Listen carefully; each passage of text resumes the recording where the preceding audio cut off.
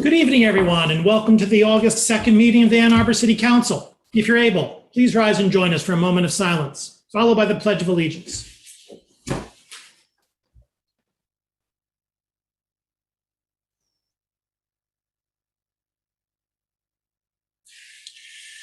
I pledge allegiance to the flag of the United States of America and to the republic for which it stands, one nation, indivisible, with liberty and justice for all. Would our clerk please call the roll of council?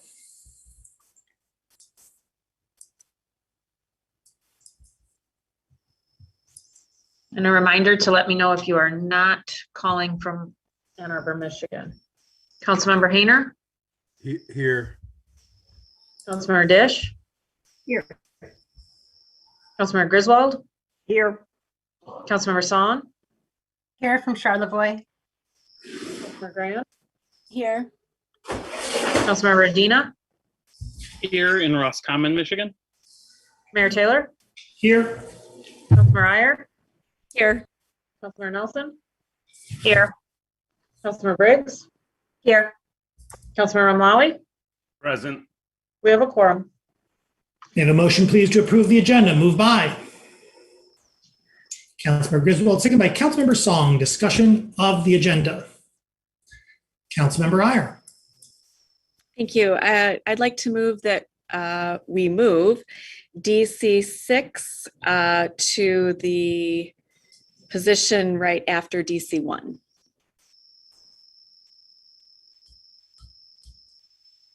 Could you repeat that? Yes, You mean- moving. I think I have that right. DC, I want to move. You don't want to move DC 2 to prior to DC 6? No. DC 6 directly after DC 2? Nope, I'd like to move DC 6 immediately prior to DC 2. I was just going based on your email. Is there a second on that? Second by Grand. Discussion. Is there any objection to that? Those are objections? Fair point. For my part, I'd like to have the motion for reconsideration, which I plan on opposing, moved after DC 6. So I don't care where it goes in the agenda, although I would prefer to have the motion for reconsideration considered prior to DC 6. So I'm also going to be voting against that change, but that's perhaps the will of the body. Can I have a roll call vote, please, on that change, agenda change? With Councilmember Hayner, you are first. So roll call vote, please, starting with Councilmember Hayner. This is for DC 6 to be after DC 1. DC 6 to DC 1.5, yes. Councilmember Hayner? No. Councilmember Dish? Yes. Councilmember Griswold? No. Councilmember Song? Yes. Councilmember Grant? Yes. Councilmember Adina? No. Mayor Taylor? No. Councilmember Iyer? Yes. Councilmember Nelson? No. Councilmember Briggs? No. Councilmember Romlawi? No. Motion fails.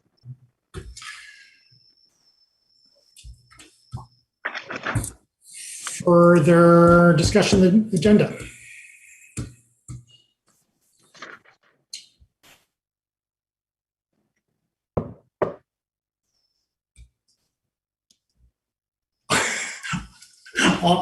Councilmember Iyer, is that still you? I'm sorry. I didn't know if that was up or down. My apologies. Yes.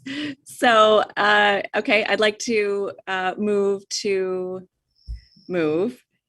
DC 6 to immediately after DC 2.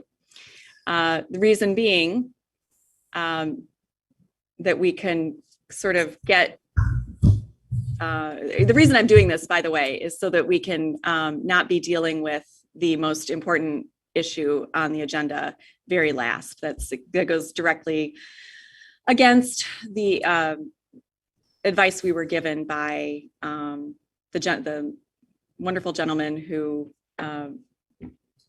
who did a session with us on meeting efficiency, if we recall, just a mere couple weeks ago. So Is there a second on that? Second by Councilmember Dina. Discussion of moving DC 6 to after DC 2. Councilmember Mlawi. Well, I appreciate that sentiment that was just expressed. Unfortunately, I'm troubled with the fact that this was initially going to be moved to prior to DC 2. And it's unfortunate that's the way this meeting's starting, with essentially foregone conclusions on issues. But I'll be supporting it now that it's in the proper order. Thank you. Is there further discussion? Councilmember Grand. Thanks. It's unfortunate that council members want to bring back issues that we've already discussed extensively and cause further harm to the community. Further discussion on the amendment to the agenda. Roll call vote, please. Starting with Councilmember Hayner. Councilmember Hayner, No. Councilmember Dish, Yes. Councilmember Griswold, Yes. Councilmember Song, Yes. Councilmember Grand, Yes. Councilmember Dina, Yes. Mayor Taylor, Yes. Councilmember Iyer, yes. Councilmember Nelson, Yes. Councilmember Briggs, Yes. Councilmember Mlawi, Yes. motion carries. Further discussion on the agenda is amended. All in favor? Opposed? Agenda as amended is approved. Do we have communication today from the city administrator, Ms. Prashant? Nothing this evening, Mayor. Thank you. Thank you. We have today an introduction from the chair of our Community Police Oversight Commission, Dr. Jackson. Dr. Jackson, you have the comment.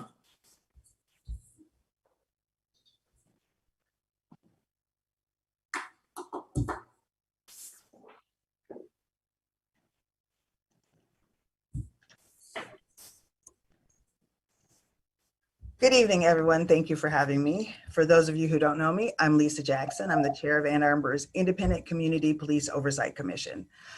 I'd like to speak this evening about one challenge we all face when it comes to creating the sparks of inspiration necessary to generate the political will required to change the way things work at scale.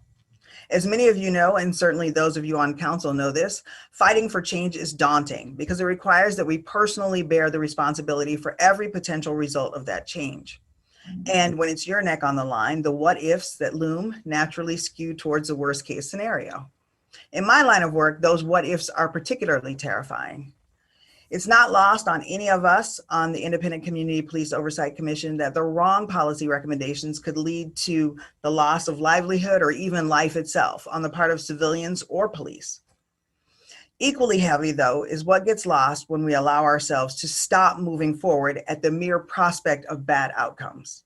The what ifs of not fighting for change are not just lost efficiencies or vague, often sanitized statistical outcomes like racial disparities in sentencing. The prospect of the loss of these changes also include George Floyd, Breonna Taylor, and Ahmaud Arbery. To be able to fight for a better future, even if it's not the utopia we've envisioned, is a privilege afforded to us by the suffering of those who've had to interact with the systems we are trying to reform. At the end of the day, we are public servants. Our job is to work for the people we serve, even if that sometimes means forsaking political expediencies or taking a stance that's personally inconvenient. I share with you the deep frustration of having one's good faith efforts being taken out of context or appropriated for reasons with which we don't agree. But I believe that fear of personal loss is no excuse to not be brave for public gain. No matter what the frustrations we face, ICPOC feels a deep sense of responsibility to all of those who fought to get this far. If nothing else, we owe our bravery to the task force, to past and present council members, and to the public especially for the blood, sweat, and tears they've invested into their vision of a better future of public safety in Ann Arbor. What continues to move us forward are the voices of the public, be it through activism or gathering the courage to come forward and make a formal complaint to our commission. It's not always easy to do the right thing, but we implore council to spend time considering all that's at stake, as well as what voices inspire them to take brave action. Thank you. Thank you, Dr. Jackson. We now come to public comment reserve time. Public comment reserve time is an opportunity for members of the public to speak to council and the community about matters of municipal interest. To speak at public comment reserve time, one needs to have signed up in advance by contacting our city clerk. Speakers at public comment reserve time have 3 minutes in which to speak, so please pay close attention to the time. Our clerk will notify you when 30 seconds are remaining and when your time has expired. When your time has expired, please conclude your remarks and cede the floor. Our first speaker today is Bree Freilander.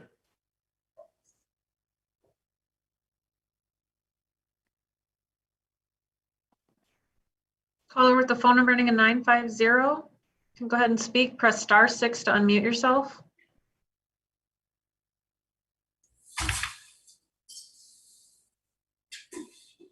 Caller 950, if you press *6, you can unmute yourself.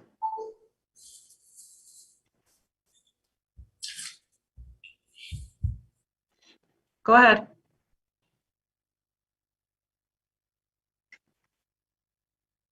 Caller 950. Hello.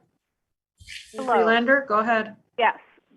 Good evening, council members and Mayor Taylor. My name is Bee Friedlander, and I'm the president of the Board of Attorneys for Animals Incorporated, a Michigan-based nonprofit with attorney, law student, and advocate members and supporters from around the state, including Washtenaw County and Ann Arbor.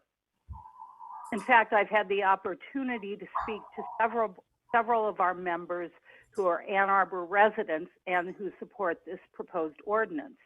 Attorneys for Animals Board of Directors also has voted to support the fur ban ordinance.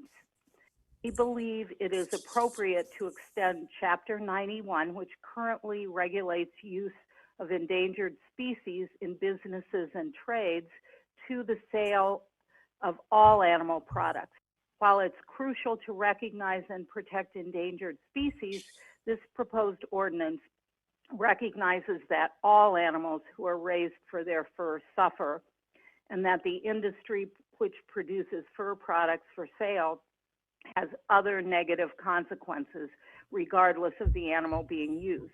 The proposed ordinance is a proper exercise of the city's authority to promote awareness of animal welfare and foster a more humane environment in the city. The intent and purpose section 7.361 articulates the 3 prongs upon which the proposed ban is based: animal suffering, public health, particularly salient now with scientific evidence of the links between the fur industry and the spread of viruses such as COVID-19 from mink fur farms to humans, and third, environmental concerns. Similar sales bans have been enacted in cities around the country, from San Francisco to Wellesley, Massachusetts, and others. A federal judge in March 2021 rejected a challenge to the San Francisco fur ban by a trade group that claimed it violated the U.S. Constitution's Commerce Clause. Note that the San Francisco ban was passed in 2019 before COVID. California was the first state to ban fur sales in 2019 to be effective from 2023. And similar bills have been introduced this year in Rhode Island, Oregon, Connecticut, Hawaii, and New York. Israel became the first country to ban fur sales just this June. There are many good reasons to pass this ban, and now is 30 seconds. A really good time. Thank you. Thank you. Our next speaker is Molly Chumilevich.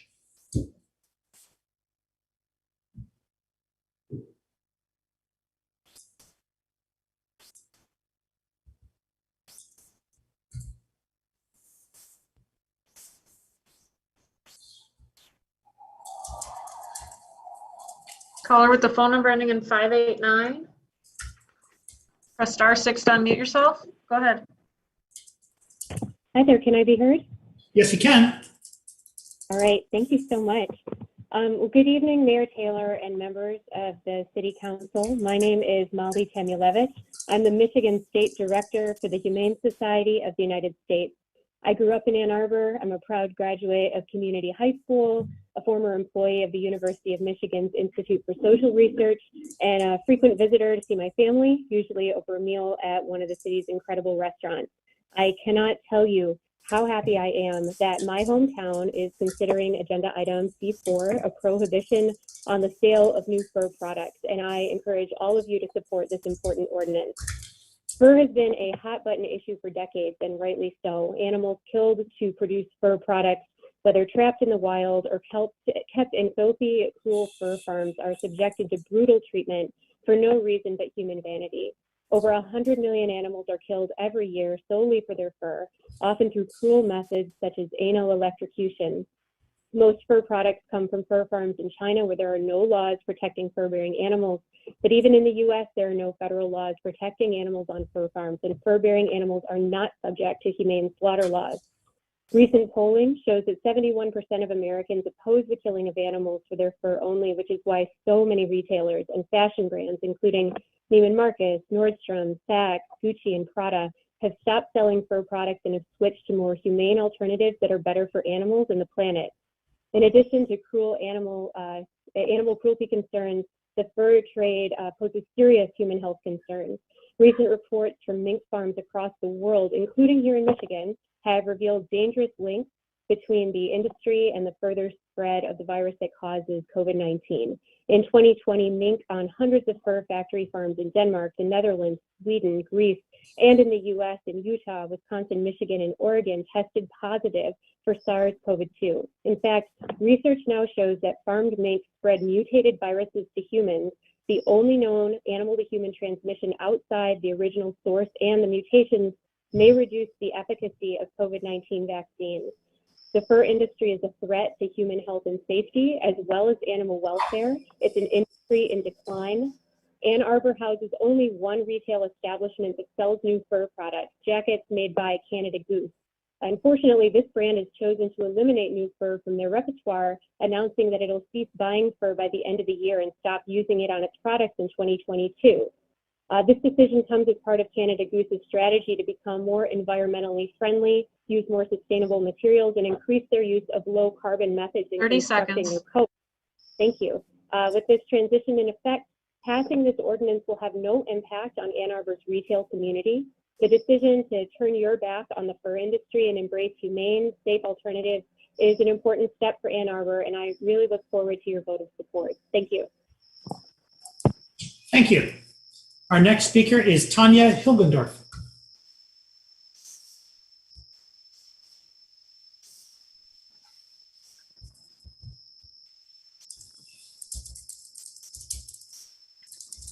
Caller with the phone number ending in 518. Press *6 to unmute yourself.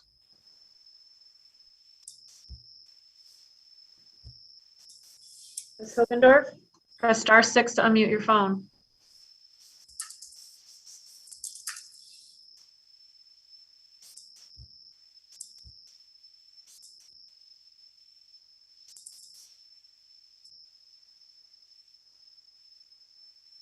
Caller 518, if you press *6 to unmute your phone, please.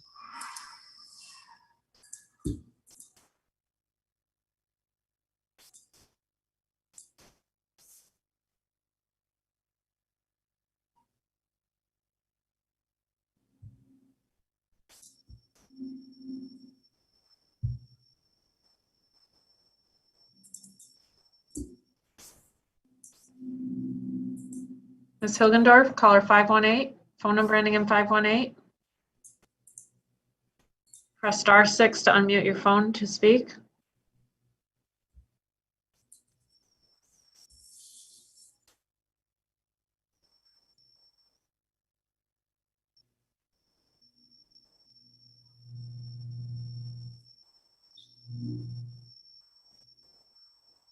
Mayor, the caller hasn't unmuted her phone. Ms. Hilgendorf, if you enter *6, your phone will be unmuted. Wait a moment and heard? Now we can. Hi, sorry about that. Not sure what happened there. No worries. Thank you so much for your thank you so much for your patience. This is Tanya Hilgendorf, CEO of the Humane Society of Huron Valley. Thank you so much for considering this ban on the sale of fur, and I want to express my gratitude to the sponsors, Council Members Briggs and Hayner. This ordinance sends a really important message and serves as a model of compassion for other communities. And I also hope it will be a step towards the city adopting a more consistent values and policies around respecting animal life, including our wild neighbors. As we've known for decades, fur is not a necessity, but a luxury item or a fashion accessory. To make it, it takes about 100 million wild animals a year that currently live in cramped, dirty cages and are killed in horrible ways. Others are trapped in the wild through cruel leg hold traps, still perfectly legal in Michigan, where they writhe in pain and fear and chew at their own body parts to get free before someone violently puts an end to their misery. Further, we know, as others have stated, that stressful housing, just like factory farming, is a source of dangerous zoonotic disease. Over the last year, we saw those COVID outbreaks on fur farms and the culling of millions of minks to prevent disease spread. A compassionate public was outraged about that killing, unaware that those poor animals were already living tortured lives and destined for death. The fur industry is one of dozens of outdated industries that cause needless suffering, whose time has passed. We know through science that animals are genetic cousins. We share the same central nervous system and hormones, and just like us, they feel pain, experience a range of emotions, and can solve complex problems. Just as you see with your pets, they have personalities, likes and dislikes, and family and friends. Animals are not products, numbers, or taxonomies. They are individuals. Discouraging the fur trade will help in our fight against cruel exploitation for financial gain or entertainment. And with mass extinction upon us, it is our obligation to find ways to allow animals to live in peace, free from human exploitation, encroachment, and meaningless killing. Thank you so much. Thank you. Our next speaker is Andrea Wotan.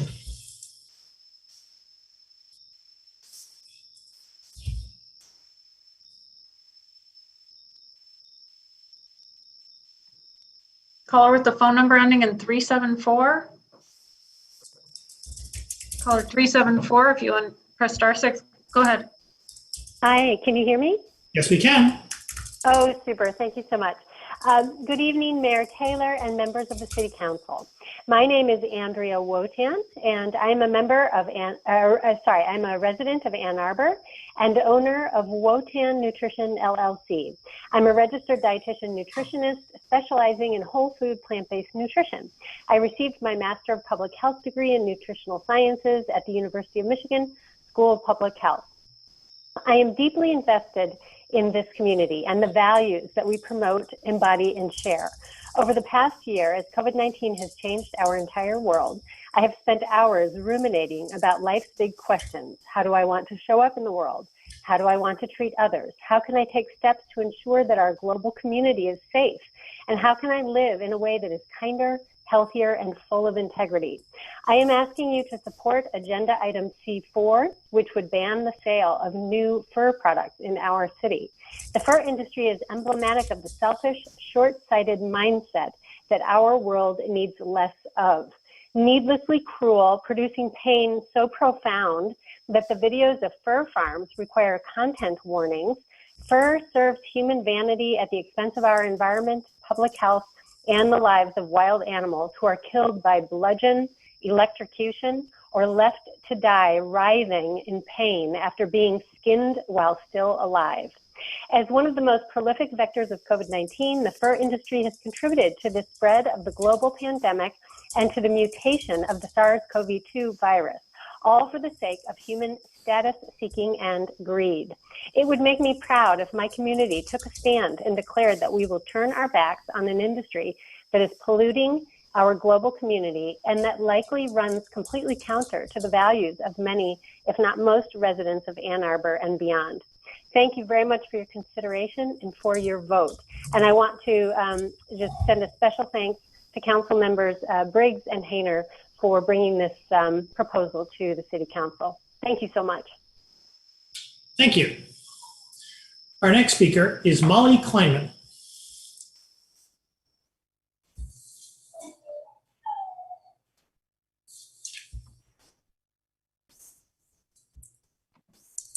Molly Kleiman. Hello, council members and Mr. Mayor. My name is Molly Kleinman and I live in Ward 4. Rather than relitigate the decision about Tom Crawford, I'd like to look ahead to the implications of his removal. Ann Arbor will be looking for another city administrator, our third in 2 years. In the summer of 2020, the city of Ann Arbor made declarations supporting anti-racism, diversity, equity, and inclusion, and began flying a Black Lives Matter flag. However, as several instances have demonstrated over the past several months, racism, sexism, and homophobia are alive and well within the Ann Arbor city government. In order to live up to our stated values, the Ann Arbor government urgently needs to prioritize diversity, equity, and inclusion among existing staff and in new staff being hired, especially the next city administrator.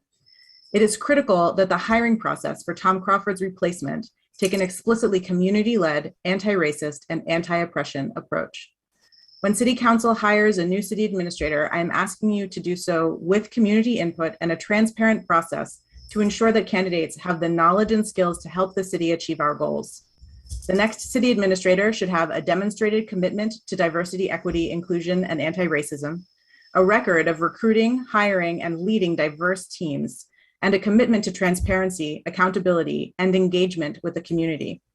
Because of the recent instances of racism and homophobia within our community, it is also crucial that the hiring process meaningfully includes and consults with members of historically excluded communities, including Black, Indigenous, and other residents of color, and LGBTQ+ residents. If we hope to live up to our stated values of inclusion, equity, and justice, we must have an inclusive, equity, and justice-focused hiring process for the next city administrator. Thank you. Thank you. Our next speaker is Ralph McKee.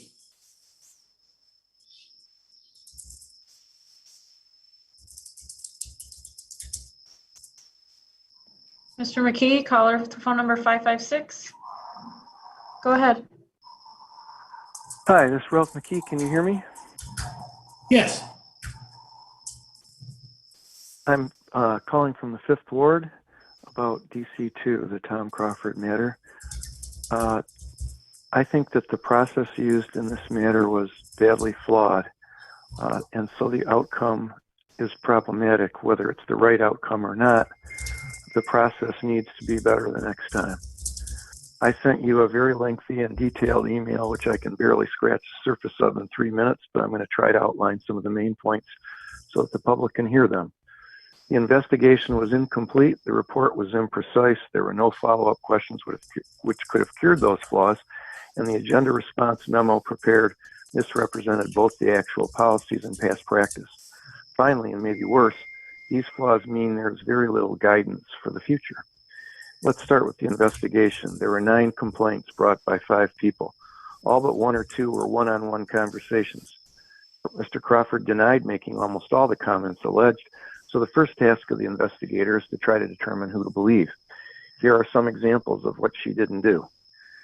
One of the comments was made at a meeting. Did she ask the witness who else was at the meeting so she could ask those people if they heard Mr. Crawford say what was alleged? No. The witnesses said that Crawford has bad memory problems. Did she ask anyone else at the city whether that was true? No. One or maybe more of the witnesses said Crawford used a phrase regularly. Did she ask anyone else at the city if that was accurate? No. Did she ask any of the witnesses to provide relevant emails and texts? No. Did she ask any of them whether they'd been disciplined or criticized by Crawford or review personnel files so she could tell if any of them maybe had an axe to grind? Apparently not. These are basic questions. Compare this with the Sheldon Stark investigation of the Wilkerson-Lazarus issue. He interviewed 23 witnesses, reviewed hundreds of emails and texts, and asked probing questions and wrote a thorough report. That didn't happen here. And remember, that's helpful to complaining witnesses too, because not just to the defendant or person accused, because doing a thorough investigation removes the doubts. Next, the report is very imprecise. Mr. Stark numbered the witnesses. His report says witness 1 said X, witness 2 said Y, etc. This report didn't. So you're left guessing whether perhaps just one witness, or maybe two, made all the most problematic allegations. You can't tell. Then when the report bandies about words like multiple, several, corroborated, etc., those words are meaningless. There was almost no corroboration of these allegations in the traditional sense. No confirming witnesses who heard the same comment. Similar doesn't really count. No supporting documents except one email that the report doesn't even quote. So the conclusions drawn by the investigator are not well supported. You failed to ask any follow-up 30 questions and seconds. rejected any further investigation that could have answered these. The agenda response memo strongly implies that a zero tolerance policy means automatic termination. Those policies don't say that. The investigator determined that only one policy was violated. The agenda memo contradicts that. The past practice that's cited is not comparable at all. That involved way more than this. Thank you. Thank you. Our next speaker is Jim Pike.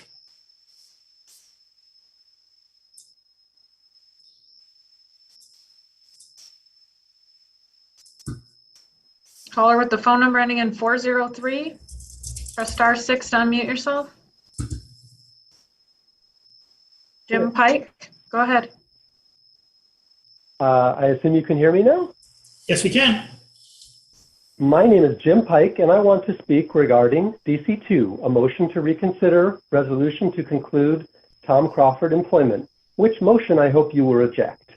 My remarks will be heavily quoted and paraphrased from a statement recently published online by one of my 5th Ward representatives. I cannot say it better myself, but I have tried to edit down some points it makes that are especially important to me and that I think bear repeating before council in this comment period.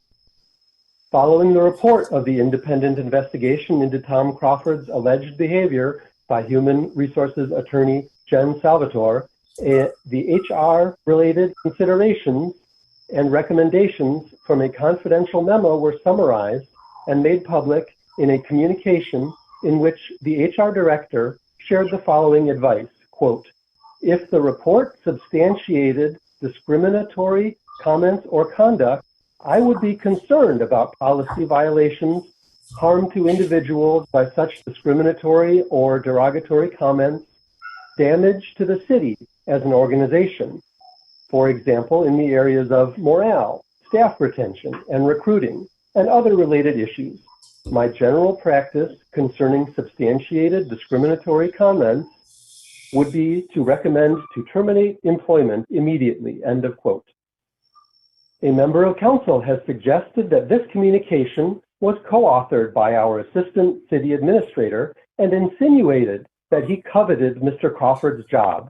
This claim is inaccurate and defames the reputation of a competent city employee.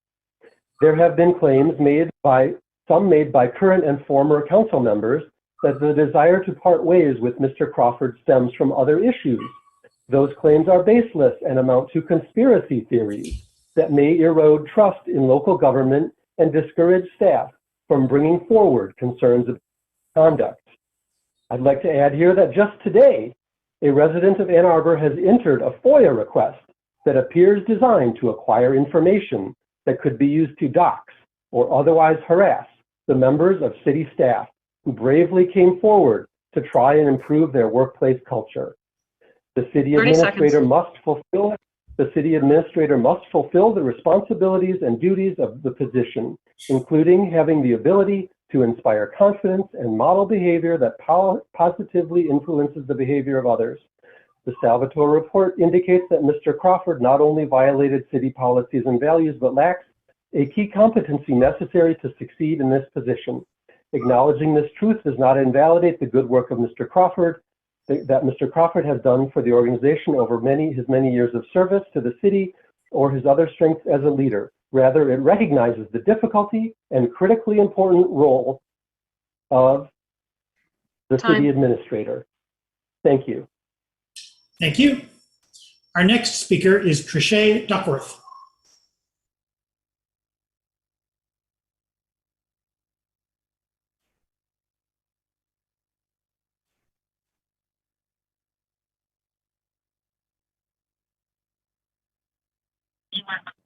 Ms. Duckworth? Good evening. Go ahead. Yes, my time is a little bit longer than 3 minutes, and because of the racist nature of these council meetings, I would like the opportunity as a Black woman to finish my statement, which is 45 seconds over. I will start my time now. Good evening, council. Tonight, my heart is saddened for the need to even speak to you all about this pressing matter. I was going to call in and talk about the points of the report, but we all know what was said and done and how extremely racist it was. Let me say this. Tom Crawford needs to be fired without the option to resign. He's operated with the city's affairs from an extremely racist and privileged demeanor. So again, he needs to go. And anyone else who thinks otherwise, I guess you're not standing on the right side of history. And it looks like the only supporter of bringing this back was Kathy Griswold. That's very sick to me, sad, and disheartening. But let me say this. Tom Crawford does not end the city's problem with racism. Tom Crawford was put in this position because of racism. And let me explain. Each and every one of you on this council, with all due respect, and some of you I have relationships with and I truly respect, come from a privileged racist lens, but you're not even clear on it. Before the social unrest, which one of you was proactive, leading the way to promote racial equity? I'll wait. But there's no need to wait, because I can definitively say it was none of you. Maybe you think like Crawford, because he's told people in conversation that, hey, look, the population of African Americans is only 10%. That doesn't warrant us doing things specifically for African Americans. And I'm paraphrasing, okay? And maybe that's what most of you think.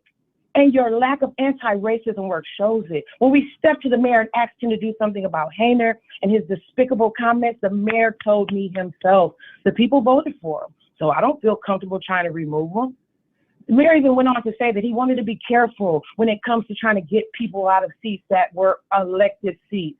Funny thing is, you move to protect someone that's operating at high levels of racism and homophobe, yet you don't want to protect those who are truly being harmed, us as Black people and those from our LGBTQIA community. Shame on you all to allow this harm to be continued on your watch. What you allow, what you accept, it becomes your legacy. Taylor, you will forever, in my opinion, go down as one who won't stand up and protect and value Black lives. I say this to you all in my close. We don't need your lip service. We need action. 30 seconds. We need you all to be proactive about making Ann Arbor inclusive. The fact that there's only less than 10% of the Black population speaks very loudly. And that if that's how you want to be remembered, then so be it. But I'd recommend that you all get on the right side of history, as your racist ideologies will serve as a testament that you were a part of the problem and not the solution. The choice is yours. I yield the rest of my time. Thank you. Our next speaker is John Smith.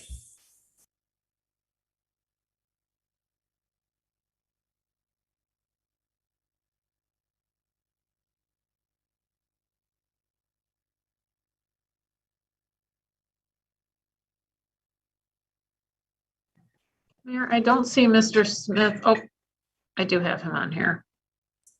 Thank you. Sorry about that. Caller with the phone number ending in 231. Press *6 to unmute yourself.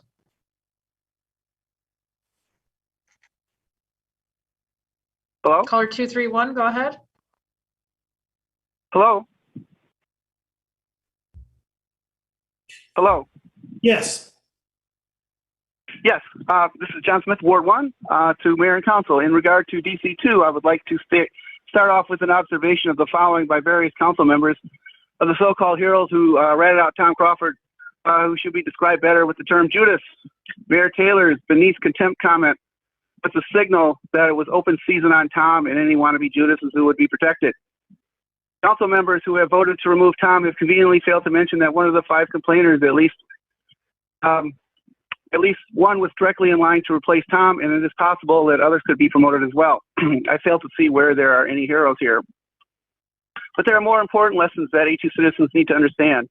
That the beneath contempt comment by Mayor Taylor is another example of how this mayor believes there are separate rules for him and members of his inner circle and a different set of rules for everyone else.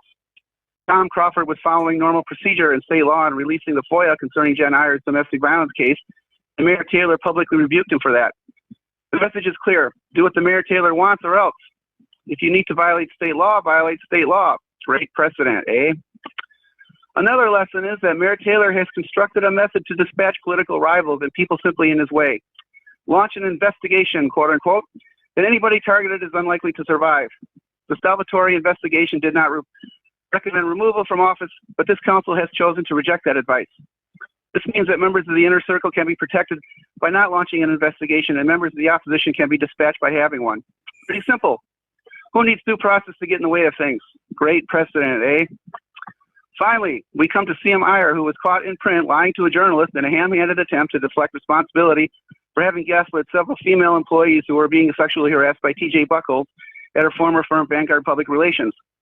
One of the women harassed is apparently a member of the LGBTQ community, so I would ask where the Ann Arbor LGBTQ community has been in reaching out to this person.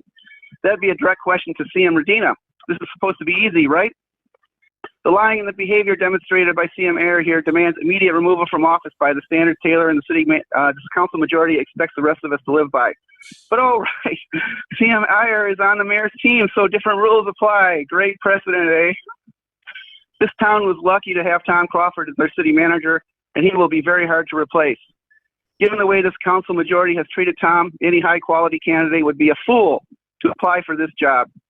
The only people likely to take Tom's place will be sycophants who are rewarded for loyalty to Mayor Taylor, and competence is a stretch objective. I'm done and I yield the rest of my time. Have a nice night. Thank you. Our next speaker is Patrick Zabala.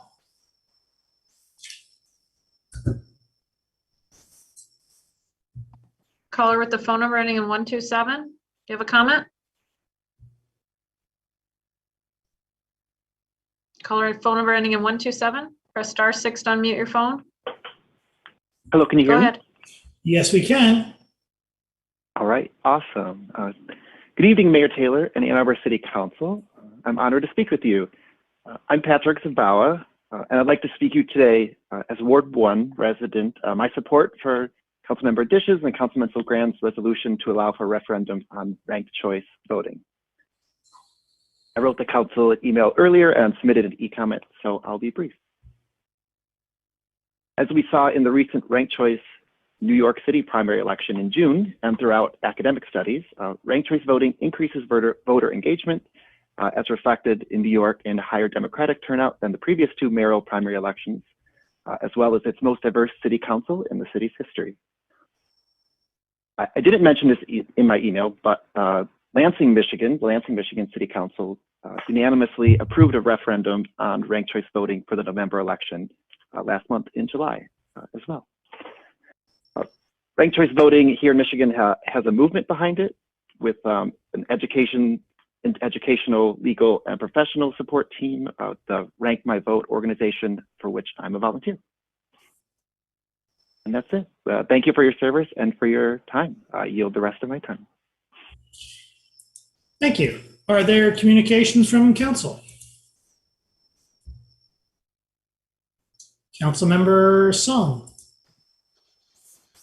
Well, things coming up in the community, or actually on the internet. There are two webinars. There's a Government Alliance and Race and Equity webinar. There's an info session on August 12th, 3:30 to 5. We're part of that membership through the county. There's also a webinar on a public health approach to public safety, examples from the field. That's August 11th at 2 p.m. And the examples include Denver, San Francisco, and Olympia. And relatedly, a friend wrote an article that was headlines for Politico last week. It was how a liberal Michigan town is putting mental illness at the center of police reform. So that was on Ann Arbor. The family profiled Anthony Hamilton and his mother, Cynthia Harrison, are Ward 1 residents. And I just hope that my colleagues would take the time to read that. And you'd be, I think it's a good reflection of who we are as a community and how we failed some folks. The quote that really struck me is, he's a tall black young man with mental illness, and instead of seeing him as a kid who is struggling, people feel afraid of him. And once he became a black man with a record, it justified people's feelings. That's his mother. There's a hearing this week, and I'm really heartened to hear that I was able to connect the author with some folks in the religious community who are writing in and supporting Anthony this week. So if there are folks who are interested in taking or supporting that, then please reach out to me. Thanks. Councilmember O'Malley.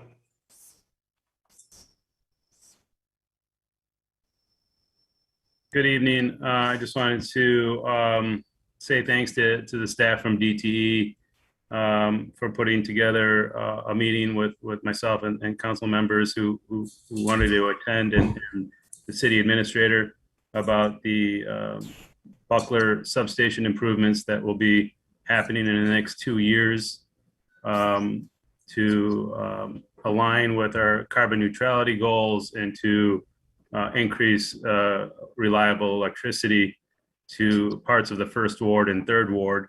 I'm sorry, Fifth Ward. Ward 5 work will begin in 2022, and Ward 1 will begin later this year, I believe, where they'll be reconstructing 30,000 feet of overhead wire, putting in 200 new poles. It was a good opportunity for me to ask some questions regarding the impact on our natural features when DT does their tree trimming. We've been told that these new poles that will be installed will be designed to minimize the impact on natural features and increase our capacity to go more electric by threefold. So it's a $20 million investment. We got to talk about burying wires and the challenges with that, and the fact that it costs 10 times as much to bury wires as it does to do overhead. New developments do try to bury wires, whereas the ones that exist before 1970, it becomes extremely expensive. So it was a good hour to be with DTE to learn about what they're doing to meet our future challenges with trying to go all electric. So thank you to them and staff for putting that together, and look out for some major work in Water Hill next year and northern parts of downtown this year. Thank you. Councilmember Griswold. I'd like to read a statement. Based on my experience as a senior manager in a Fortune 100 company and the knowledge I gained in a 3-day corporate education class on employment law, I cannot participate in what I believe is outside the bounds of employment law. Regardless of how we feel, we must act within the law. I cannot comment further due to confidentiality rules. Thank you. Councilmember Nelson.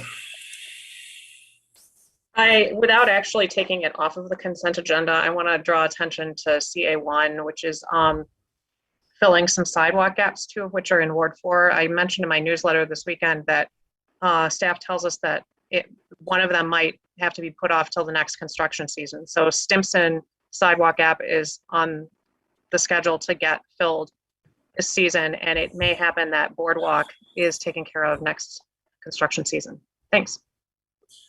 Further communications from council. I'd like to request confirmation of the following appointment that was presented to you for your consideration at the July 20 meeting regular session to the City Planning Commission. Danelle Weich. May I have a motion, please? Moved by Councilmember Radina, seconded by Councilmember Dish. Discussion? All in favor? Opposed?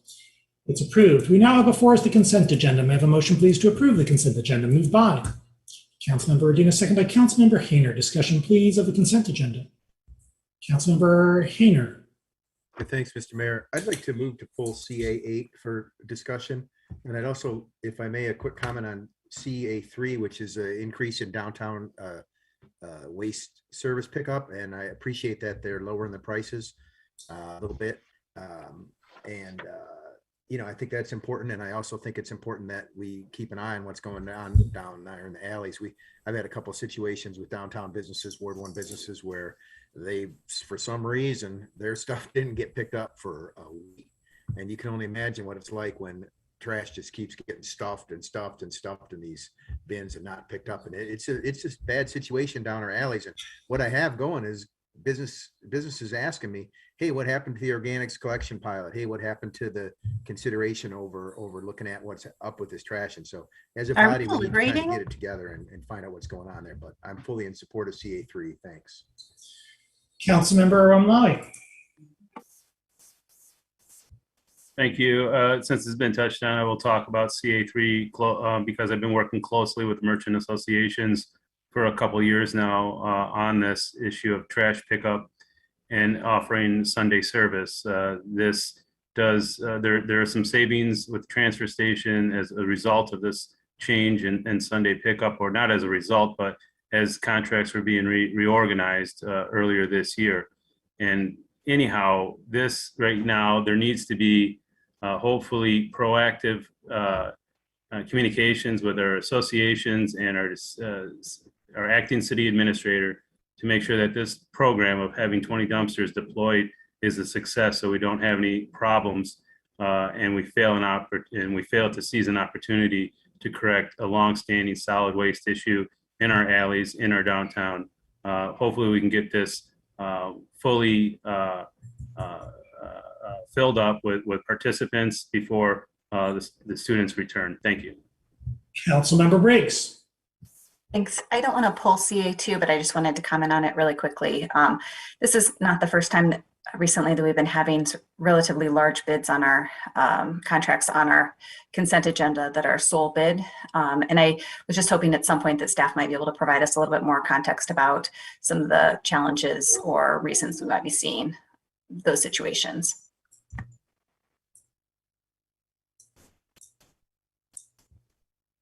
Further discussion on the consent agenda? Whoops. Councilmember Nelson? Sorry, I thought I had my hand up. I'd like to pull CA6, please. Mayor, just a note that CA4 was removed from the agenda. Thank you. Further discussion on the consent agenda with the exception of CA6 and CA8? All in favor of the consent agenda with the exception of CA6 and CA8, please say aye. Aye. Opposed? The consent agenda with the exception of CA4, 6, and 8 is approved with 11 council members present, all voting in the affirmative, thus satisfying the 8 vote requirement with respect to CA1, CA16, CA17, CA18. CA8, resolution to approve the Fuller Park parking lot land lease with the University of Michigan, moved by Councilmember Grand, second by Councilmember Hayner. Discussion, please, of CA8. Councilmember Hayner. Oh, thanks, Mr. Mayor. I wasn't privy to this discussion at Parks or at the PAC meeting, so I'm not sure what went on there exactly. This happened every year. Happens every year since I've been on council. We consider renewing this lease. Well, it's at least the second or third time. So, you know, we have kind of a de facto situation here. They've been leasing at the end of this next renewal, first renewal. It'll have been 30 years we've been leasing this parking lot to the university. And while the funds are needed in these troubling times, it's the most troubling thing about this is the extension of it's making it 4 one-year additional terms. And it's been 1 in the past, it's been 2 in the past, and now we're going up to 4 as a discretionary lease. And I'm not so sure that our public land should be under consideration for that length of time. I'd like to hear what the logic was behind making it 4 additional one-year terms by administrative discretion versus bringing it back to council, because it is a situation where it is public land, it is park land, despite the parking lots that exist on it. And so I think that annual consideration should not be out of bounds for this body. So that's the first thing I'd like to say about it. Thank you. Councilmember O'Malley. Every time I get called on, thank you, my screen moves. Following up on what Councilmember Hayner has talked about, this is something that we see every year. We've yet to really put together a long-term plan for this land. And I think with everything that's going on right now, our organization is what I believe in a tailspin. I propose the resolution that I just sent to Ms. Beaudry, that we would, the last resolve clause would be changed so that the city administrator would be authorized to execute 2 one-year administrative renewals rather than 4 one-year administrative rule. We need, again, a shorter leash on this. We need to come back when the dust settles and hopefully this organization stabilizes, if ever, to get a handle on this situation and what we're going to be doing with that parkland. And again, I think it's best to come back and review this within 2 years. Thank you. There a second? Seconded by Councilmember Briggs. Discussion. Is this friendly to the body? On the amendment, I'm going to pull. I'd like to speak to it if that's okay. Sure. I'm going to take off Briggs, Hayner, and Grand, and then go move on to the amendment. Councilmember Grand. Thank you.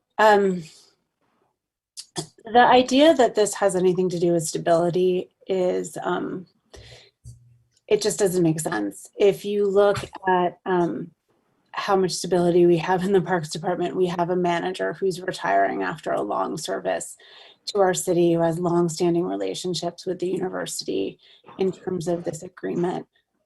This agreement was only brought forward to council every year because certain members of council decided that it was important for reasons unbeknownst to me, that we need to discuss it every year. This is very simple. It's a parking lot that's used for parks parking, and we can get really essential revenue for our Parks Department by leasing it to the university when it's not being used for parks purposes.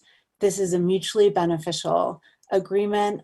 It's long-standing. There was actually no discussion of this, or very little, at the Park Advisory Commission because there's a lot of stability on that commission, and they are all in agreement that this is what's best for the Parks Department.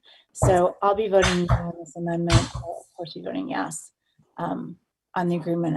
It's saved some facilities at certain points when things actually haven't been stable. Councilmember Hayner. I would just add that if we, to speak to the amendment directly, that if we want to change the final resolve clause, we also have to change the 7th resolve clause, or whereas clause, that says with an option to administratively renew the lease for 4 additional one-year terms. That would, I'm not sure how that would jibe with the 2nd resolve clause if we want to say 2-year, or penultimate one, we want to say 2-year terms. I don't think it's a big hassle to look at this every year, and we don't know the dynamic in the city, what's changing, what's going on. I mean, this all crawled up out of the reauthorizing the uses of parkland, you may recall, to clear the way for a train station on this site. And so that, that's where these uses came from. I know it was been out there 28 years and they've been parking longer than the train station has been a notion. But when we made that change to allow transportation uses in parks, it really sort of codified this parking lot.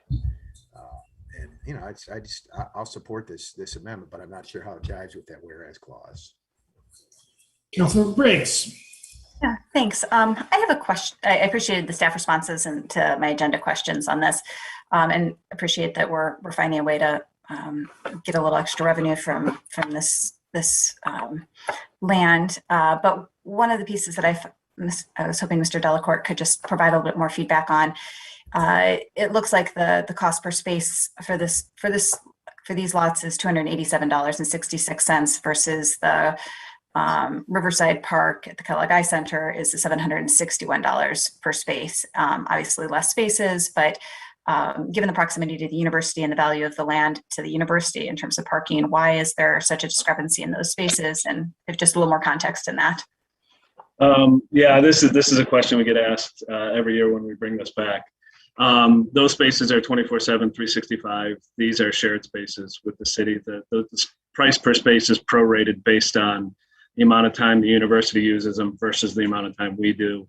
and based off of the original price and that 3% escalator per year. So there's a different amount in usage and a different amount in starting value for the spaces as well. So it's a combination of both. Okay. Are there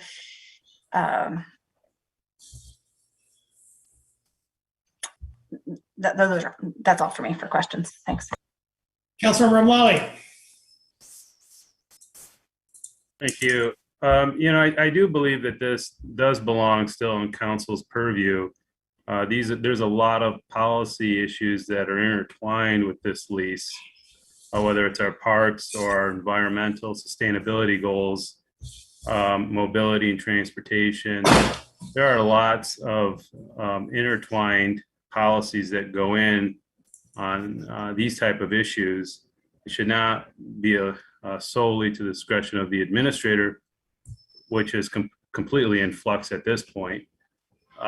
So I think it's prudent to come back after a couple of years when the dust settles, hopefully, to better understand what our A20 needs and goals are, where our parks situation is, because we are looking at a system that is falling apart with its infrastructure.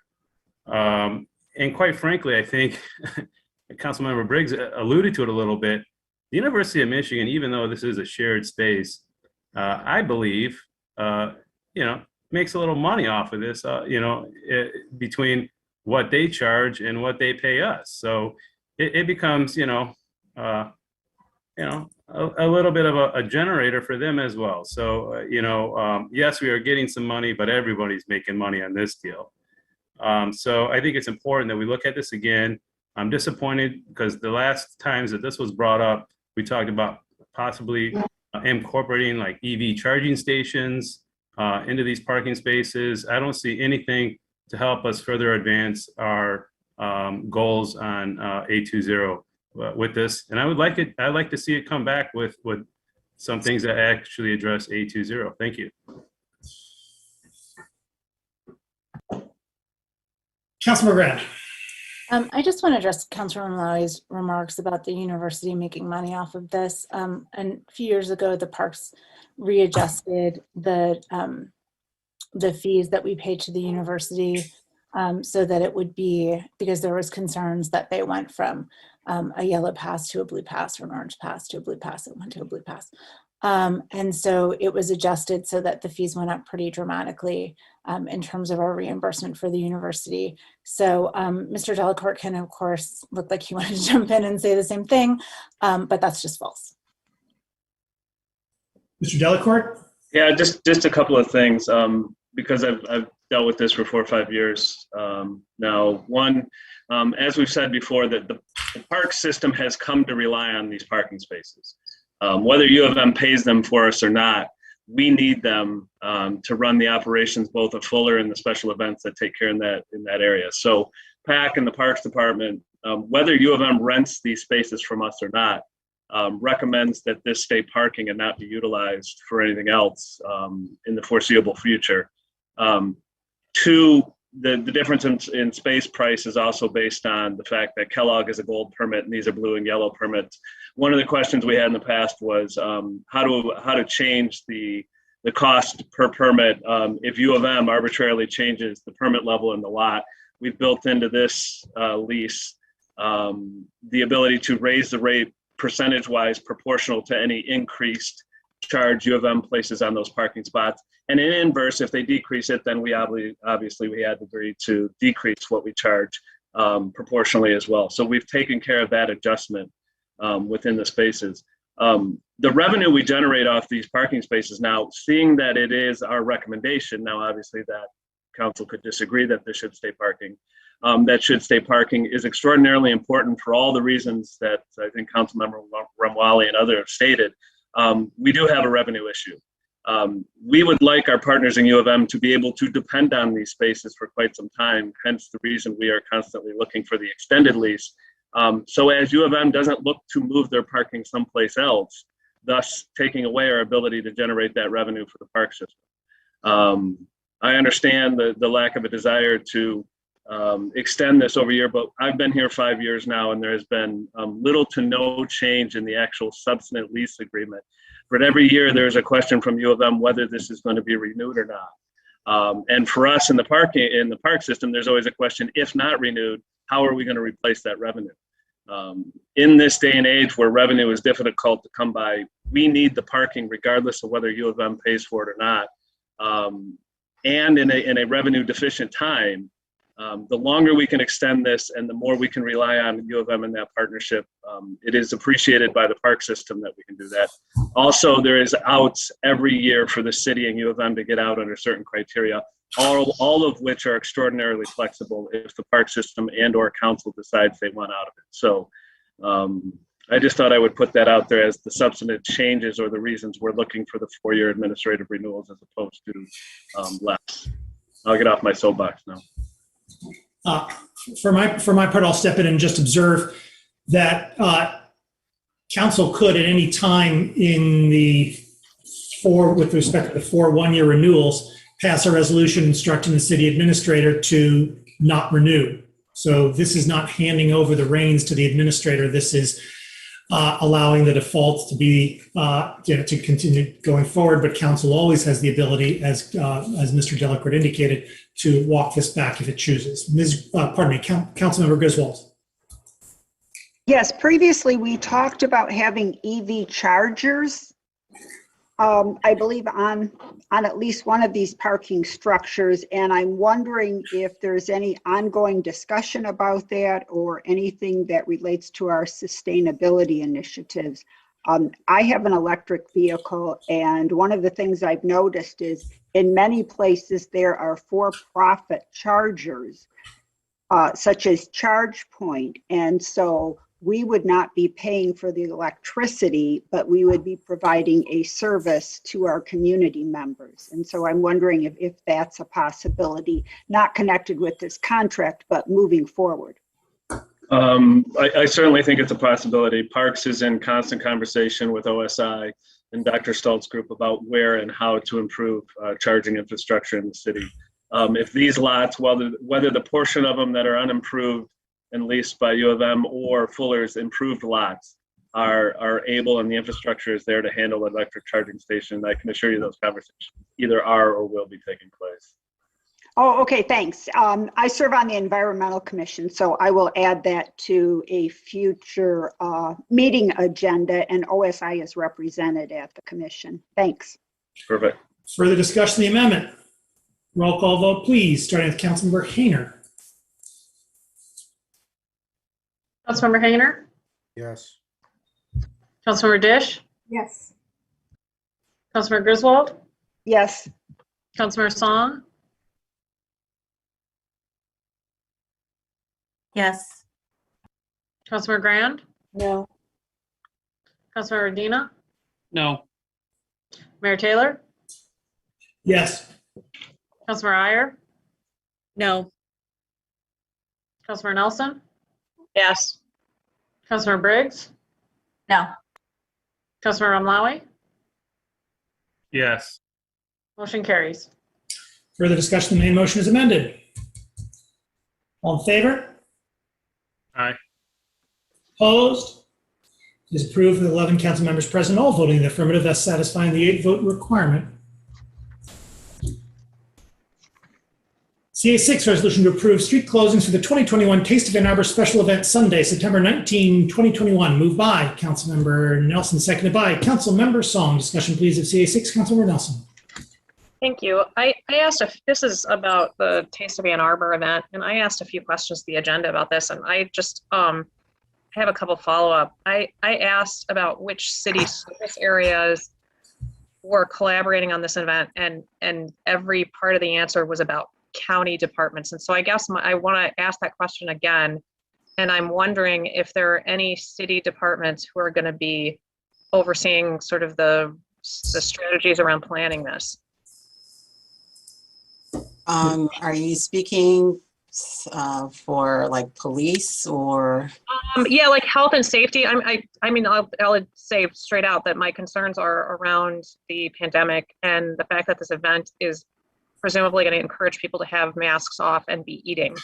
I asked a question about whether or not there would be a designated area for eating, to have, if there would be any room for like intentionally putting people with masks off in a certain place versus wandering around with masks off eating. This is what I'm imagining as I think about this event happening. Right. There are no plans right now to have any separate areas for such because it is an outdoor event. I think there are no current restrictions right now. So it's pretty much going to be similar to like the outdoor restaurant closures that we have going now. Okay. So I guess my question, based on the answers that I got, if are we looking to the county and we will just be following guidance from the county? There's not room for our community to make a different choice just based on what's happening. I mean, this is going to be in the middle of September, so university students will be back in town. Our kids are supposed to be going back to AAPS live. Is there any intersection for the city at that point, like in middle of September, to look around at the circumstances and say, maybe this isn't a good idea anymore? Or is it the county? For the duration of the pandemic, we've worked very closely with the county and been guided by their recommendations. Are we still under, this is a question, I don't know if this is for you or if it's for the mayor, are we still under a state of emergency locally that we would be empowered to make a different decision? I don't know the answer to that. When you say make a different decision. Or reverse the decision, I mean to say. I apologize for not being clear. This is a month and a half away, 7 weeks away. And if we commit to doing this and circumstances change drastically in 7 weeks, where an unmasked event attracting all ages to be walking up and down the streets eating seems like not a good idea. I guess I'm wondering if approving it now, we lose the power to reverse course and say maybe that wasn't a good idea. That's my question. Mr. Sean, is there someone on staff who can address this? Yes, I'd defer to Mr. Delacorte to respond to that. Yeah, I will do my best and to try to understand the question. We have sought the county's guidance and the county health department. We don't have a health department at the city. So we have deferred to the county's health department, the CDC, and other regulatory agencies on best practice throughout the pandemic for almost everything we've done. I'm sure there are minor exceptions. When it comes to this, if the county or the state changes their guidance, I would assume, and I don't think we have anybody from the county here today, I'm looking around, that guidance would prevail for the event regardless of what the city does on a permit issuance basis today. It is their guidance that is enforceable. If you're asking if we have the ability to revoke this permit without a change in guidance from the county prior to the event, I don't know the answer to that. I would defer to the city attorney if council can revoke the permit based on a change in circumstance.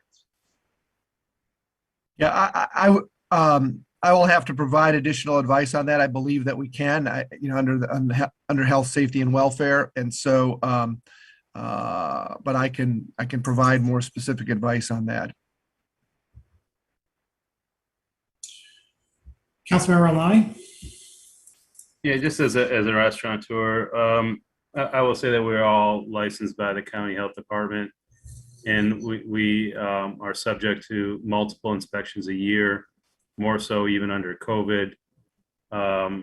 If things get ugly quick, and unfortunately things are not trending in the right direction, I believe that, and Sandra's here on the line with her hand up, that the participants in this matter would fully comply with the county health department's orders and shut things down. But I will just assume that based on what we've done and what we've all have done throughout this pandemic is to comply with state and county dictates. Is it Andrade? Yeah, I would just follow what Ali said. Yeah, we absolutely, health and safety is number one. We're working closely with the health department. If things change, the health and safety is more important than anything. But as of right now, their guidance, we're working together with different things, like the booths will be 15 to 20 feet apart, signage, 4 masks, if you're not vaccinated. So we're going to continue to work with them, it might even be daily, in a week or two, to make sure we're doing the right thing. And that's the best we can do. Further discussion? Councilmember Nelson? Thank you. I appreciate your patience with me. I know I'm badgering this issue. Would there be any consequence for us postponing this until the next meeting? Would that affect the planning for this event? Because I actually would like clarification from Mr. Postema about if our community feels strongly about this event being a bad idea, whether or not the county provides guidance. And I do appreciate that the vendors and everyone will turn on a dime to comply with the county, but I'm just curious about our own autonomy to make decisions around this event. I believe we can revoke it, and I will provide an update on that. If not, you can bring it back. You could bring it back on reconsideration at the next meeting. So. Okay. All right. Okay. That's fair enough. All right. Thanks. Never mind. Yeah. I was going to add on the timing. It's close, but I think if it's decided and I'm looking at Ms. Williams here, I believe if it were pushed, one meeting would be the farthest back that could be pushed and still meet the necessary timeframes. So if that's council's desire to wait for the city attorney's additional advice, it'll be tight, but it looks like I'm waiting for Debbie to yell at me otherwise, but it looks like it could wait one meeting. Right. If we don't do it September 7th, the next meeting is not until the 20th. All right, then I'd like to postpone it to the next meeting. I would like to actually do that if it doesn't make a difference. Is there a second?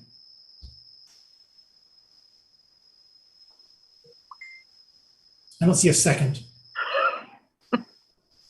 Councilor Hayner, are you seconding? Yeah, if only to speak to it. Discussion on the postponement. I think people probably pretty understand where they are on this. Councilmember Song on the postponement. Sandra, can you tell us a little bit what the impact would be to participants in planning? If we postpone?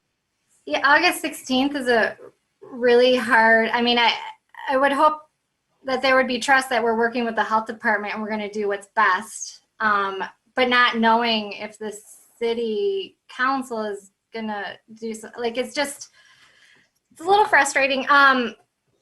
There's a lot that goes into it. So we work partner with the Michigan Theater, Bank of Ann Arbor. There's a lot of volunteers. There's advertising that I submit. I'm ordering banners next week. That's not to say we absolutely, if guidelines change, we wouldn't cancel it. I guess the guidance where it's coming from gets confusing. Councilmember Hayner. Well, I certainly understand the concerns about postponement. I guess the reason I seconded that was to give myself an opportunity to speak here. That I think as a body, we could have used some kind of overall guidance on this public health issue, right? That we could have been acting with for the last year and a half or so, year. Something to understand what's going on here without us all doing our own research on it. And so, because we can always come back at any time, especially if the health department reaches out to us and says, "Hey, this doesn't seem like a good idea," just like the what was it called, the thing back back in the spring, the outdoor party we were going to have on Main Street that we kind of vacillated on, and then ended up being canceled because of health considerations. If we can come back at any time and say no way because all of a sudden the health department says not a good idea, folks, let's not do it. I'm fine with doing that. I don't know what the mechanism is for us to do that, or withdraw this, or if it would be withdrawn voluntarily by the participants, or the health department would just say shut it down and supersede whatever council said as far as street closings. I'm happy with that. I don't think we need to postpone to withhold our right to say this is a bad idea. We're gonna pull it. And I'm sorry that if it costs these merchants and we lose some signage and stuff. So I mean, I'm not going to support this postponement, even though I seconded it, because I'm comfortable with the fact that we can come back at any time and say, nope, this just isn't a good public safety and health idea. So that's all. And just to confirm, I believe it's our permit. We can revoke it under health, safety, and welfare. I just wanted to get confirmation, and I was trying to get that quickly. But I certainly, if there's any change on that, you can certainly bring it back and on reconsideration and stop it. But I think at any time you may be able to do this. So. Anyway. I suggest we're good to vote on the postponement. I've got Ramlawi and Griswold on the queue. You need to say anything about the postponement? Councilmember Ramlawi, you good?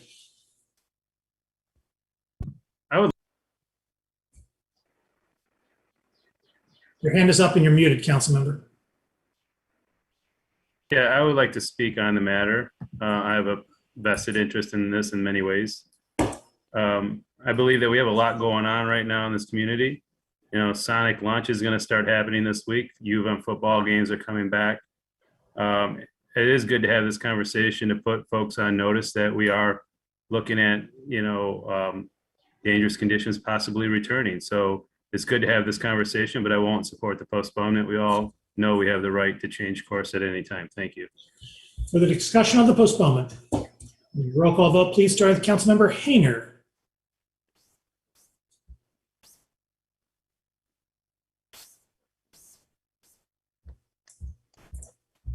Councilmember Hayner? No. Councilmember Dish? No. Councilmember Griswold? No. Councilmember Song? No. Councilmember Grand? No. Councilmember Medina? No. Mayor Taylor? No. Councilmember Iyer? No. Councilmember Nelson? Yes. Councilmember Briggs? No. Councilmember Ramlawi? No. Motion fails. Further discussion of the main motion. Councilmember Griswold. I just want to repeat the advice of our city attorney, and that is that a reconsideration 2 weeks from now is a possibility. Further discussion? All in favor? Aye. Opposed? It is approved.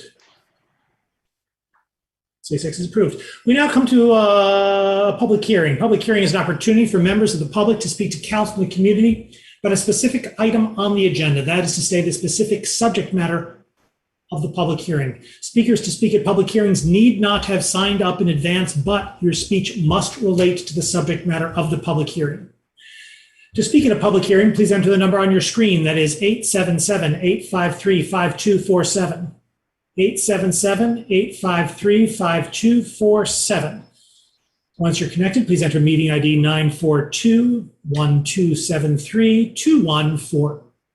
Councilmember Ramlawi?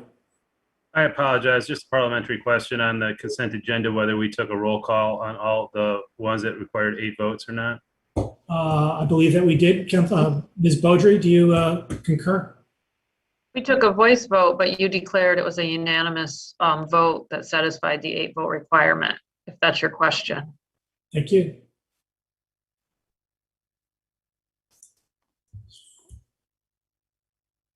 Councilor Malloy, is there? I just want to make sure that we did things right there with those 8 vote requirements. Thank you. Thank you. Once you're connected, please enter meeting ID 942-1273-2148. That is 942-1273-2148. Once you are connected, further enter *9 to indicate that you wish to speak. When it is your turn to speak, our clerk will identify you by the last 3 digits of your telephone number. When it is your turn to speak, you'll have 3 minutes in which to speak, so please pay close attention to the time. Our clerk will notify you when 30 seconds are remaining and when your time is expired. When your time is expired, please conclude your remarks and cede the floor. Public hearing number 1, an ordinance to amend section 5, Public hearing number 1, an ordinance to amend section 8530 of chapter 105, housing, lease agreements and entry to show residential premises of Title 8, building regulations of the Code of the City of Ann Arbor. Is there anyone who would like to speak at this public hearing?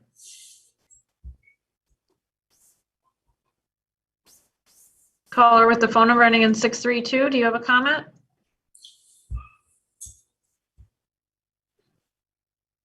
Caller 632, go ahead. Hello. Hey there. My name is Amir. I'm a GEO member and a Ward 1 resident.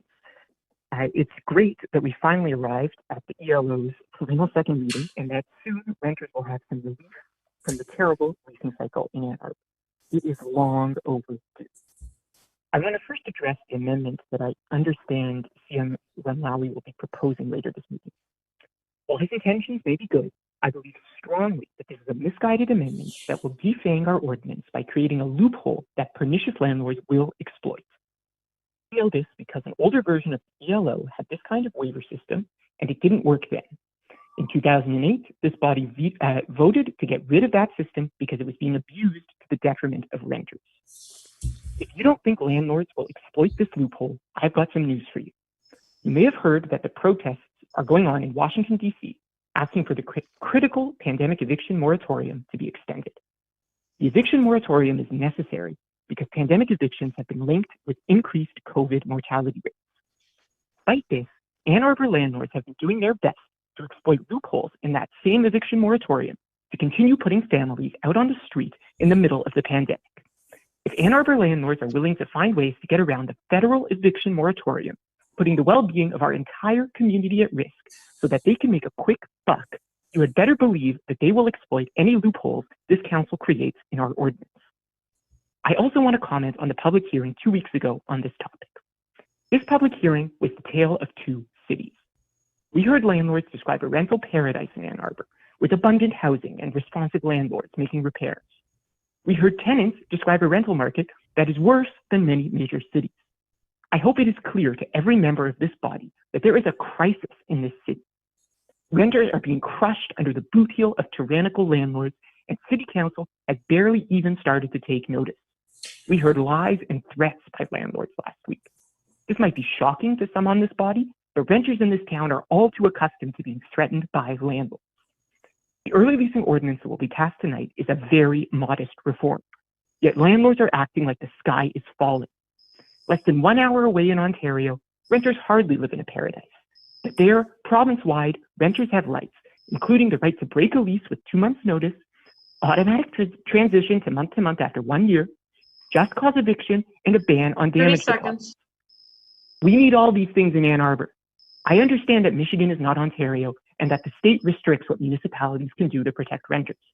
But the fact that these laws apply to college towns in Ontario should tell us that landlords will be just fine if they come into effect in Ann Arbor. We cannot accept their spurious claims that their businesses will fail if tenants are given rights. If landlords cannot treat their tenants with basic respect, if they cannot abide by laws to protect tenants, then they are in the wrong business. Time. The majority of this town's residents are crying out for help. Will you listen? Thank you. Thank you.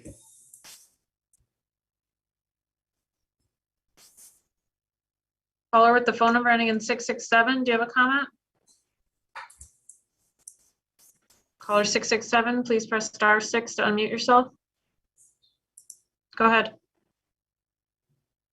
Hi, good evening. I hope you can hear me.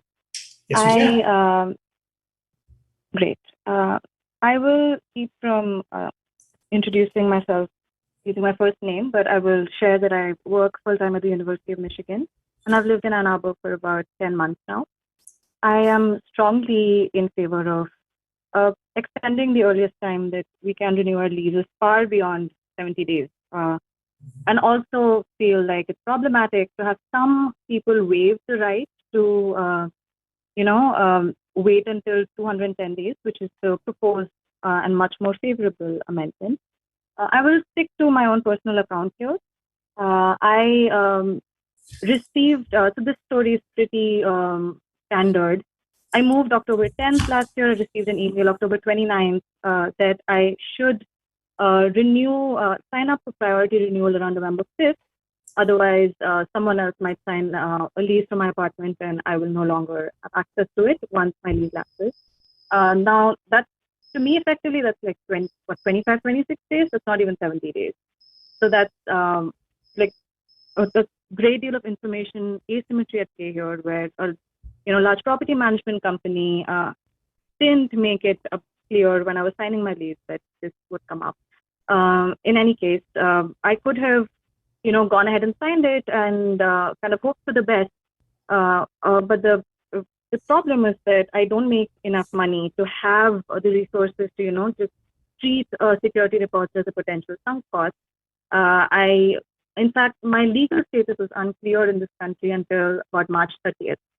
So the only time when I could effectively start looking for housing was April or May. And by this time, and this is where I'm on the other side, where I'm looking for housing and everything's already gone, potentially because others would have been forced to renew their leases very early. So what I'm left with in April, May is a bunch of really underwhelming options, again, unaffordable, because I am entirely dependent on public transport. These are all interconnected issues, right? It's not just about, it's not just a housing problem. So much of it is tied closely to public transport, access to other services that are essential for me, such as my own workplace, for example, but also healthcare and supermarkets for just like health and nutrition. So I would encourage you to factor in the experiences of people who are not, citizens of the United States, who have so much uncertainty that goes beyond just, their current work contracts in Ann Arbor. Please do not make this optional for tenants, because so many of us don't even, miss out on these finer details that property management companies very conveniently choose not to share with us. Thank you. Time. Thank you.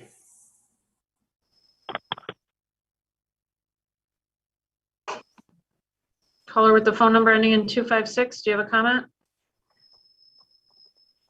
Press *6 to unmute yourself. Go ahead. Good evening, City Council. My name is Mike Zanto. I'm a 2016 graduate from the University of Michigan, a leasing agent, a 3-year property owner and landlord, and taxpayer to the city. I am mostly against this proposal because it hurts more people than it will help. I worry about the economic impact of this proposal if it is passed. I have a mortgage, student loans, and a job that I heavily rely on to pay my bills and property taxes. My employer will be furloughing me in September and rehire me in March if this proposal passes. I will have to increase rents on my current property in order to continue to pay my mortgage and property taxes that the city continually increases. I'm against the proposed amendments because I will lose a substantial part of my income. Others in our community will too. If this proposal passes, I am excited for the influx of tenant inquiries on both the property I own and the properties I lease out day to day in my job, the majority of which traditionally rent to students. The graduate students will now add to the pool of renters looking to lease for the next year, making a much more competitive market that will help to increase rents for landlords. This will help support my case for my rental increase to my current and potential future tenants if I need to market my property. And approval tonight will effectively accelerate market decisions in a 30-day window from March to April, a month of renting chaos before most undergraduates leave for the summer. This is my only inclining to the passing of this proposal, increase rental rates. I worry that this proposal focuses on student renters and completely ignores the needs and effects on non-student renters. As a leasing agent, I have the pleasure of helping individuals and families relocate here.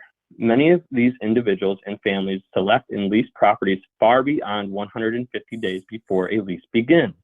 I will especially feel for the families who will not solidify their children's plans for schooling before relocating. This is the single most important item families tell me when they are relocating here. Unfortunately, I will no longer be answering the phone for nearly 4 months and will have to help them secure housing in a compressed time period. This proposal will hurt more people than it will help. I wish them luck.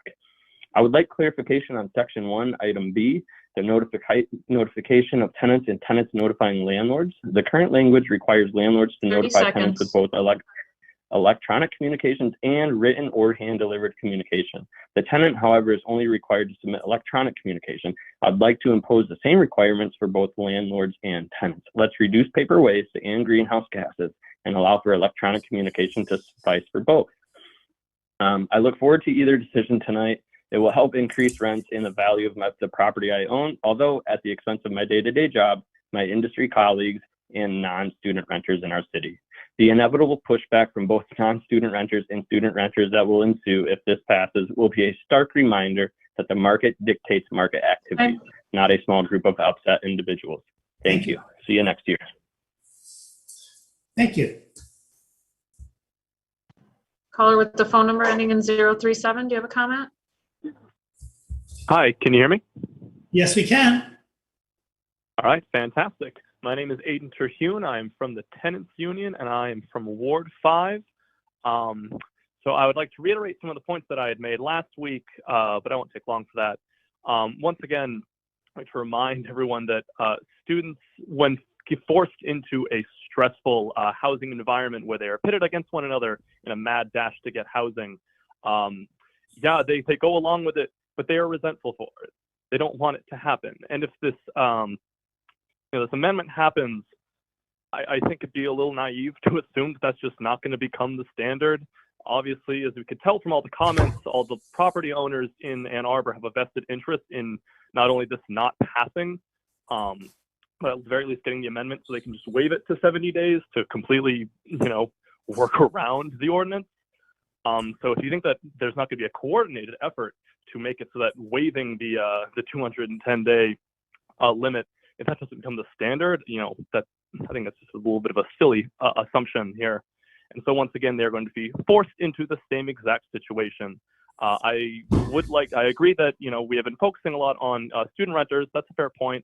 However, I know a lot of people who are not student renters. They're just regular people who live in Ann Arbor, and they similarly hate the fact that they have to make a decision so early. And everyone I mentioned the 210-day ordinance to, they were like, thank God, it's about time we did that. I'm tired of dealing with this. I would just like to, I don't know, in my experience here in Ann Arbor for the past, several years, the work that I do is in the tenants union, talking with people who are, renters in Ann Arbor, it's very clear that for the most part, landlords don't really have the interests of the community. They don't have the best interests in mind. Properties, the buildings that make up this town are simply a source of income.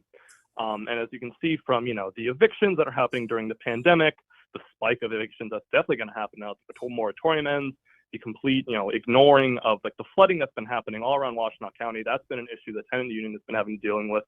Landlords just not taking care of that.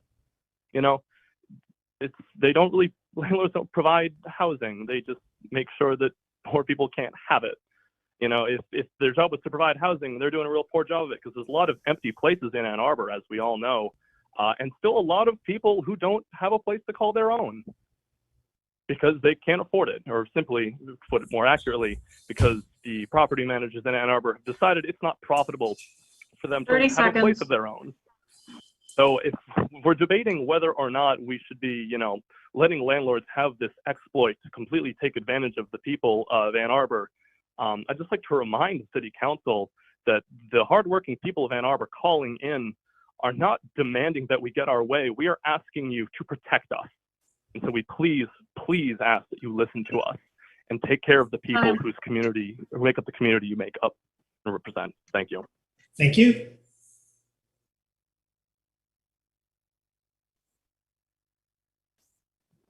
Caller with the phone number ending in 158, do you have a comment? Go ahead. Hi, can you hear me? Yes, we can. Excellent. My name is Rachel, and my husband is getting his postdoc at U of M, and that is what brought us to Ann Arbor and the Ann Arbor area. When we were moving here, it was very difficult to find a property, not only because of the pandemic, but because we had been told by a friend who's a leasing agent that all the properties are snapped up already, and it's really difficult to find something if you're not going months and months in advance. I think this is in large part due to the early leasing ordinance and the 70 days. So I'm very glad to hear that this is going to be amended to 210 days. Coming from a city like Chicago, I was completely shocked to hear and see that people are expected to re-sign their lease after 70 days. It doesn't give anyone a chance to really get in and get settled into their apartment, especially if they're a student coming and needing to unpack and then start school. It just all happens very rapidly. And so people are being trapped into leases that they might not have re-signed if they'd had a little bit more time to get used to the apartment. So I'm very glad to see, again, that this is being brought out to about 210 days. But this proposed amendment is going to really weaken renters' rights because they might not know what they're signing. If they're a student coming in being asked to sign this and maybe a landlord is offering them a discount or free cleanings or some type of incentive, they might not know what they're signing away. So they might end up in a situation where they're giving up their rights without really understanding the implications, because this is not something that I've come across in other cities that I've lived in.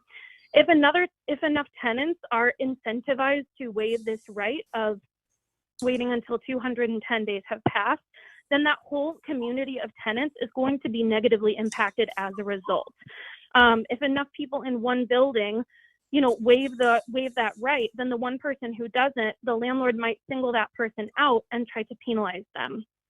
When this existing version was negotiated last time, this same loophole was struck down because they thought that landlords would be abusing this loophole. And I think that the same thing can happen again. So I am in strong opposition of creating this loophole, and I hope that you will listen to the renters that are calling in, because 55% of Ann Arbor citizens are renters. And so those are the people who vote for you and elect you, and we're calling in to ask you to protect us. Thank you. Thank you.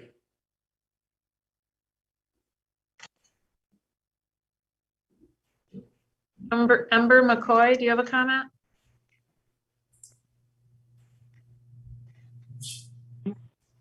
Go ahead. Hi, everyone. My name's Ember McCoy, and I'm a graduate student at the University of Michigan. I've been a renter in Ann Arbor for the last 6 years, both as a student and as a non-student. And I also just want to note that I moved to Ann Arbor in 2015 with a plan to stay for 2 years, the length of my master's program. And I've already said that I ended up staying for 6, and I'll be here for at least another 4. So that's 10 years total for those keeping track. And I say that just because, especially in the context of housing issues, we tend to think of Ann Arbor as a transient town and as students as temporary residents. Both of these are true, but if we consider students and short-term residents as potentially long-term residents or just as vital parts of our community, no matter their length of stay, I think we'll foster a better community for everyone. I also think it's relevant because when I was asked to renew my lease in the fall of 2016, I didn't know what my future held, and I definitely didn't know it would be in Ann Arbor. But in the summer of 2017, I ended up getting a job in town, and I had an incredibly difficult time finding a place to live. And I ultimately had to take over a lease as a sublet for the next entire year that was well above my price range. The people that I was subletting it from had to renew their lease way far in advance and ended up having to move, so I had to take it over.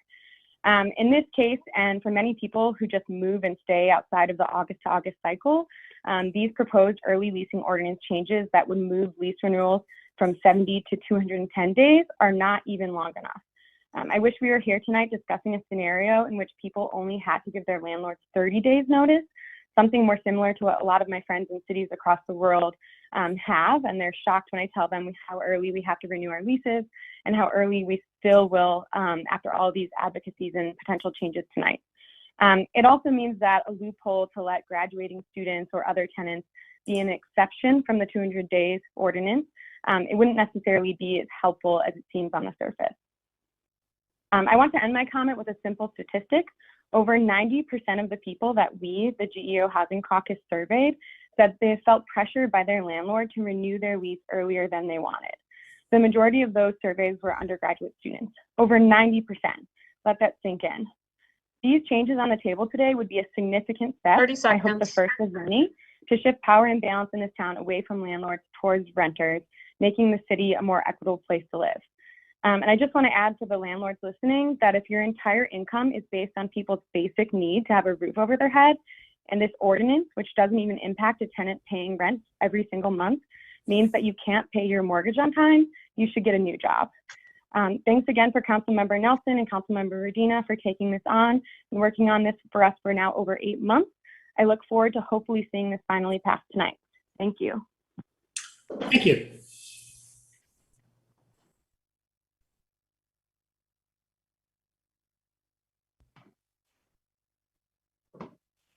Caller with the phone number ending in 137, do you have a comment?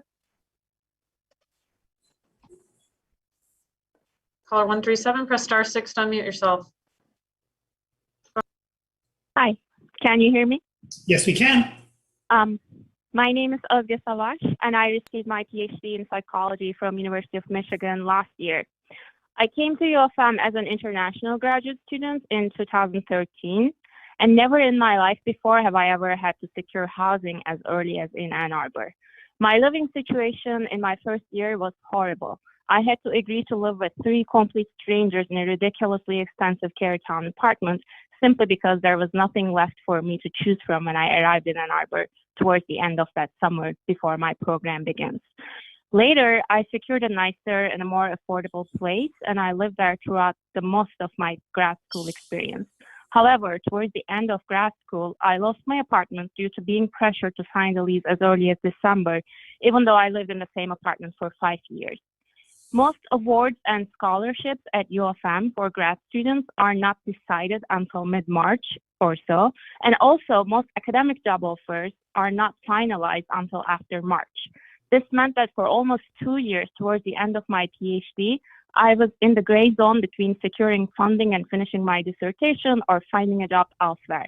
For 2 years in a row, I didn't know until March if I'd be living in Ann Arbor or somewhere else, or if I'd have the funds to afford living in Ann Arbor if I'm still in my program.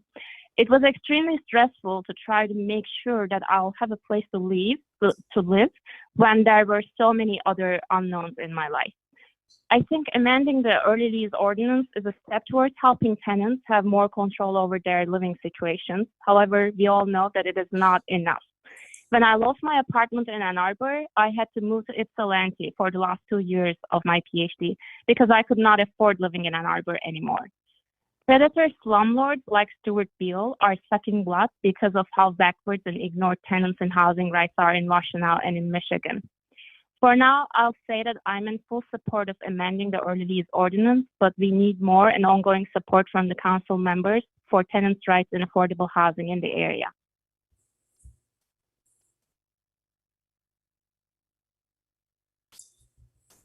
Thank you.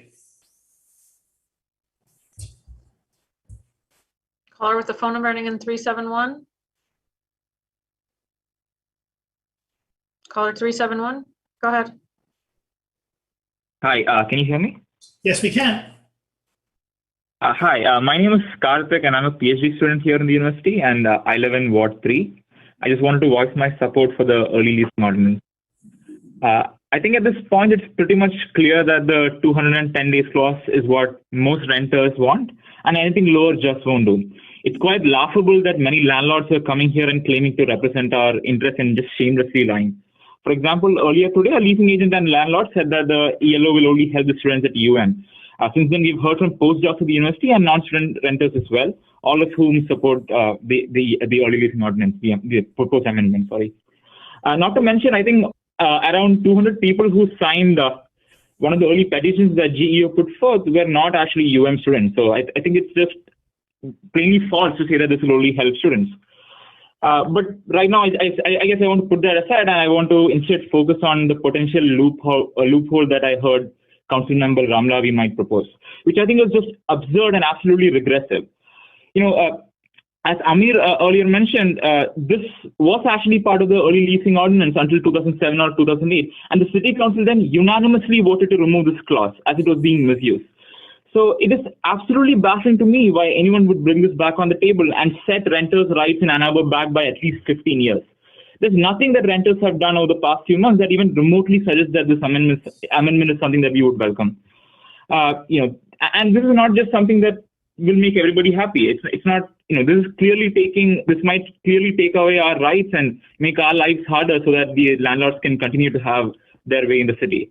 You can sugarcoat it by saying that the landlords might offer us good incentives if we waive our rights, but that is not the reality we live in.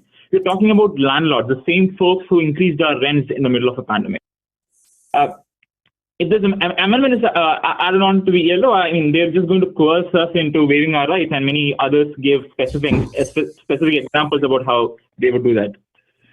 Let's get this straight. Landlords have only grown more powerful in the past decade, and the pandemic has just made it obvious to us that landlords are ruthless and merciless. It's the job of elected representatives to support us, and as a renter, I don't want this loophole to be added on to the amendment. And shame on Ramlavi for even thinking about proposing this. And that at a time when we renters were getting increasingly anxious due to the expiration of the eviction moratorium. I strongly urge everyone to vote against the amendment if the loophole if he proposes it. And like I said, this is not amendment that will reconcile the differences between renters and landlords. This is merely a move to dilute the proposed amendment, the GEO's proposed amendment. Thanks. Thank you.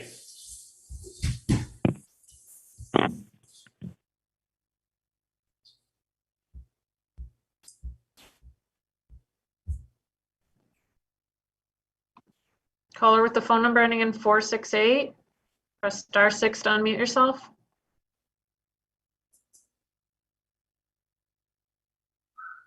Caller 468, do you have a comment? Hey, can you hear me?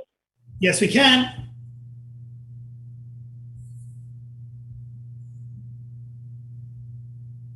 Caller 468, press *6 to unmute yourself.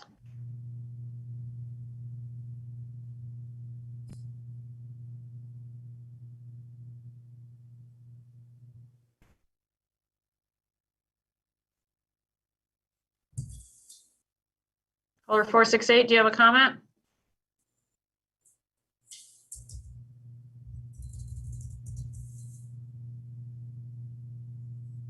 Caller 468, you'll need to press *6 to unmute yourself.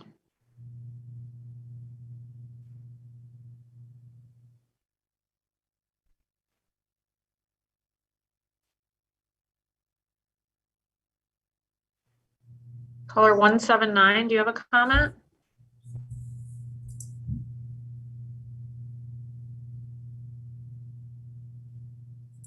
Caller 179, press *6 to unmute yourself.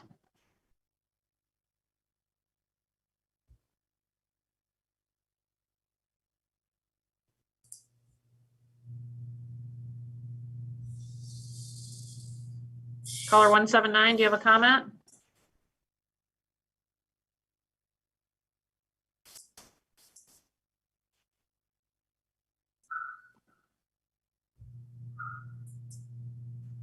Caller with the phone number ending in 604, do you have a comment?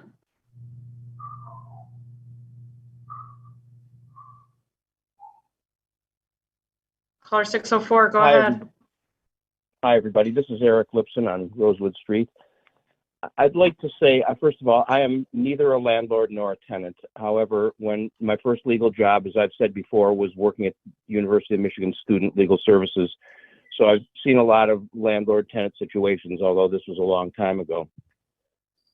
It's not a surprise to anybody that in Ann Arbor, the housing situation, the rental housing situation in particular, is an extremely uneven playing field. Tenants, students, mostly from out of town, are at a great disadvantage over the long entrenched real estate interests in this town. And that's not to say that there's anything evil about it, but it's just the way it is. It's a power imbalance. So I applaud the council for attempting to work on this. As you have heard in the many, many people who have preceded me, tenants speaking on their experiences, it is extremely disruptive to your life to have to just make a decision in a premature fashion. No one wants to have to do that, yet tenants are forced to do that over and over. So as I've said before, this is not just a tenants' rights issue, it really is a human rights issue. So I applaud you for doing that. I think that making this starting law as strong as possible is a great idea. It may need to be tweaked. You may undoubtedly find unintended consequences. All of these laws always do. I'm not sure that some of the right to renew sections or the right to renew section is actually constitutional or will pass legal muster. But I still say that you should take some action to try to even this playing field up. So I thank you for doing that, and I encourage the council to vote on this in favor of the this law or this ordinance. Thank you. Thank you.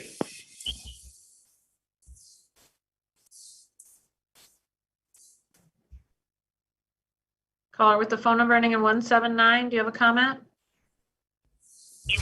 Go ahead. Hello. Hi, this is Kara Turnger. I am a renter and I live on Prospect Street in Ann Arbor. I moved to Ann Arbor about 2 years ago to start a grad program, and now I live there and work full-time for the U.S. Forest Service.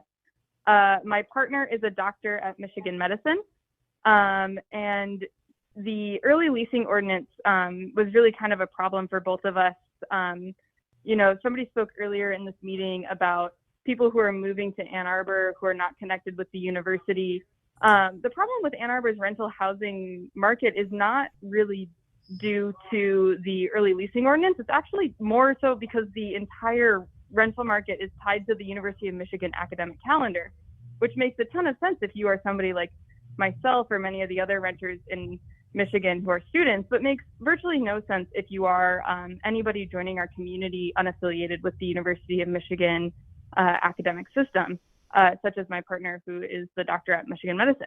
So, the earlier comments about, this early leasing ordinance causing significant problems for people who are joining our community who are unaffiliated with the university or not students, really to me didn't make a ton of sense, because what doesn't make a ton of sense is the majority of the housing market being swallowed up by leases that artificially start at a certain date, not because that's the date that works best for the renter, but because that is what the early leasing ordinance has decided is going to be the earliest start date for these leases.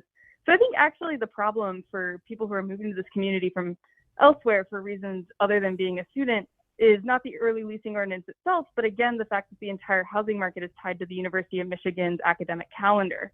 So I just want to be very clear about that. I also want to echo, I think, Ember's comment about how if your business model is so fragile that a shift of 100-something days in the leasing time frame is going to ruin your business, that maybe you need to consider how you are operating that business, because that doesn't really sound like a resilient or well-run business to me. And then finally, I also wanted to make sure that I express opposition to the proposed amendment to allow renters to opt out of the early leasing ordinance. To me, that the only thing that's going to come of that is that landlords are going to use that clause. And that's just really going to, again, weaken the ordinance and end up harming students and the other people who are in the who are renting in Ann Arbor. So I support, at least 200 days and no opt-out clause. Thank you. Thank you.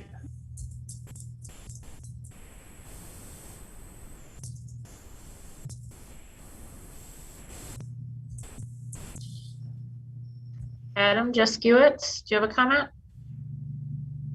Yes, thank you. I'm Adam Juskiewicz in the 4th Ward. I'm a homeowner, but I've rented in the past, and I support the early leasing ordinance changes in general, but I do not support any carve-out to allow rent-seeking landlords to pressure tenants into waiving their rights. Landlords hold all the cards in this scenario. Listen to tenants. Landlords have enough power in this town. Do the right thing. Thank you, and I yield my time. Thank you.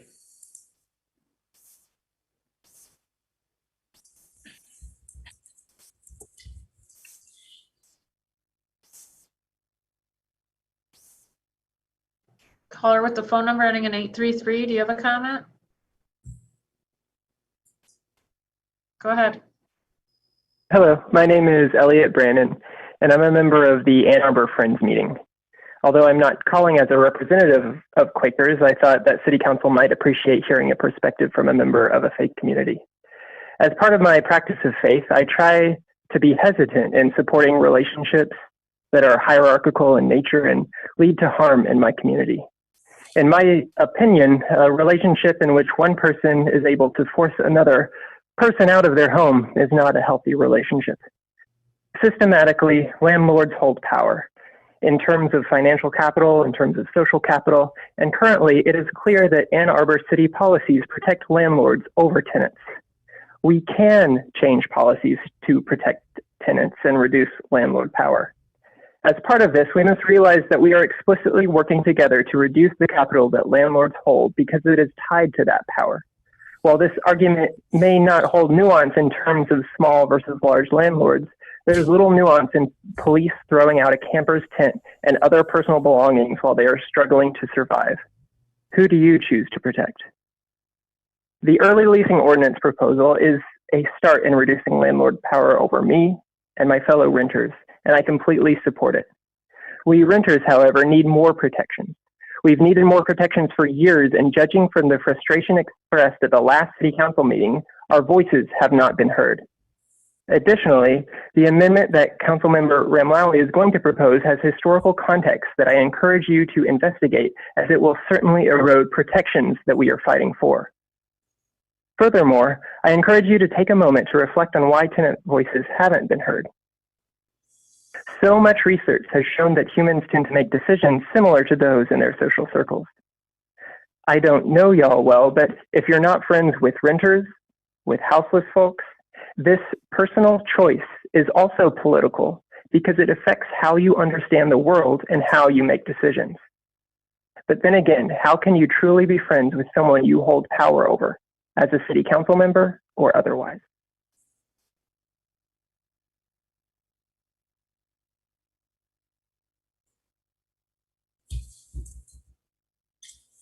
Thank you.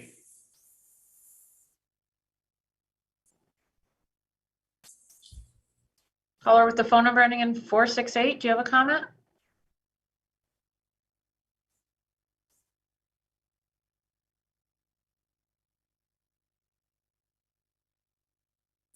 Caller with the phone number ending in 468, do you have a comment? Hi, can you hear me? Yes, we can. Hi, can you hear me? Yes, we can. Okay. Hi. My name is Sharon, and I'm an undergrad student at the University of Michigan. I want to end the current 70-day early leasing ordinance. It should be 210 days instead, and there should not be a waiver that acts as a loophole. Prior to this off school year, I was a freshman. I was new to Ann Arbor, and I barely understood how to get my way around the city. When landlords were already emailing and messaging me and my doormates at that time to sign their leases. They claimed that everyone signed a lease by November and threatened that there would be no more leases in the market soon, that my doormates and I would be homeless next school year if we didn't sign that lease then and there. Being the new freshman in town that I was, of course, I panicked and signed the lease. But because I signed up for something I can barely afford, as a first-generation student that comes from a family of a lower socioeconomic background, I worked 2 part-time jobs while attending classes and extracurriculars, fearing that my family and I would not be able to afford the lease otherwise. It was very stressful and very exhausting and dehumanizing. It is a shame and not okay for landlords to be targeting students, especially those from less privileged backgrounds. We need the full 210 days to not only get adjusted to our new lives as freshmen, but also to gain the financial stability needed to afford rent. This would also allow us to better understand our educational situation for the following year. The current 70-day early leasing ordinance should be stopped. It should be 210 days instead, and there should not be a waiver, which acts as a loophole. Thank you. I yield. Thank you.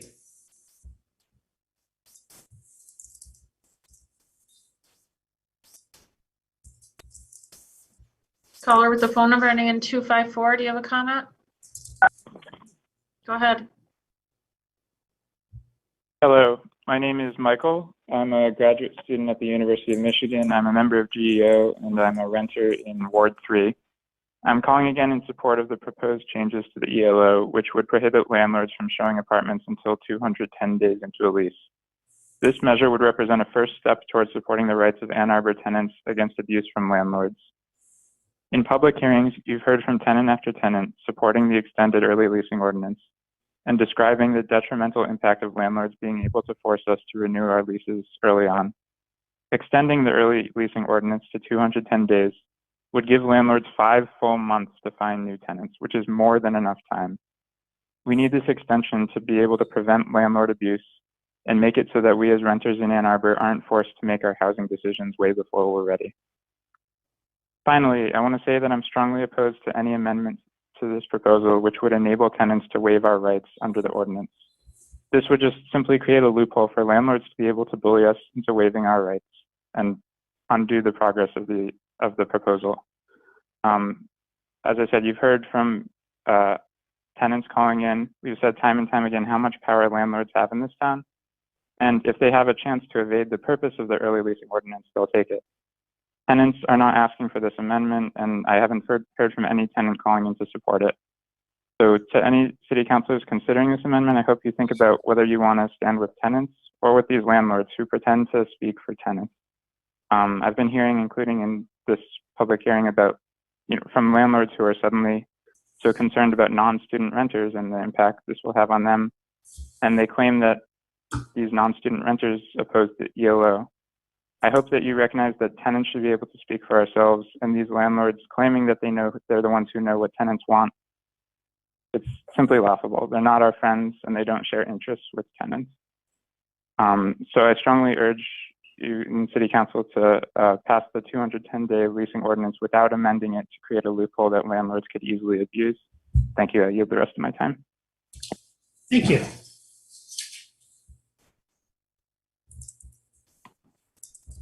Caller with the phone number ending in 400, do you have a comment? Press *6 to unmute yourself.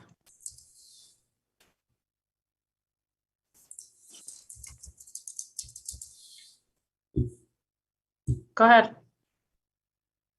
Caller 400, go ahead. Hello. I just have 2 things that I just wanted to discuss very fast. One, my name is Jen Langenberg. I am a landlord here in town, and I just want some things to be thought about when we are adjusting such an ordinance. One, if U of M makes residents decide if they'll be living in university housing by late October, November, how does this new proposed timeline help protect prospective tenants make a sound decision? There are 31,329 undergrad students enrolled in U of M per U of M's website in 2020. We have yet to hear from this population of residents because this ordinance is being passed super fast while this population is not existing in Ann Arbor. I think it would be great to also get their perspective on their leasing season and the reviews on this timeline. When you look at the percentage of renters that are currently against this ordinance, it's small compared to that population. What we also aren't hearing is the other vast population of renters that have no idea that this is taking place. And I think that it needs to be talked about more with the general public and not just with student renters, but with the entire population of Ann Arbor. My other comment that I want to make is this is going to create extreme hardships for prospective tenants and people that want to renew. If I'm looking at actual data from my records, the amount of leads that have came in from the time that I may begin leasing with the current ordinance until about April, I'm going to have to field 34,374 leads that come into an office. Now, granted, that may seem like, that's your problem to deal with, but that is also 34,374 people that are remotely trying to find some form of housing in the city of Ann Arbor. And so I think there is a general we really need to look at the really big picture, because right now, how the ordinance lies, people put their stuff onto the market at different times, which allows for it to be taken by other renters. And it allows for people to be able to evaluate like where they want to be able to live and so forth. Same thing goes for the people that 30 want to seconds. renew. How do these people actually know they are going to get housing when they are competing with that many people looking for housing at the same time?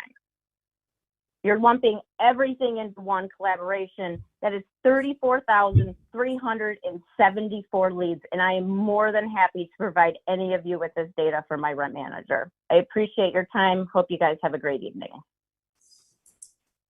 Thank you.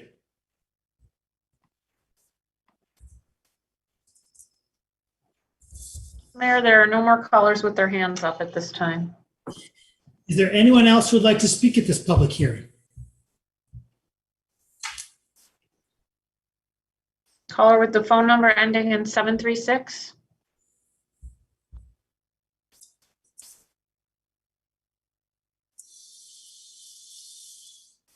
Phone number 736, go ahead.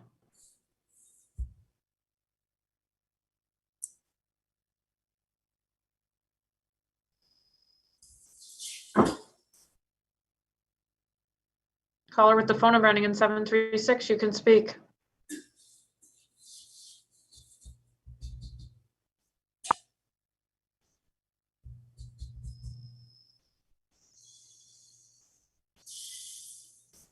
Caller 736, go ahead.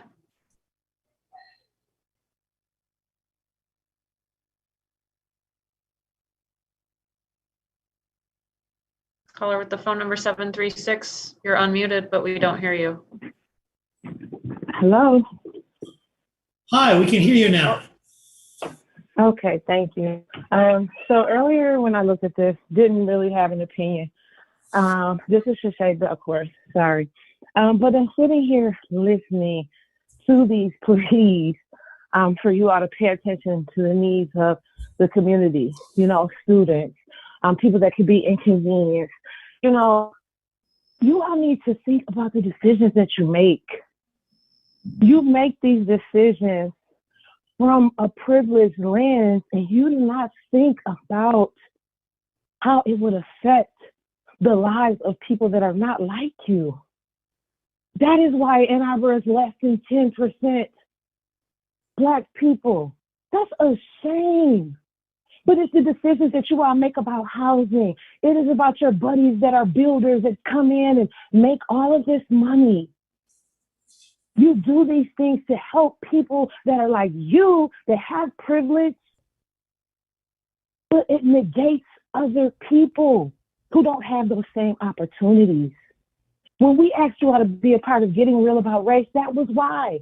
Because we wanted you to broaden your lens and think about how racism is in the criminal justice system, it's in the healthcare system, it's in employment, it's in housing, it's in so many different things that you all don't think about because you are blessed.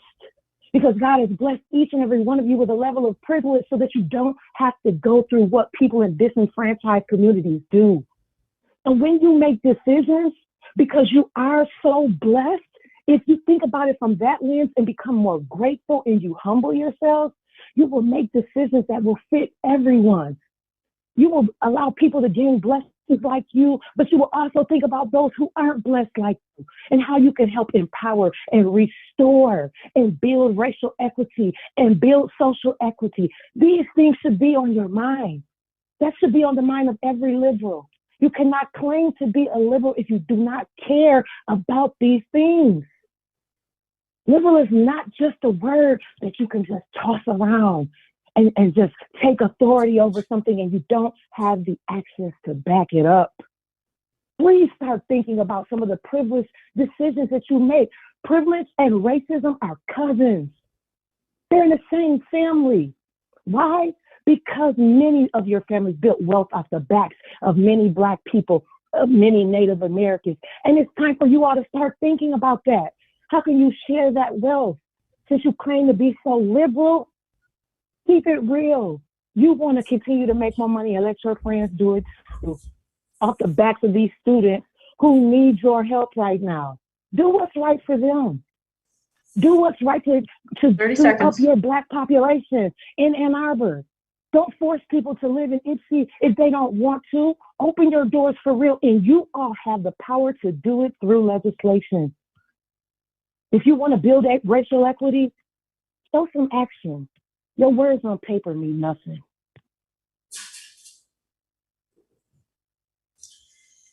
Thank you.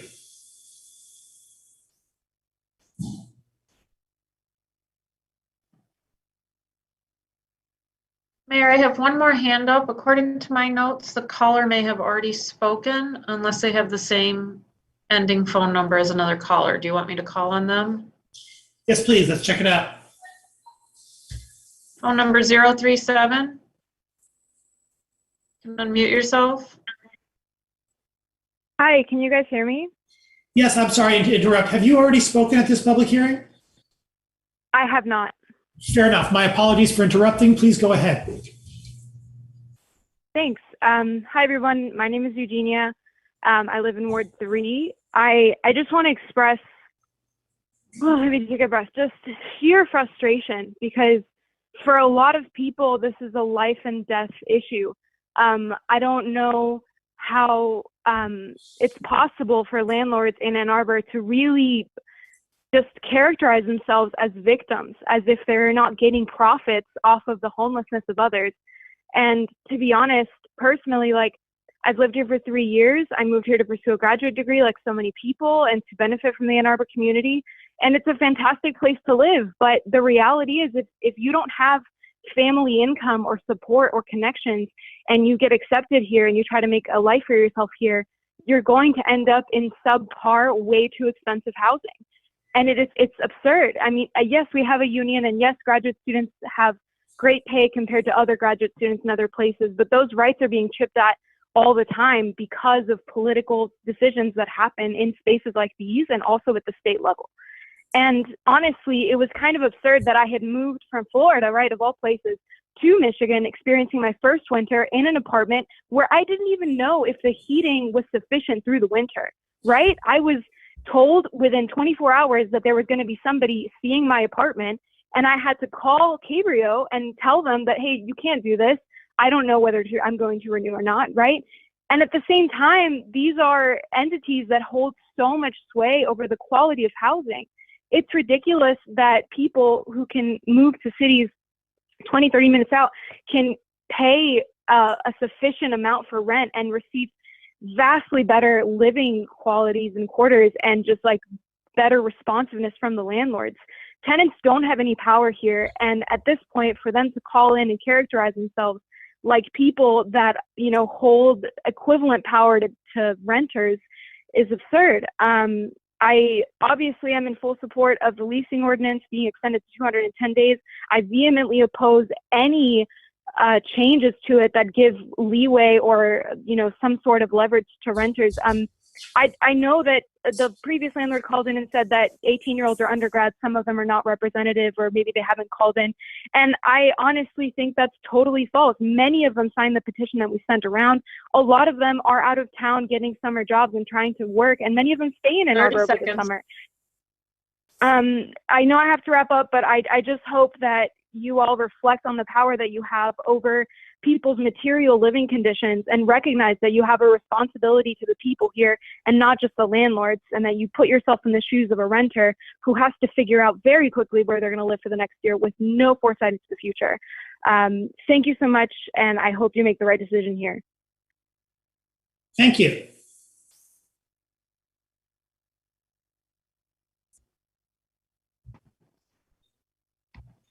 Caller with the phone number ending in 072. Press *6 to unmute yourself. Go ahead. Hey folks, I'll make this quick. A lot of really good points here. I was a student. I've been a landlord. I'm a property owner. I'm looking at showmetherent.com right now. There are 1,000, not an exaggeration, there are 1,000 available units for rent today, August 2nd, in Ann Arbor. this artificial shortage of housing does not exist. There is no shortage of housing. 1 bedrooms, check. 2 bedrooms, check. 3 bedrooms, check. I mean, there's anything you want within the city limits of Ann Arbor is available today, right now. There's been a tremendous amount of good points made. I am a landlord. I was very opposed to this at the start. I thought 70 days was appropriate. Now I think 150 days is appropriate. 210 days doesn't work. 210 days creates an artificial, incredible frenzy of renters. We're going to have to rent thousands, tens of thousands of units in a week, in a single week. All of these people who think they're getting opportunity, who think their rent is going down, it is not going to go down. You are not going to be able to see a property because it's going to be first come, first serve, ship me a certified check, and it's yours. We already can't exclude or preclude anyone on felonies, on criminal charges, because that's been gone. I just put a 65-year-old gentleman with a felonious background in a group with 5 co-eds because you guys said that's appropriate. My prediction is that this passes and we circle back on this next year, and we have the students fighting because they can't secure housing because there's not enough time to secure that housing within the limits that we've set them to. So at this point, I'm watching. I'm fascinated to see how this goes. And, you know, I wish you guys luck. So thank you. Good luck to the city council with this one. We appreciate what you're doing. Good night. Thank you. Mayor, there are no other callers on the line with their hands up.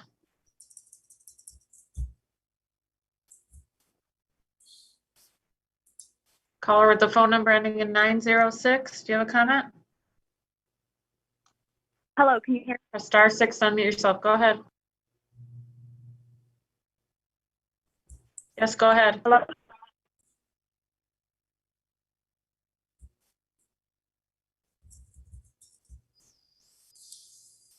Ordinance. Caller 906, go ahead. Hi. Now? Yes, we can. You're all good. Well, now it appears, I'm afraid, that you are not, ma'am. Is this Now we can hear you. great? Thank you. You bet. Hi, my name is Melissa. I live in Ward 5, and I'd like to call in support of the 200-day amendment to the leasing ordinance. We've seen in previous public hearing sessions that mid-March is the right time. We've seen students as well as a number of other renters call in saying that this is what we want. We had 1,200 signatories in our petition, 20% of whom were non-Michigan students. So I think we can fairly say that this is what renters want. I've also been following part of this ordinance for several months. I want to say I found the behavior of the landlords really abhorrent. It's just blatant fear mongering. I'm from Boston. I lived there for 20 years.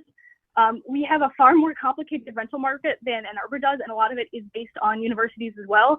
You have landlords have about a 3-month window there, and they have absolutely no problem renting their units in that time frame under much harsher constraints and in a much more difficult market. And if the landlords here say they can't do this, then they simply can't do their job. They're just incompetent. So I think we really need to be careful about believing this fear mongering. And the proposed amendment by Member Romlawi, I think, is really feeding into that. The landlords already pressure us even before the 70 days of the ordinance, the current ordinance has expired. And we've seen on all of these call-ins, this one and previous ones, a lot of threatening language from them, and this fear mongering that continues with raising rents, suing the city, going to semester leasing, and there's nothing to prevent them using the same underhanded manipulative tactics on their tenants new loophole, and they absolutely will do it. I also think we need to kind of zoom out for a second and think about how much the market, specifically in Ann Arbor, favors the landlords over the renters. The University of Michigan has 45,000 students approximately, a lot of whom are renters. And also, especially in response to the previous caller's comment, Ann Arbor's housing market, the pre-pandemic vacancy rate was 2 to 3%. It's about 6% right now, and that's half of what it is across the U.S. and Michigan. And if you're looking for affordable housing, even if there are technically units, 51% of the households in Ann Arbor are above the threshold of being affordable, meaning that their rent takes up 30% or more of their income. It's so hard to finance this housing, and it's even harder in the 70-day window. I personally have been affected. My roommate and I had really serious differences, and we will risk losing thousands of dollars and moving somewhere that takes 50% of our income because of this timeline. So I implore you, please pass this ordinance extending the leasing cycle so that it is 210 days without Member Ramlawi's amendment. Thank you very much. Thank you.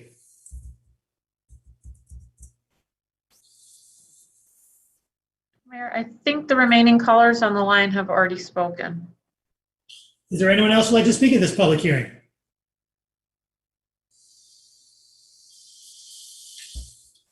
Seeing no one, this public hearing is closed. We have before us the minutes of the work session of June 12 and the regular session meeting minutes of June 20, both 2021. May I have a motion, please, to approve these minutes? Moved by Councilmember Griswold, seconded by Councilmember Briggs. Discussion, please, of A1. All in favor? Aye. Opposed? They are approved. B1, an ordinance to amend section 8530, yes. An ordinance to amend section 8530, chapter 105, housing, lease agreements, and entry to show residential premises of Title 8 building regulations of the Ann Arbor City Code. Moved by Councilmember Nelson, seconded by Councilmember Radina. Discussion, please, of B1. Councilmember Nelson. I think that we heard from callers anticipating an amendment to this, and I just wanted to summarize and highlight the most significant points that need to be noted. First, that making a loophole was actually contemplated and rejected in 2008 by both renters and landlords. And secondly, it's just recreating the same conversation that we are trying to prevent in the first place, which is pressure to renew a lease. We're just reversing it and making it a conversation around pressure to sign away that right. And I do want to reiterate what Amir said about 95% of the respondents to a survey around rental housing described these conversations around feeling pressure. And so this has really been a long journey. I would really like to see this pass at second reading. I asked my colleagues to support it. We need to move forward with this. That's basically my point. We've had a lot of public hearings to hear what is really going on in our community and support 55% of the residents in this town. Thanks. Councilmember Amlani. I guess the cat's out of the bag. There has been a lot of discussion and conversation on this proposed ordinance change, and it's been brought to second reading, kicked back down to first reading at least once, and we were running against the clock and putting something in place. I would hope that something, if it was to be passed today, to be able to protect the renters coming in, but based on a quick calculation of the calendar, I don't think that that's going to be possible. That notwithstanding, I will be putting forward an amendment. I have sent it to Ms. Beaudry. If you can pass it on to my colleagues, that would provide an additional exception to this ordinance change that would be under section 5.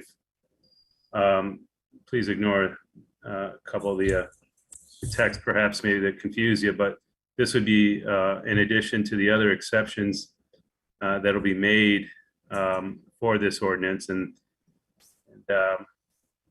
quite frankly, I think, there's obviously a lot of people who have called in and emailed us, met with us on all sides of this issue. And I think we need to apply common sense to this. I think government has a role to protect the ones that are vulnerable, who don't have a voice, but also have common sense as a part of its policymaking. And I'll let people read this and cut me off, Mayor, if you'd like. I know it's going to be over 3 minutes. So I may have to talk twice, but there are many exemptions already stipulated with this change. First of all, the University of Michigan is statutorily exempt from this. We have high rises that dominate the skylines these days that would effectively be exempt from a part of what this ordinance does. I feel that in any contract, if the mutual parties agree to something, then they can amend a contract at any time. I mean, I'm not a contract attorney, but I've been involved in a lot of contracts, and I know all contracts can be amended at any time. That being said, this amendment would allow tenants and landlords to amend the agreement and allow for early showing if at the sole discretion of the tenant and all those who are party to the lease agree to, without any undue pressure or incentives to do such. And by doing this, I don't think we've gutted the benefit that this ordinance change brings to tenants.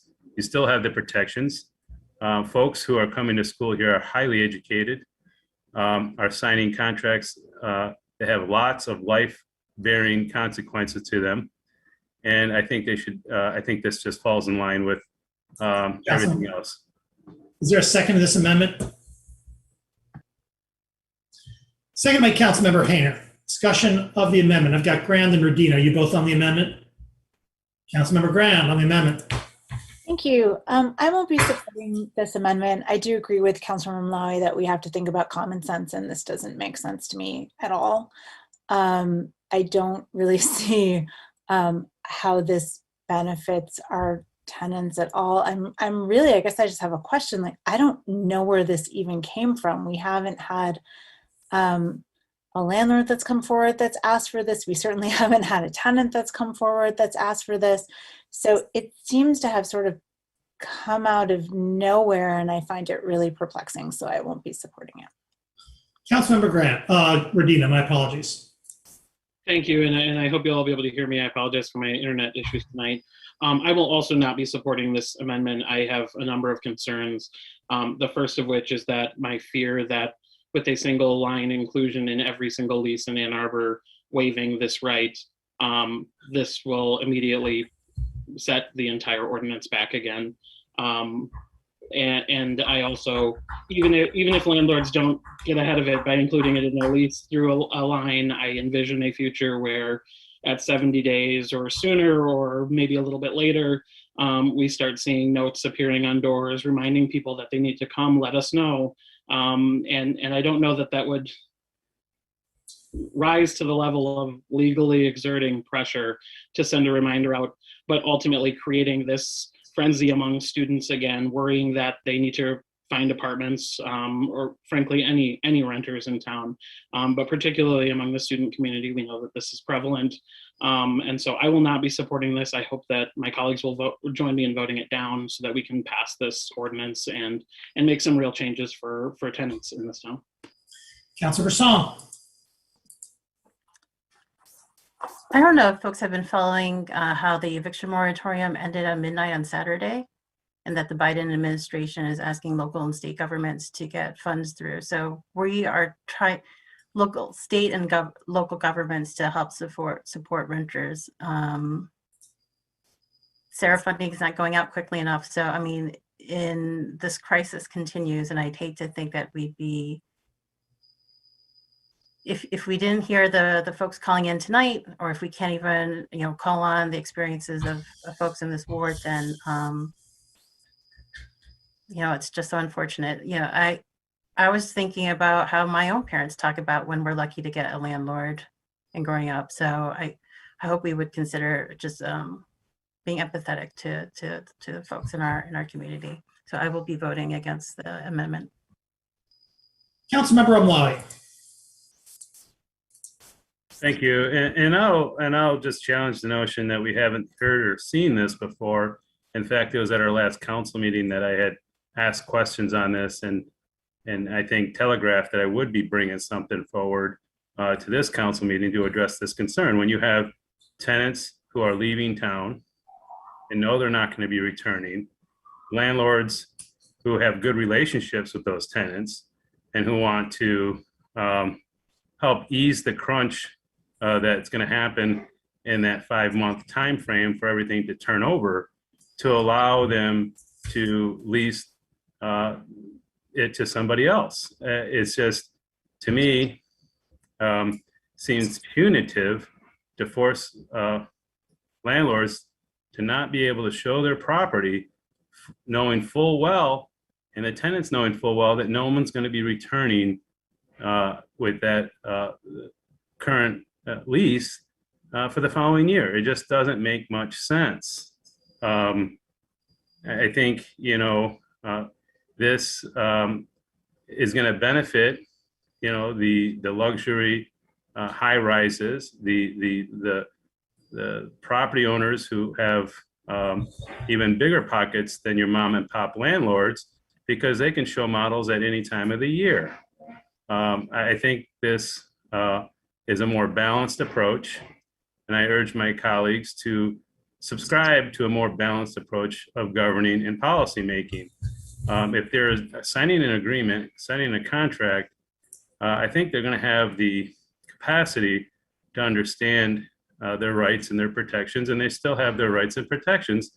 And this does allow it with the wording that it has to be signed by all parties to the lease. That's all. It's pretty straightforward. Thank you. Councilmember Briggs. Yeah. I appreciate where Councilmember Rumlawe is coming from with this amendment. But I too am worried that this is getting the ordinance. I think I've been the one trying to find a little bit of balance, more balance with the ordinance. I think we've heard pretty clearly that at the table that there's not even support for kind of slightly shifting on the time frame of this. I can imagine, as Councilmember Radina mentioned, that this is just going to be a provision that would be written into every lease, and certainly any savvy. It would be possible for somebody to strike that out, but I think that a lot of our newer renters would not have that knowledge to do so.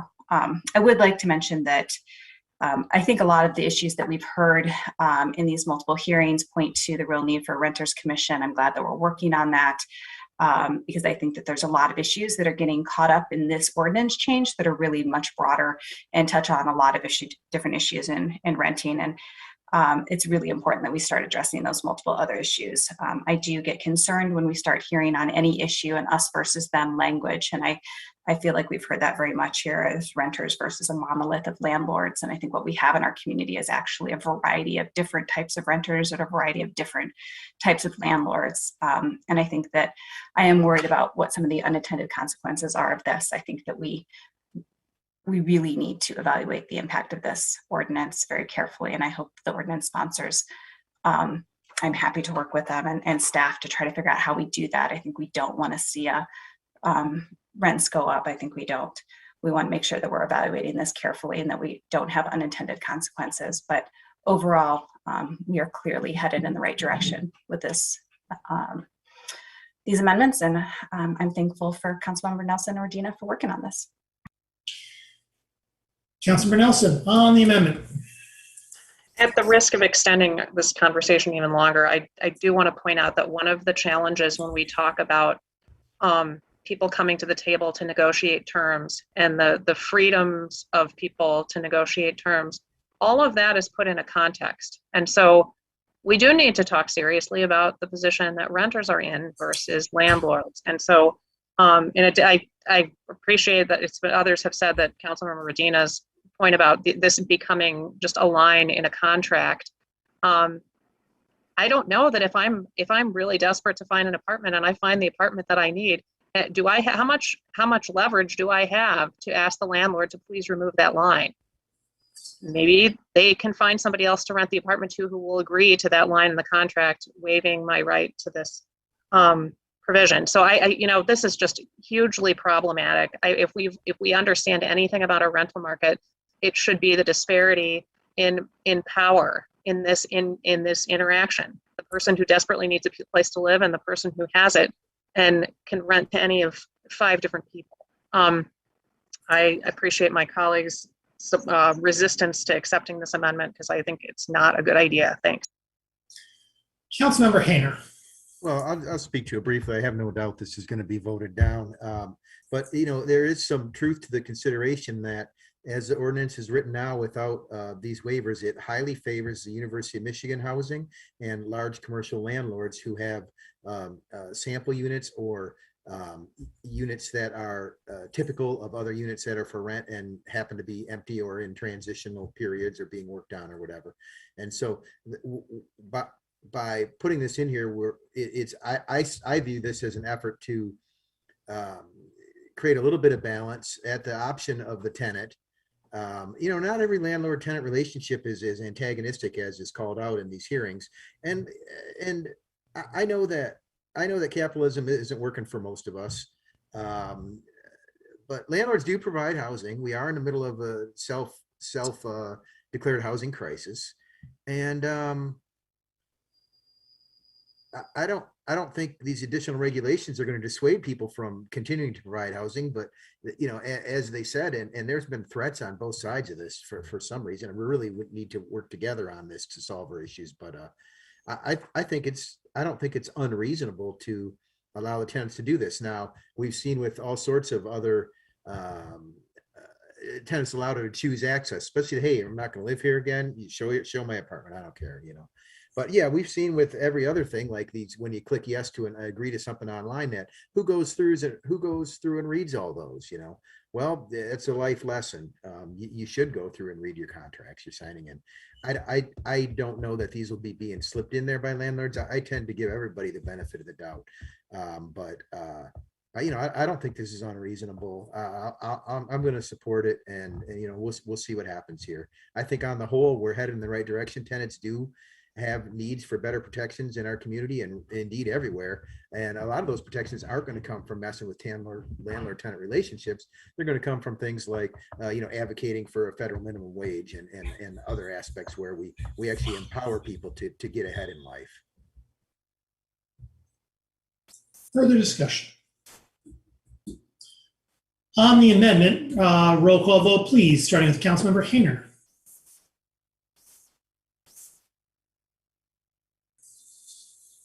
Councilmember Hayner. Yes. Councilmember Dish. On the amendment, no. Councilmember Griswold. No. Councilmember Song. No. Councilmember Grand. No. Councilmember Radina. No. Mayor Taylor. No. Councilmember Iyer. No. Councilmember Nelson. No. Councilmember Briggs. No. Councilmember Romlawi. Yes. Motion fails. Further discussion of the main motion. Councilmember Hayner. Well, thanks. I'll support this motion because it comes from a good place where we want to help tenants out, and we need to start doing something to create a little equity and parity for folks who seek housing in our community. I mean, we really have kicked the can down the road. I rented, 13, 15 years I rented here in Ann Arbor before I sort of lucked into a modest house. And so, I've had relationships that are good and I've had relationships that are bad with in the landlord-tenant relationship. And so I'm very sympathetic to tenants. I'm going to support this. I think it's going to get shaken out in the courts somehow, though, because I think that some of the considerations that we've heard, some folks have written us who have knowledge well in excess of any we could all hope to even collectively have about this. Have spoken to fundamental flaws with this ordinance, and I'm still willing to pass it forward, and we'll let it get shaken out in the courts, I think. So, thanks for bringing this forward, and I think the spirit of it is completely proper. I'm not sure that technically it's wholly right where we want to be, but we have to do something right. So I'll support this. Councilmember Romlawi. Thank you. Just as my colleague was saying, I'll be supporting this. Even I do believe it has some problems to it. One that I tried to address earlier with amendment that failed to get support. I believe it's going to have some unintended consequences that might be to the detriment of the folks that we're trying to help in passing it. I think, too often in government, we have pendulum swings and we overcorrect matters rather than take an incremental approach to solving problems. We want to be aggressive in some forms and perhaps overly aggressive. And I do believe that there's going to be some unintended consequences that may result in lawsuits that will change this in one form or another. But I won't be standing in the way here tonight. I appreciate the work that everyone's put forward into bringing this. Obviously, we had a problem to begin with. We fixed one problem or a couple of them, but I think we've also created a few others. So perhaps this is how it's supposed to work. I wish that prior amendment would have passed and I would have been more comfortable with the complete package, but that's just not the way the cookie's crumbling. Thank you. Further discussion of the main motion?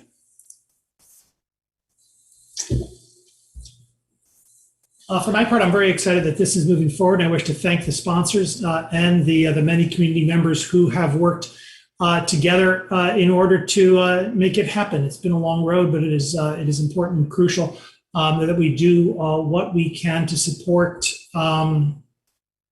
renters in our community.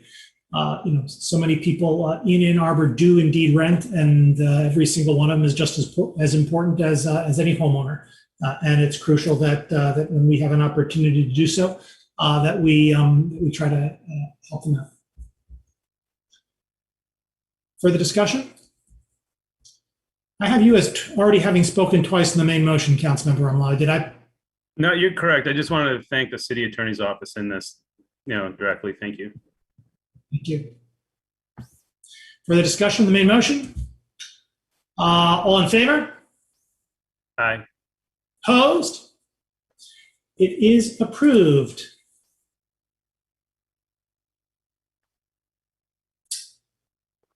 C1, an ordinance to amend sections, let's try to do this one, 5.25, 5.33, 5.37.2.b, 5.37.2.c, 5.37.2.f, 5.37.2.g, 5.37.2.i, 5.37.2.l, 5.37.2.p, and 5.37.2.s in Title 55, Unified Development Code of Title 5, Code of the City of Ann Arbor. Moved by Councilmember Griswold, second by Councilmember Briggs. Discussion, please, of C1. Excuse me, Mayor. We have staff available this evening for an introduction on this item to address some questions that were raised. Ms. Grisham, thank you for the interruption. I appreciate it. To whom do we have the pleasure of listening? We'll be speaking with Planning Manager Brett Leonard this evening. Thank you.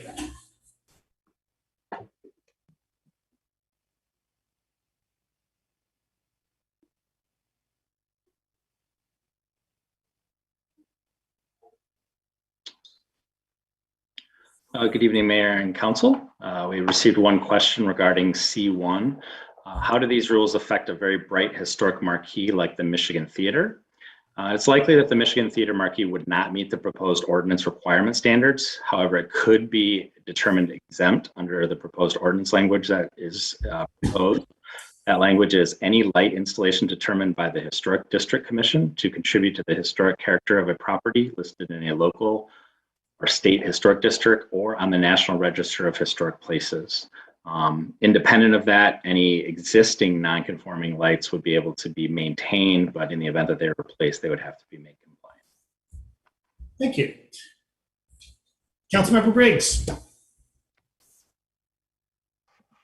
Thank you. I just wanted to briefly just say thanks to everybody who took part to get this here. This was a long road. Many thanks to Mr. Leonard and planning staff. There was a long I think you've received emails on this. Sally Owie, an astronomer at the U of M with Michigan Dark Skies, has been really leading this effort to improve our lighting ordinance and approach the city around making some improvements. And subcommittee between the Energy Commission and Planning Commission and Environmental Commission was formed a couple of years ago, and really a lot of work went into coming up with these proposed amendments. I have light readings for many locations around Ann Arbor if anybody is interested in seeing them, because we went out with light meters, and so I can give you the light readings for what the Michigan Theater is if anybody's interested between now and second reading. But I hope I'm sure this will move forward tonight, and we can talk about it more at second reading. Councilmember Griswold. Yes, I think this is really a team effort. I'd like to be listed as a co-sponsor. I actually reviewed a draft of this ordinance before I was on council. And I'd like to mention that while it's called dark skies, it really is about efficient lighting, getting the light where it's needed and reducing light pollution. And one of the issues is how the retina responds. When there's too much light, it's actually more difficult to see in darker areas. So adding light frequently reduces visibility, and we need to understand that. Also, this was passed unanimously by the Environmental Commission, and the resolution included the statement that advises council to implement educational efforts for the public to voluntarily implement the actions that the ordinance specifies for site plans. So education is something that we've been talking about at recent meetings, and we'd like a component of education attached to this this ordinance as well. I'm not recommending any amendment to the ordinance, but just the awareness of the importance. Thank you. Councilmember Dish. I want to join the chorus of people who are thanking people for their work on this long-awaited amendment. I want to specifically thank John Mursky, who also championed this ordinance, as well as Professor Sally Oey. It's obvious that we humans have changed the fundamental nature of the night. And at a recent presentation to the Environmental Commission, I learned from Professor Oey that 80% of people in the world live in a light-filled night environment that is both a source of stress and, as Councilmember Griswold mentioned, an inefficient use of energy. Michigan is actually one of the few places east of the Mississippi that have pristine natural darkness, and that's in the UP and northern Michigan. Our state has designated 6 state parks as dark sky reserves. So there's another tourist attraction. Come to the dark. Sounds a little weird, but perhaps people will be doing that. But this is not just about humans and our frayed nerves. Artificial light at night interferes with wildlife migration, with mating, feeding, and sleep. Birds are exceptionally sensitive, and I learned from Professor Oey that buildings are second only to cats as the leading cause of bird deaths. So one of these great facts. So I am very excited to be able to vote for this ordinance. Councilmember Hayner. Well, thanks, Mr. Mayor. Typically, I don't ask to be added as a co-sponsor, but I'd like to in this case. This came up when I was on Energy Commission in my first couple years, and wholly support this notion of darkening our skies. You can tell when the Michigan Theater marquee is on from my house up here on the north side. Or not, you can actually see the difference when you look downtown. It's extraordinarily bright.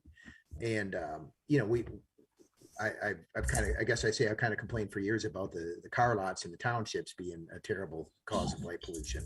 And so, but that's kind of on the townships to take care of that, or the county perhaps.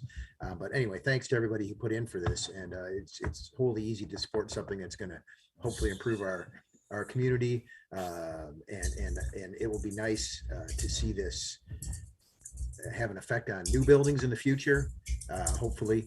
And those dark sky preserves, we had the pleasure of visiting one before it actually became listed as such, but they were making an effort to get it listed as such at Thompson's Harbor. And it is incredible, I got to say, to be in one of those places. And it really shows you a world that we're all missing right now because of our rapidly increasing urban environment. So thanks to everybody who put the work in on this, and let's move this forward. Councilmember Ramlawi. Screens keep moving. Thank you. I got a question for staff, and while about the university's obligation to these new rules in the ordinance. Will they be, I believe that they are exempt. And are they doing anything to parallel what we are doing as a city currently? Do we know of any action taken by the university that correlates and complements this ordinance change? On the first, yes, you are correct. We don't have any regulatory authority over them, so this would not apply to the university. As to the second, I don't know the answer to that, but I'm happy to find out what I can and report that back with the second reading as information for you. If you could, Brett, thanks. I appreciate hearing back in the second reading. Thank you. And thanks for everybody's work involved in this. I know it's been going on for quite some time, and I concur with all the comments that have been made by my colleagues as it refers to this. Thank you. Further discussion? All in favor? Aye. Opposed? It's approved. Let's take a short break. It's 9:55. Let's reconvene at 10:05. Thank you.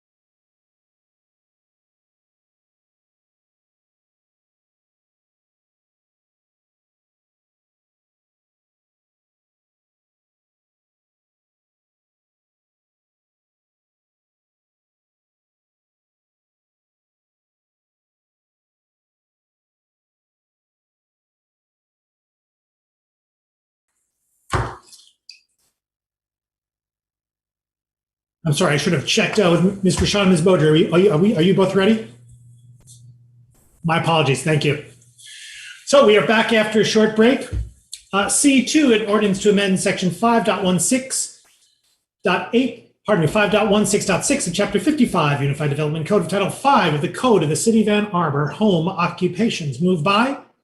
Once again, Mayor, I need to interrupt and let you know that we have staff available again for a late question on this item. Excellent. That'd be Mr. Leonard, I assume? That's correct, sir. Excellent. So let me get some move in a second. I've got moved by Councilmember Dish, seconded by Councilmember Hayner. Discussion, please. Mr. Leonard, the floor is yours. Great. The question was, in section K1A, outdoor sales temporary, does this include a garage sale, lemonade stand, etc.? Are we saying that an issuance of a zoning permit is required for these activities? No, outdoor sales temporary is a use identified in the Unified Development Code in commercial zoning districts as a temporary use undertaken by the business owner or others. Lemonade stands and garage sales in residential zones are not subject to this definition. No change is being proposed to this section of code. It's simply being included as component to the section that is being modified. Thank you. Councilmember Dish. Good evening. I wanted to say a couple of things about the Planning Commission debate on this ordinance. And then I am going to offer two small changes, which I believe I circulated to you all this weekend. So we have the home occupation ordinance to provide the opportunity for cottage industries, as they are called. But we want to limit and regulate them so that they don't have adverse impacts on the neighborhoods in which they're located. Planning Commission deliberated one version of this ordinance in April. And in that version, we regulated home occupations by specifying permitted and prohibited kinds of in-home commercial activities. We passed that version, voted to reconsider it, and then heard extensive community feedback about the kinds of home occupations that make Ann Arbor a unique place to live and are indispensable to many, many aspects of its creative economy.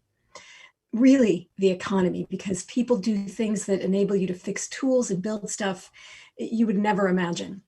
The version you see before you, which has shifted entirely away from specifying prohibited and permitted uses, reflects that very thoughtful work and that listening and that responsiveness. And yet, I still think that one of its provisions, that the activity must take place entirely within the walls of the home, stands in the way of some uses that could reasonably take place outside in a residential neighborhood. So imagine taking a small yoga class in your instructor's backyard or having someone fix your bike in their driveway. So before we discuss further, as I emailed to you all this weekend, I would like to propose two changes to the ordinance language that Planning Commission approved. So you should be able to find an email from me. And if you need me to resend it, and I might have made a mistake in not sending this to Ms. Beaudry. Mr. Leonard, did I need to do that? Please send. Yes, I don't have it. Okay. I am going to do that right now.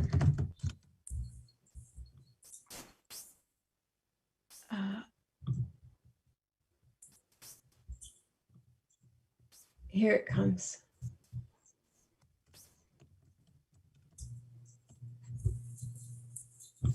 I have just hit send. Okay, so under home occupation performance standards, small letter B, the current sentence reads, the use shall be conducted entirely within the interior of a building, including all storage of goods, materials, and equipment. I would replace that with any storage of goods, materials, and equipment shall be entirely within the interior of a building. This change would enable home occupations to be conducted outside without permitting. I'm sorry, is there a second? Oh, I'm sorry. That's right, my fault. Councilmember Griswold, second. Councilmember Gish, you still the floor. Okay. But briefly. Yeah, I got just one more tiny change. So this would let the home occupation be conducted outside, but outdoor storage would not be permitted. So we didn't change that. And then in home occupations performance standards H, I would remove the word noise from the following sentence. Pardon? These are separable amendments. Let's take them separately. if we may. Okay, let's do that. Is this amendment friendly to the body? Not friendly. Discussion of the amendment. I've got Hayner, Ramlawi.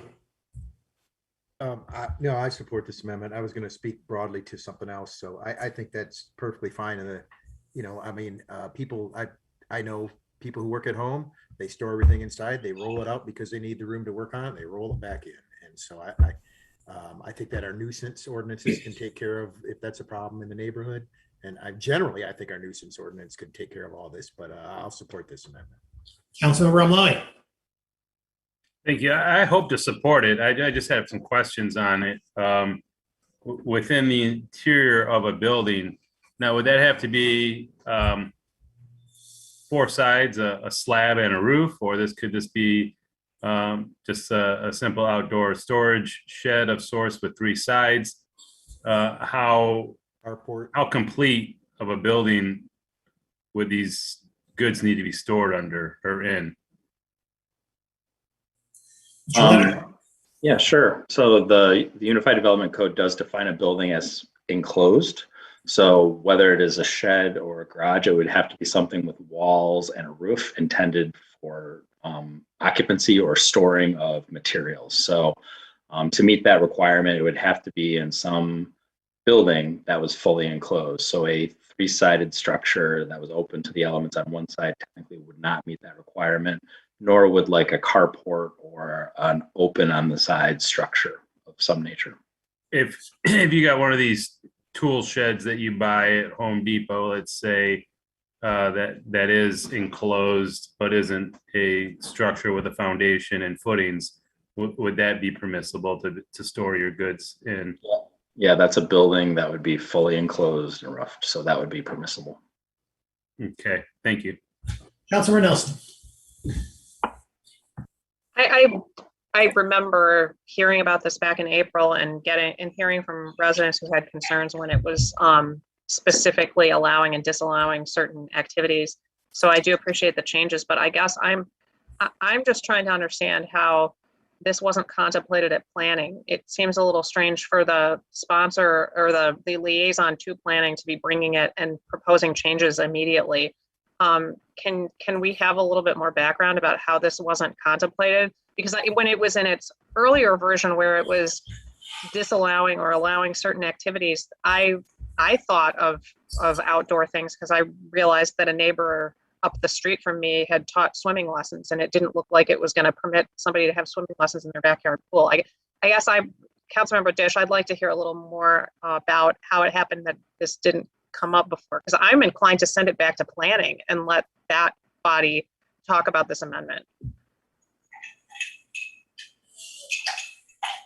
We can certainly do that. I think that this amendment is very much in the spirit of both the substance and the direction of our discussions on planning.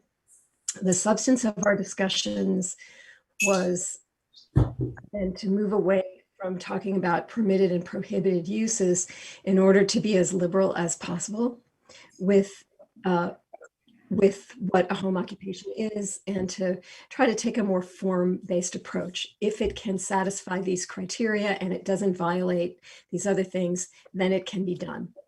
I think that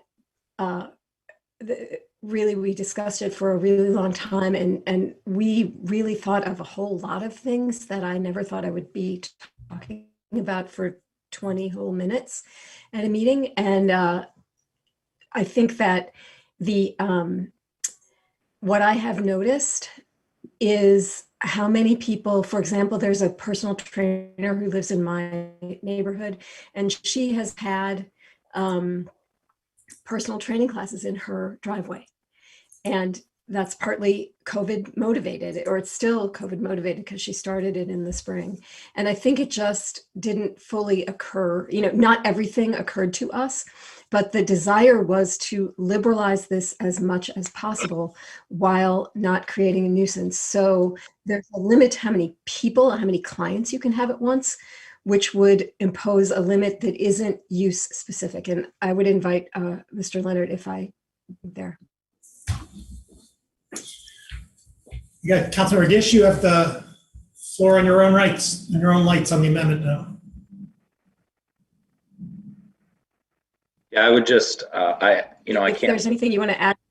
Yeah, I certainly can't speak for the planning commission, but I would speculate that I wouldn't foresee that they would object to the amendments. I think it's possible also that this represents a different approach as was described. Our current home occupation lists a very small handful of uses that may be appropriate or may not be appropriate as sort of a proxy of the types of home occupations that may be appropriate. As indicated, the initial draft was to try to be much more clear, so you could find a list of uses that are clearly allowed or not allowed. In shifting to the use-based standards, it is the current regulations do require that there can be no exterior evidence that a home occupation exists. So it is, I think it's just quite logical that that was continued as a way of measuring potentially adverse impacts in neighborhoods. But I don't think making those changes would be inconsistent with a lot of other flexibility that this ordinance includes that was forwarded by the Planning Commission. But as indicated, whether council chooses to amend that here or refers it back, in any event, would be happy to follow up. Further discussion of the amendment? Roll call vote, please, starting with Councilmember Hayner.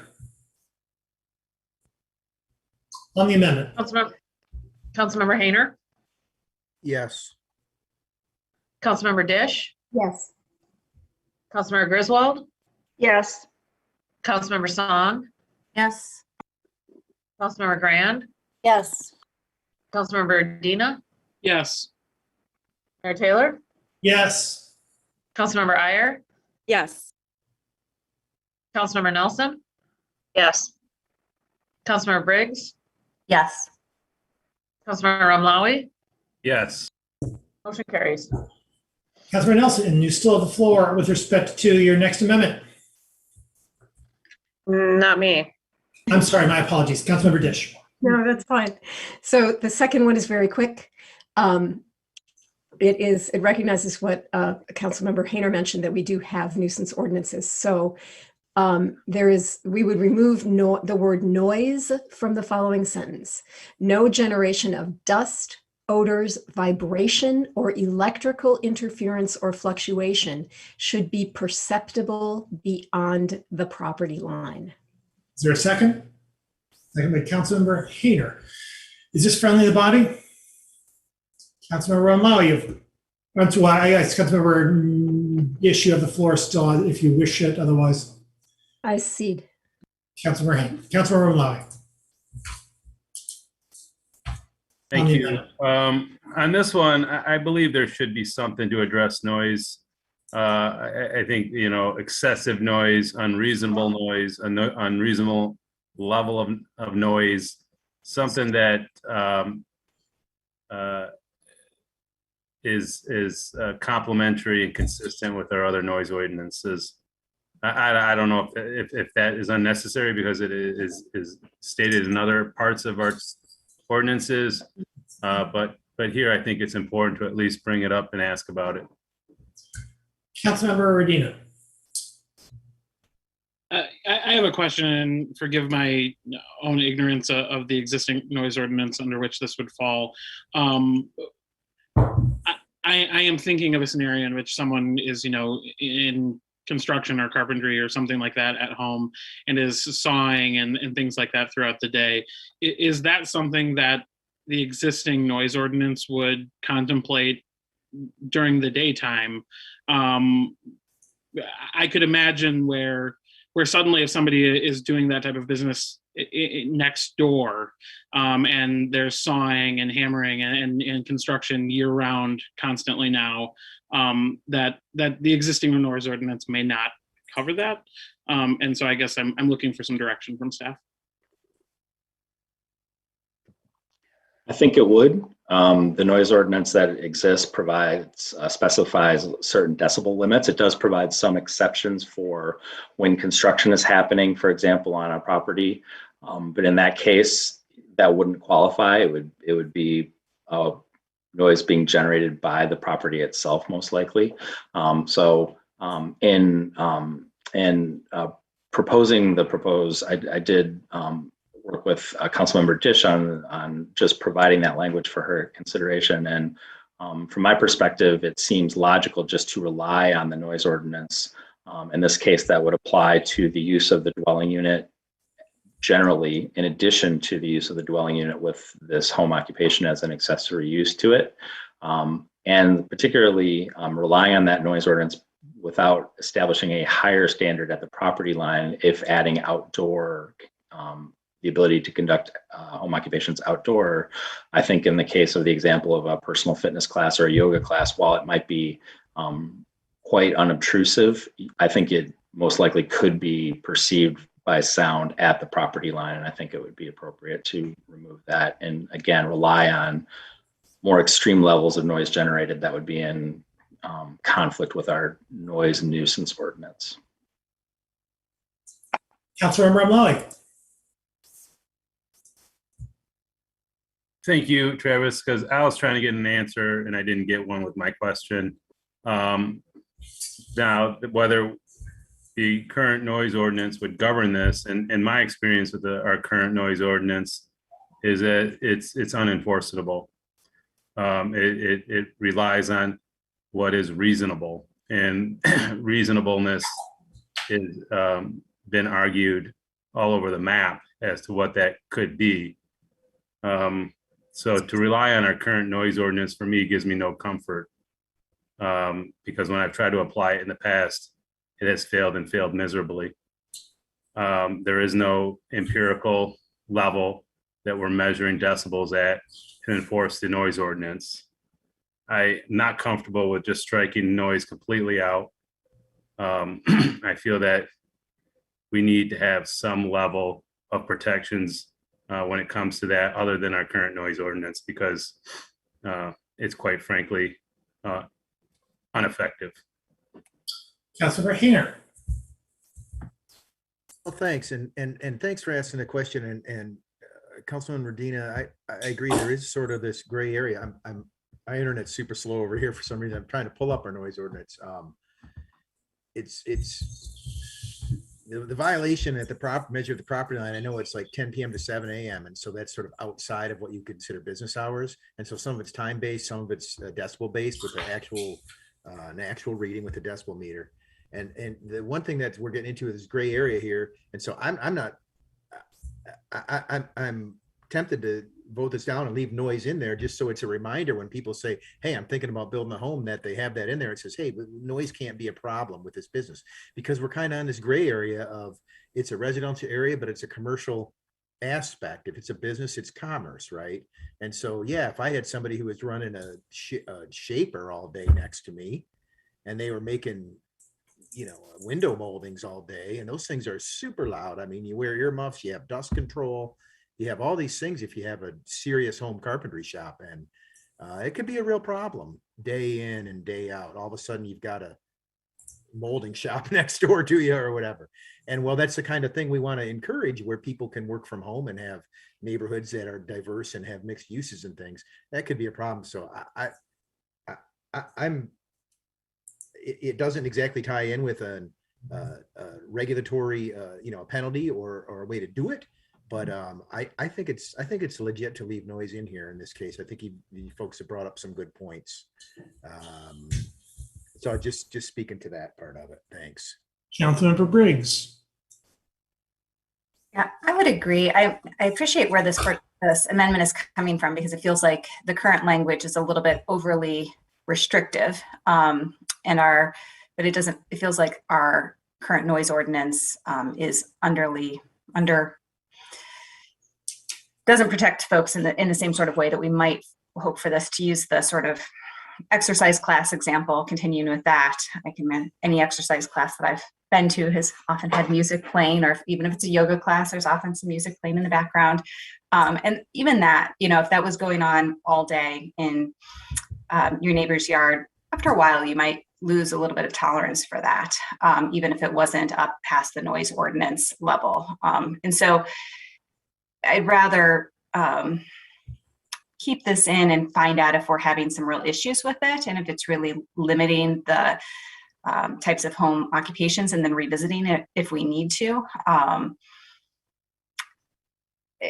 If it's really sort of a limitation. And I know that our noise ordinance, we've been, I think it's kind of on the back burner right now, but it's in the process of being revised. And so maybe that's an opportunity also to start looking at this issue as well. Councilmember Redina. Yeah, my apologies for drawing this out.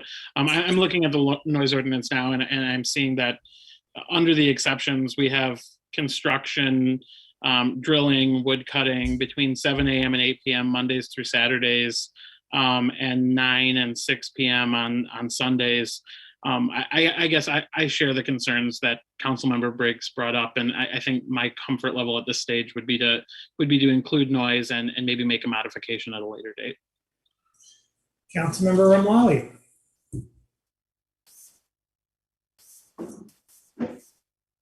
Thank you.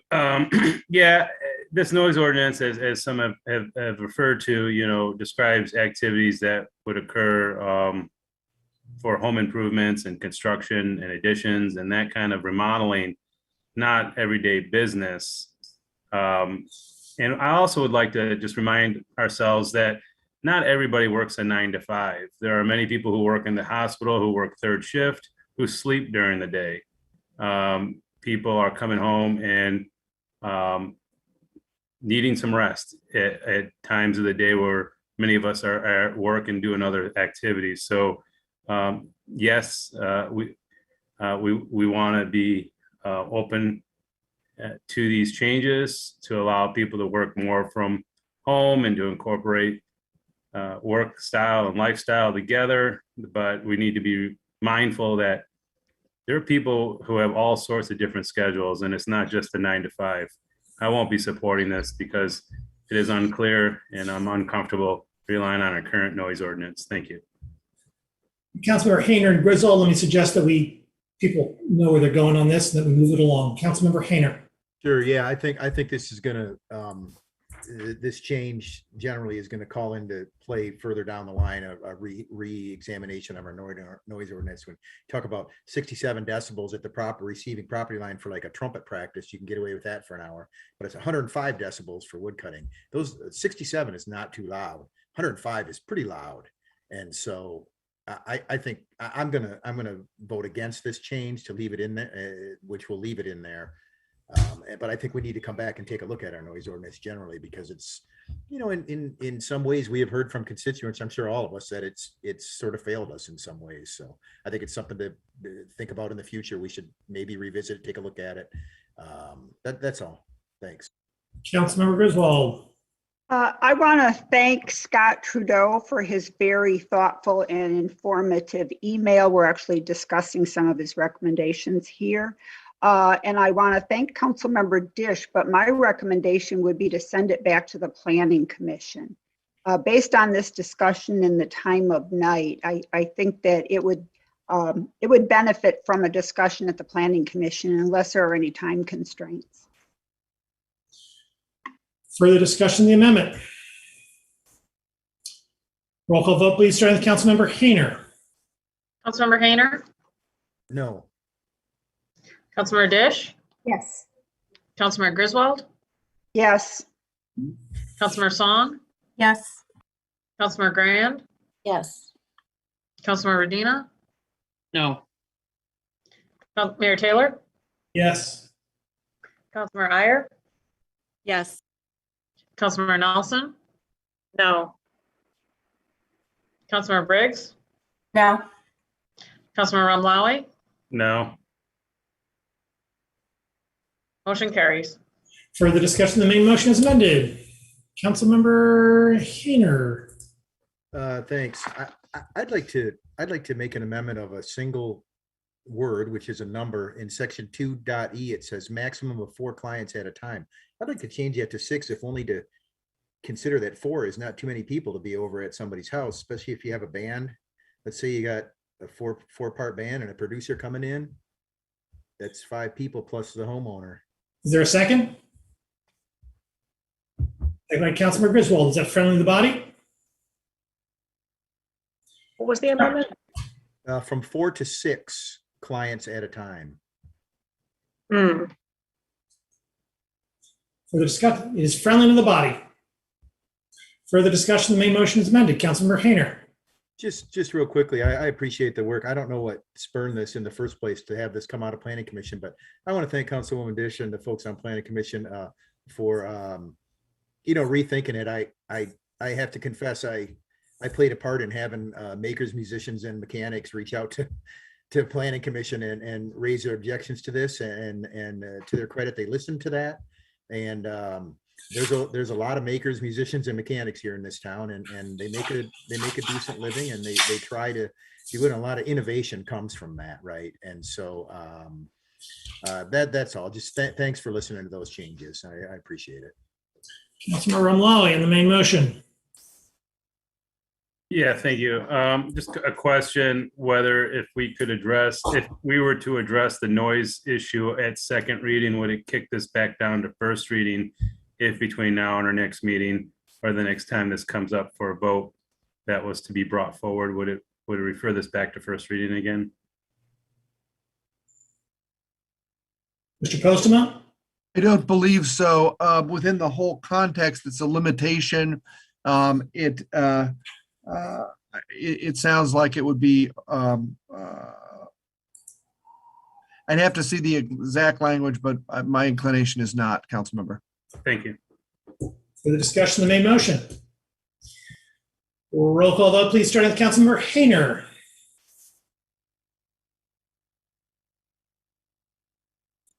Councilmember Hayner? Yes. Councilmember Dish? Yes. Councilmember Griswold? Yes. Councilmember Song? Yes. Councilmember Grand? Yes. Councilmember Redina? Yes. Mayor Taylor? Yes. Councilmember Iyer? Yes. Councilmember Nelson? Yes. Councilmember Briggs? Yes.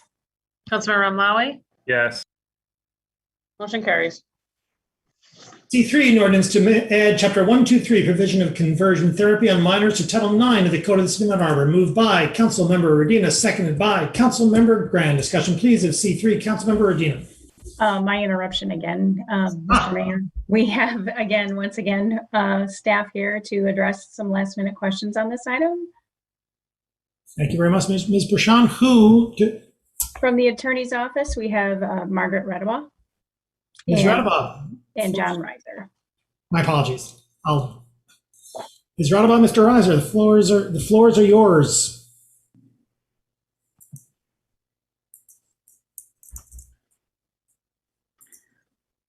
Sorry, I just signed on, so I think I missed that. But for the staff introduction, so this is an ordinance that would prevent licensed providers from performing conversion therapy or sexual orientation change efforts on minors who are located in the city of Ann Arbor.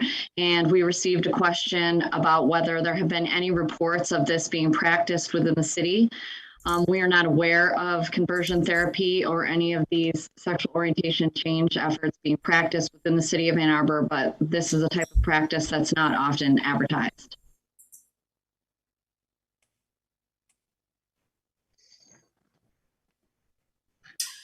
Thank you. Councilmember Redina. Thank you, Mr. Mayor. I want to start out by thanking staff, specifically Attorney Redabaugh, for her hard work on this, along with members of the Human Rights Commission.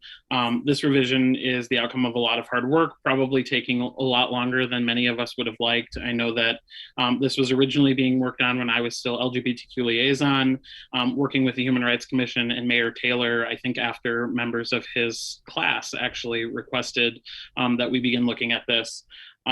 So-called conversion therapy is a dangerous and discredited practice that falsely promises to alter an individual's sexual orientation and gender identity or expression. It's a practice that is especially harmful to minors and can lead to increased instances of depression, anxiety, drug use, homelessness, self-loathing, self-harm, and suicide among a community that already experiences many of these challenges at higher rates.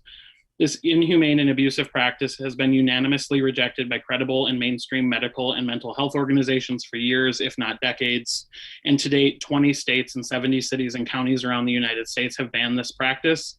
I applaud Governor Whitmer for recently using her executive authority to ban the use of state and federal funds for conversion therapy, which is likely the limit of her executive authority, without action by the Republican-controlled state legislature, which has repeatedly refused for years to even allow a vote on a statewide ban.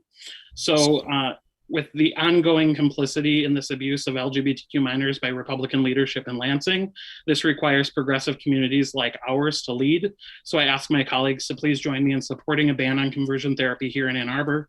And I call on the legislature to immediately pass State Representative Felicia Brabeck's legislation, which would end this antiquated practice statewide. Thank you. Councilmember Hayner. Thanks. I guess just a question for the sponsors or maybe our legal staff. Why did we make this narrowly applicable to providers? Why don't we? Because like there was a thing on NPR. I just yesterday or maybe this morning, whatever. I only heard the leader. I didn't hear it, but they were talking about a clergy who had practiced this in their part of their church and had regretted the practice, of course, and so. I'm just curious, why do we define providers to say this is just providers where we're kind of reaching into the states?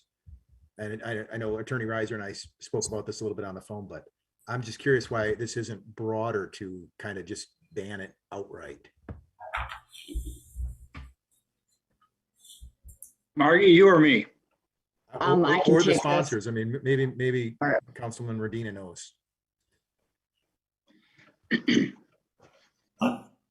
Councilmember Dino or staff. I'm happy to defer to Attorney Radaba. I know she's been working on this since before I was on council. This is I know that the Human Rights Commission extensively talked about extending this as far as we possibly thought we could under our ability to enforce this, and so I know Attorney Radaba has worked with them extensively to make this as expansive as we thought legally permissible.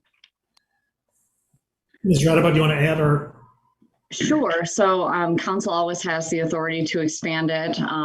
This, separation of church and state. So we stuck with a more broad or an application that would just be all providers, regardless of whether they're a practitioner and part of a clergy or just a doctor. So we're not just targeting religious providers. Right. And I would refer you to pages 4 and 5 of our legal memo to council for the specifics of that, Council Member Hayner. Thank you. Further discussion of the main motion?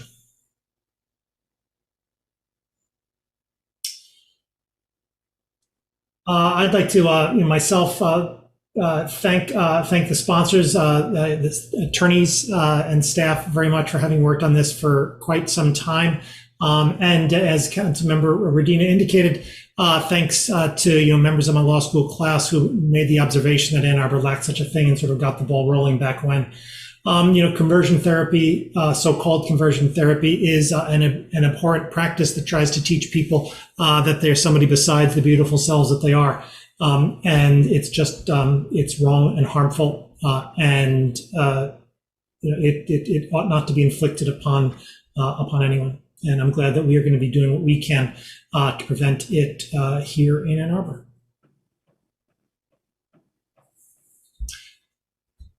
All in favor? Opposed? It is approved. C4, an ordinance to amend section 5360, 5361. Sorry, I'm not doing very well on these. C4, an ordinance to amend section 7360, 7361, 7362, and to amend by adding new sections, which sections shall be designated as 7363 and 7364 and 7365 of Chapter 91, Endangered Species, Title 7, Business and Trades of the Code of the City of Ann Arbor, moved by Councilmember Hayner, seconded by Councilmember Rodina. Discussion, please, of C4. Councilmember Hayner. Well, thanks, Mr. Mayor. There's not much to say. I want to thank some of the folks who worked on this, Attorney Reiser and the folks from the national and local humane societies who provided excellent advice on this topic. When I sent it out for comments earlier in the week, I I think it's clear that, maybe 100 years ago, we had a need for this kind of thing. The times have changed. Our environment has changed. Our relationships with the environment need to change. And that's why I'm proposing this ban on sale of commercial fur here in the city of Ann Arbor. I also want to thank the retailers but a handful, less than a handful, who still do sell fur, for speaking up and suggesting some changes. And I believe that the proper and latest version has been attached to the agenda, but I got to double check that because I have different agendas going on, different screen setups here. So hopefully it has been, which has extended their ability to, for 1 year, to sell out everything they had in stock and fill the orders that they already had committed to. And we're talking about Canada Goose products here, and Canada Goose themselves as a manufacturer has made the move away from fur trim products. And so it's sweeping the fashion industry long since. And so it's just another opportunity for us to provide the kind of protections for our animal friends that we like to provide for our human friends. So I would appreciate your support on this matter. Councilmember Adina. Thank you, Mr. Mayor. I also want to thank the sponsors for bringing this forward, and Attorney Reiser and members of the community for working with me on this over the weekend after we received communication from owners at Bivouac about kind of the impact this would have on them if they weren't able to continue to sell out the remaining stock that they had already purchased. And so I appreciate Attorney Reiser for working on this to get changes throughout the weekend. And I also just really want to call attention to the Humane Society of the Huron Valley and of the United States for their activism and work on this. And Clerk Beaudry, if you could include me as a co-sponsor, I would appreciate it. Thank you. Councilmember Amlawi. Thank you. I just wanted to clarify some of the comments and suggestions and changes that have been made to this regarding the existing inventory and allowing the merchants to sell what they have. The initial version was 6 months. Read this quickly. I didn't see where this has been changed to 1 year from the adoption of this ordinance. I apologize, but a lot of last minute correspondence here today. And then I got another question or statement to make. Mr. Reiser, is that correct? This version we're looking at now gives the full 12 months?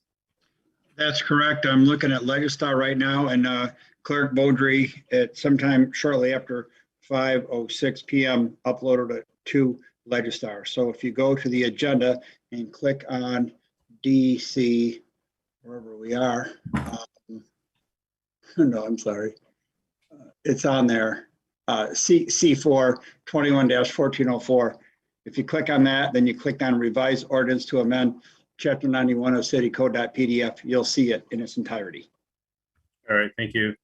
I do appreciate the work of the sponsors and staff in bringing this resolution forward. It does help align our community values to our policy setting. So it's good to see that our policy setting is catching up with our community values. Unfortunately, with the online commerce, I don't think we're going to stamp out all of this trade of real fur. Unfortunately, because of e-commerce, people are still going to be able to purchase these kind of things. But at least here at this level, we've made our position clear. Thank you. Councilmember Adina. Thank you. Just in response to Councilmember Amlawi's question, because I don't believe it is in red like some of the other changes, it's the final line, Section 8. The amendments to this chapter shall take effect 1 year after passage and publication. Councilmember Hayner. Thanks. And for folks watching at home, when this idea got floated a couple months ago, more than that now, maybe 4 months ago, 5 months ago, I got a lot of correspondence from folks who are involved in the sport trapping industry, various outdoor sports and so on like that. I got a lot of phone calls and frankly, some not so pleasant emails and phone calls from people. And if you'll note that the Section 6 exemptions, we allow individual use, secondhand store, and so on. Uses by cultural, spiritual purposes, native peoples uses, and any activity that's authorized by state or federal law. So we're not outlawing trapping, but you will note that Washtenaw County earlier this year, not too long ago, they banned these group hunts and things like that. And so this is the way the world's headed. We're headed into a direction of more compassion to our environment, hopefully. And in the midst of the sixth grade extinction, it's the least we can do, right? So thanks everybody for your support. Councilmember Briggs.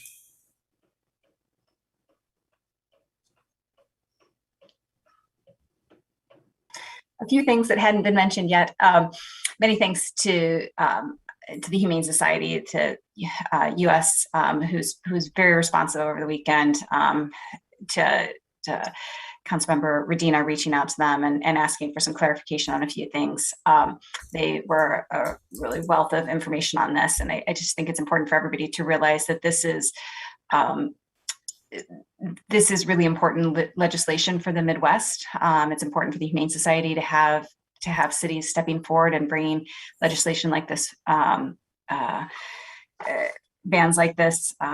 We don't have them in the Midwest, and so this is model legislation for other communities to look to as well. And so we're really leading here on an important issue that's around animal welfare. And I have heard kind of one question in the community around just kind of process and whether or not, something like this might be able to go through one of our commissions. And I do think it points to the fact that we don't really have an appropriate commission for something like animal welfare to go through. We have sometimes something like that might come through environment, but in this case, that wouldn't really necessarily be appropriate. And so, and human rights obviously deals with human rights, not sort of more broadly welfare issues. So we may, as we sort of work on animal welfare issues, which is a side passion of mine, just see them coming to the council a little bit through different channels. Further discussion? All in favor? Opposed? It is approved. DC1, resolution to approve amendments to the council rules, moved by Councilmember Romlawi, seconded by Councilmember Griswold. Discussion, please, of DC1. Councilmember Romlawi. Thank you. I think these are pretty simple changes, whereas we're just encouraging public speakers to identify themselves when they address council. As I said previously, this does help us individuals pay attention to issues that are ward specific. It helps us solve some of the problems and challenges that we are elected to face and to address them in ways that are more prescribed. I don't really see anything else here. Of course, we have some references made to remote meetings, which are still unclear as to how those would be conducted. And I know Mr. Postum is here to answer any questions, but that part of our rules is an ongoing, evolving matter, which still hasn't been settled. And Councilmember, thank you. We did get a question on this related to remote. The rule itself was just adding to, right now the rule talked about everybody speaking from a podium. Well, obviously there's no podium, and so it just reflects what we currently have. It is not intended by this rule for the council to make a determination whether or not you'll have a hybrid, whether or not you'll have a remote. It leaves that decision to another day. And so I just needed to clarify that because there was a question, really, could these rules be interpreted to allow remote speakers even when we are meeting in person? And the answer is no. That will need to come from the direction from the council. Councilmember Briggs. Thanks. I guess the only just point of clarification, it looks like under public speaking rules, all public speakers are encouraged to identify themselves by full name and city of residence prior to speaking. I assume the encouraged language is to address the open meetings that we can't require somebody to state their name. I reached out to Ms. Beaudry earlier today around an issue of, we have a speaker who's often calling in under a pseudonym, and so not using their actual identity. I assume this is to sort of allow that scenario to still happen. Is that correct, Mr. Postma? Well, I think it was within the admin committee, I think it was a compromise recognizing that they didn't want to have a requirement and that the enforcement of a requirement would be near impossible. So I think that that's why the language, I don't want to speak for the council members, but I think that's why it came forward, was that it would be helpful to the council, that the council, at least in the admin committee, I don't think wanted to have it be a requirement. Councilmember Iyer. Right. I just wanted to back that up. We recognize that there are some situations where a person, for their own personal safety reasons, for example, may not want to list their name and address. So that's, yeah, it was not just that it's not possible to require it, but that we did not feel it was appropriate to require it. But yet encourage, so that we can follow up as necessary with people when they raise issues. Councilmember Griswold. Yes, I agree in terms of following up. We assume that most people who contact council members have an issue and that may need follow-up. I also believe that whether they give their legal name or some other name, just the act of introducing themselves creates some rapport and reduces the chance of someone just signing in and spewing inappropriate language immediately, because they do go through that greeting process that Walmart has made famous. So thank you. Further discussion? All in favor? Opposed? They're approved. DC2, motion to reconsider the July 2021 vote that approved the resolution to direct actions to conclude Mr. Crawford's employment as the city administrator. Moved by Councilmember Griswold, seconded by Councilmember Omlai. Discussion, please, of DC2. Councilmember Griswold. I would like the opportunity to change my vote. I voted on the prevailing side at the last meeting, and more importantly, if we had not had this item on the agenda, there would be no opportunity for people to sign up and get priority to speak based on speaking on an agenda item, because there wasn't one, and DC 6 was not added until mid-afternoon after the sign up for speaking time. Further discussion? Roll call. Councilmember Hayner. Oh, well, I support your notion to bring this back for conversation, Councilwoman Griswold. I had the same situation with a similar go around with another administrator where I had hoped to do the same, but it was not allowed under the terms of the agreement that had been prepared for his departure. And so I'm sympathetic with that, and I'm happy to discuss this and discuss it publicly, because I feel that there's been a lot of private conversation about this, but not a lot of public. We've heard from some folks in the public who on both sides of this issue, and frankly, they don't. It's really remarkable to me how much folks seem to think they know about what's going on at City Hall, and so I'm happy to have a public conversation about what's going on here. And I'd like everyone to join me. Councilmember Omlai. Yeah, I'll just echo some of the sentiments that have been made as it relates to this motion. The prior resolution was placed 24 hours ahead of a vote without even going to the admin committee to have it discussed among the admin committee. And I thought, being on that committee and others who are there, that's where these kind of matters would funnel to and from to the body. And in this case, it was not. We weren't privy to the conversations with the attorney's office and others who negotiated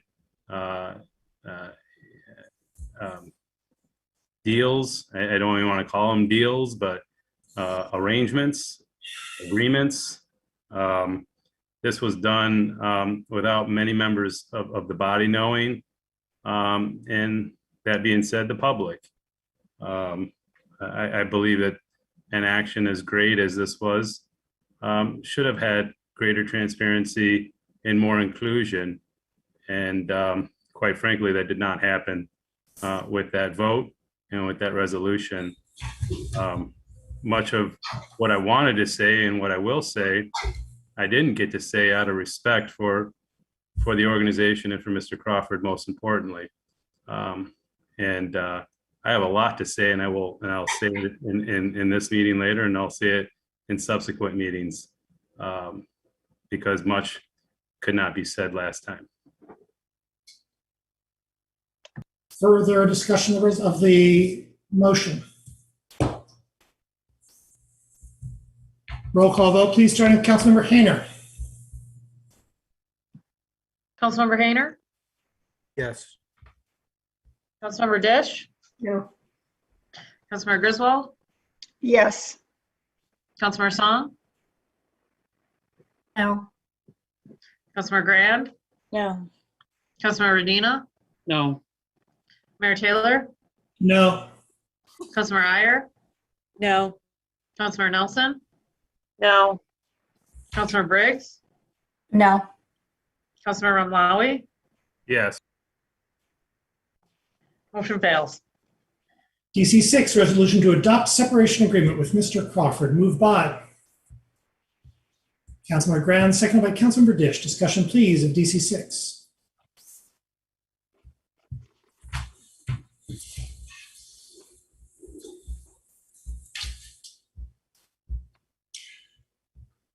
Councilmember Nelson. I appreciate that these terms were negotiated. I think we're treating him abominably, but I appreciate that they were negotiated by attorneys. We are saying goodbye to a city administrator who worked to preserve and increase the diversity of our organization. We are hiring a diversity, equity, and inclusion officer because of Mr. Crawford's leadership. We have increased the diversity of our upper level management due to Mr. Crawford. I am grateful for how Mr. Crawford has worked to support our police chief when his leadership was targeted. I am grateful for how Mr. Crawford has supported our Independent Community Police Oversight Commission. He has recognized the importance of that commission's independence. Mr. Crawford has used his position to make a positive difference within our organization and in our city. I am sorry to say goodbye to a work colleague who has consistently listened to my point of view, offered alternative perspectives to help my own understanding, and encouraged all of us to respect each other. As a woman, I have particularly appreciated being treated as an equal and a peer during the time that Mr. Crawford has been city administrator. This is a sad day for our community and an enormous loss to our organization. Councilmember Hayner. Well, thanks for those nice words, Councilwoman Nelson. I think you're right on target with that. That's exactly what Mr. Crawford brought in. It was when he would call me about something, I knew it was something important that he needed to talk about. He needed to inform me about something, show me different options, different ways to do things, and it was a very decent relationship I had with him, a very professional relationship. And while this was negotiated, I have no way of, I mean, all this came as quite a surprise to some of us on this body. I have no way of knowing that it was negotiated wholly in good faith. And because I would prefer to not see him depart the city and leave the city service and take his great talents and tremendous amount of knowledge about the structure of the city, the structure of our city's finances, the corporate structure. It's going to be a great loss if he leaves and takes that with him. And another great loss is going to be the cleverness that he applied to desperately trying to get us out of this financial crises that we find ourselves in. Despite the great wealth in our community, we still are running a structural deficit in our budget, and it would be much worse without him being here. And my biggest question is who's gonna overlook the tens of millions of dollars in federal aid that are about to flow to the city under the COVID Relief Act? Who are we going to trust with that money? And so, I explicitly would trust Tom Crawford with those decisions. And now I'm not so sure. So I'm not going to support this, even though it was negotiated, because I cannot convince myself that it was negotiated fully in good faith by both parties. Councilmember Griswold. Yes, as I stated earlier today, I believe that this action is outside the bounds of employment law. It's definitely outside the bounds of best practices. There were multiple times when our city attorney had to caution members of council on their statements.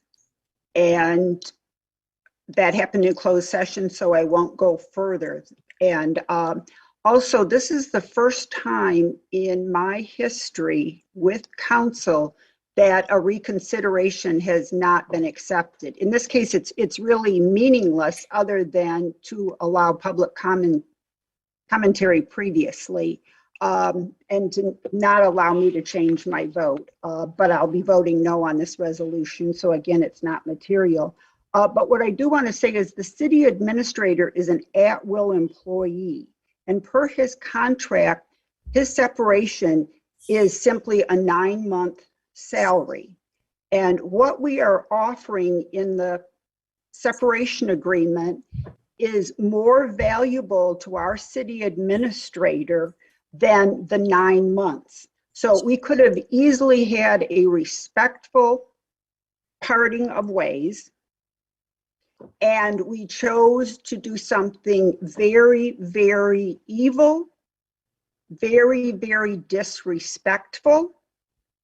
And much has been said by council members who were not there, did not have the information, and simply created a narrative to support their wishes, whatever those might be. So our city attorney cautioned us about talking about this, but that was ignored.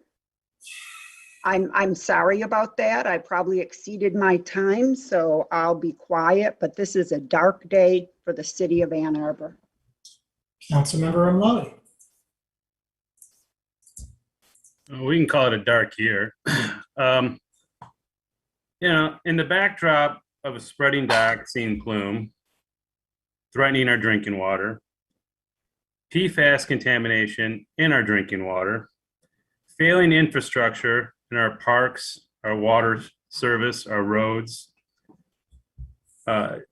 trying to achieve carbon neutrality in less than 10 years, an ongoing affordable housing crisis, fractured police community relationships, a concerning real estate market, a post-COVID world with a DDA that doesn't have a director and falling revenue, an ongoing city attorney search, an ongoing DDA director search, continuing threats of the COVID spreading, rising rates of crime, solid waste pickup that continues to plague the downtown, failed public services, structural deficits. This council has chosen to forcefully make somebody resign after 17 years of service in what has been described as a tumultuous and toxic process. You have all, because I won't be supporting this, I won't put my fingerprints on such corrupt legislation. You have decided to end the employment with Mr. Crawford without a complete and thorough investigation that was suggested both by the investigator and by our human resources director. The last time we met as a body in closed session, we were under the assumption that there would be further review and further investigation as to what the problems and how far the problems persisted within the organization. We never got the opportunity to meet once more after that. We left that meeting thinking that there would be further investigations on this matter, but we were not given that, nor was the public. We don't know how bad the problem is, if it really does exist. Furthermore, this comes to us with no succession plan or of thought to be put in place. It throws this organization in turmoil, uncertainty, chaos. And I don't think anybody in their right mind is going to apply for this job who's got any high functioning capabilities. Councilmember Briggs.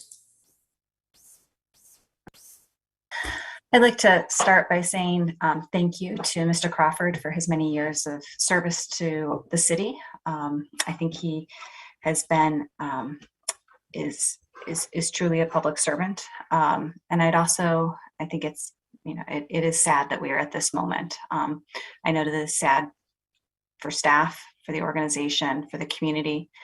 And I'd also like to thank the brave members of staff that came forward and were willing to state issues, concerns that they had with their employer. That was a really difficult step for folks to take in our organization. And I appreciate the work of the investigator who found, who did a diligent job in terms of identifying that these claims were substantiated and they were credible.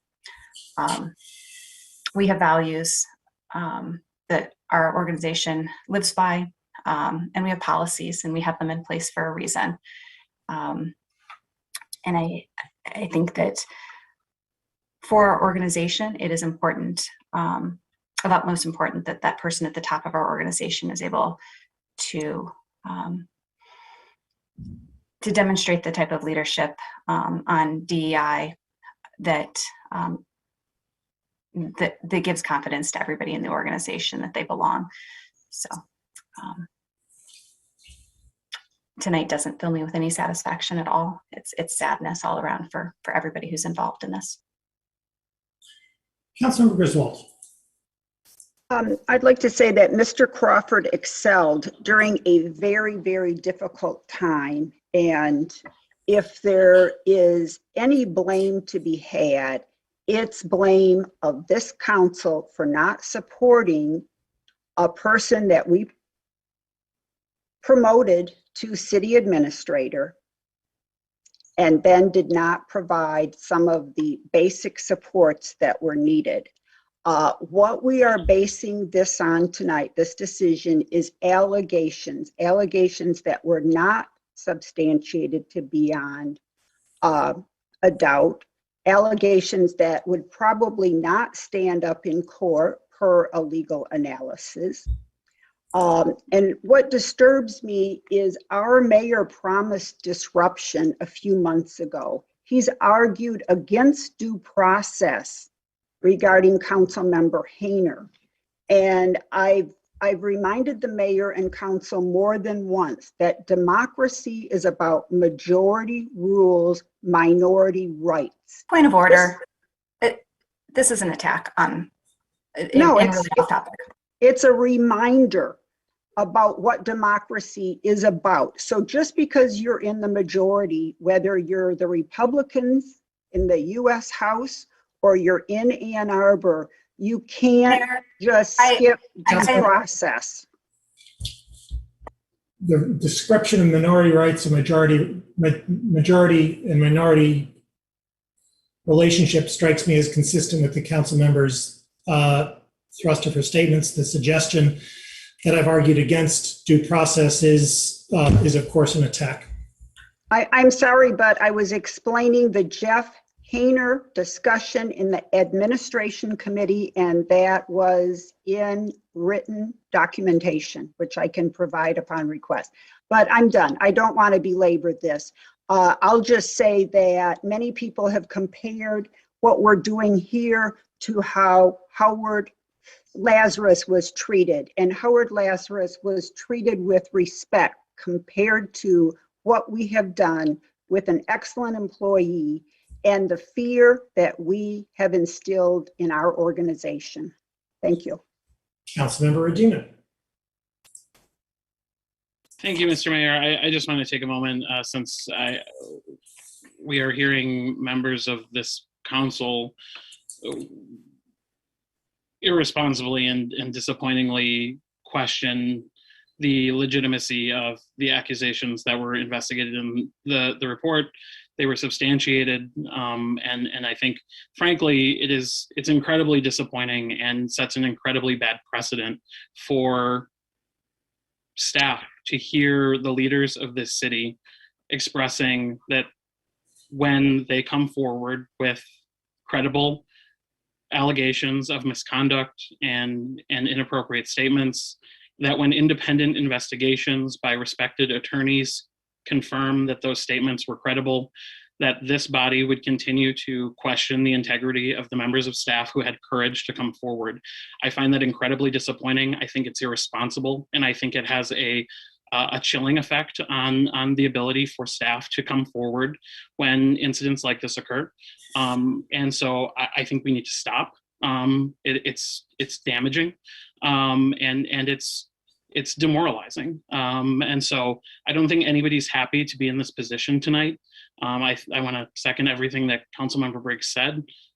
This isn't a position that I expected or wanted to be in when I was elected 8 months ago, but we have a responsibility. And I appreciate the work that staff put into that Mr. Postma put into negotiating this with Mr. Crawford so that we can have a respectful parting of ways. It's interesting that a member of this body would point out that this agreement is actually providing Mr. Crawford with a more comfortable departure than if we were to simply fire him, which is not what's happening here tonight. And so thank you, Mr. Postma, for your work on this. And I hope that we can end this constant questioning of staff that had the courage to come forward. Councilmember Amlawi. I don't think anybody's questioning folks who came forward. I think we're questioning the incomplete investigation that was recommended by both the investigator and the HR director. Both recommended further investigation to try to corroborate the allegations and substantiate the claims. And to this point, that to my level of understanding, that has not been done. This council has no hesitation on being judge, jury, and executioner of everything, really. It is quite dysfunctional.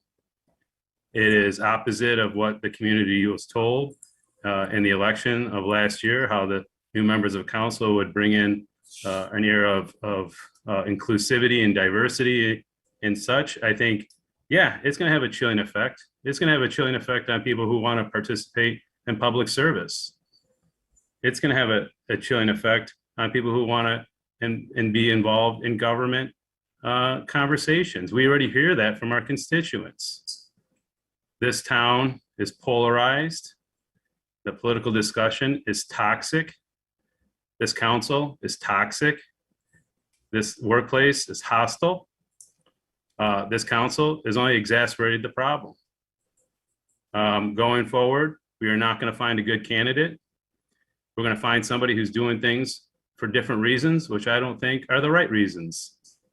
I think Mr. Crawford was the type of person who came into this situation knowing the dynamics and thought he could actually make a difference in the world and in this community for the better.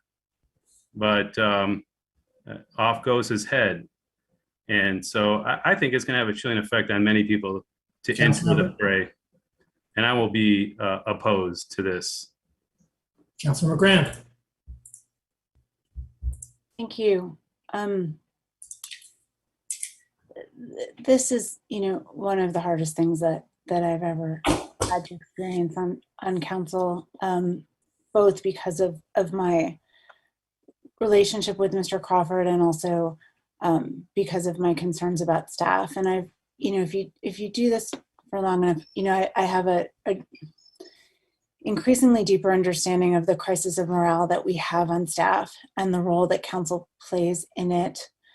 And I think we saw it here tonight. And this speaks to why we're making this incredibly difficult decision, because we need to put the health of the organization first and let people feel safe and be able to recruit staff into the future that feel safe and welcome in this organization.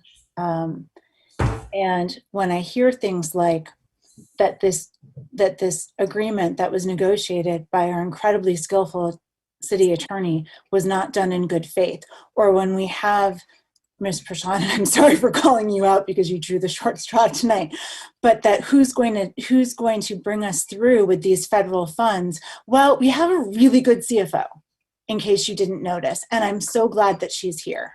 Thank you for your service. Thank you to all of our staff for their service, to, including Mr. Crawford.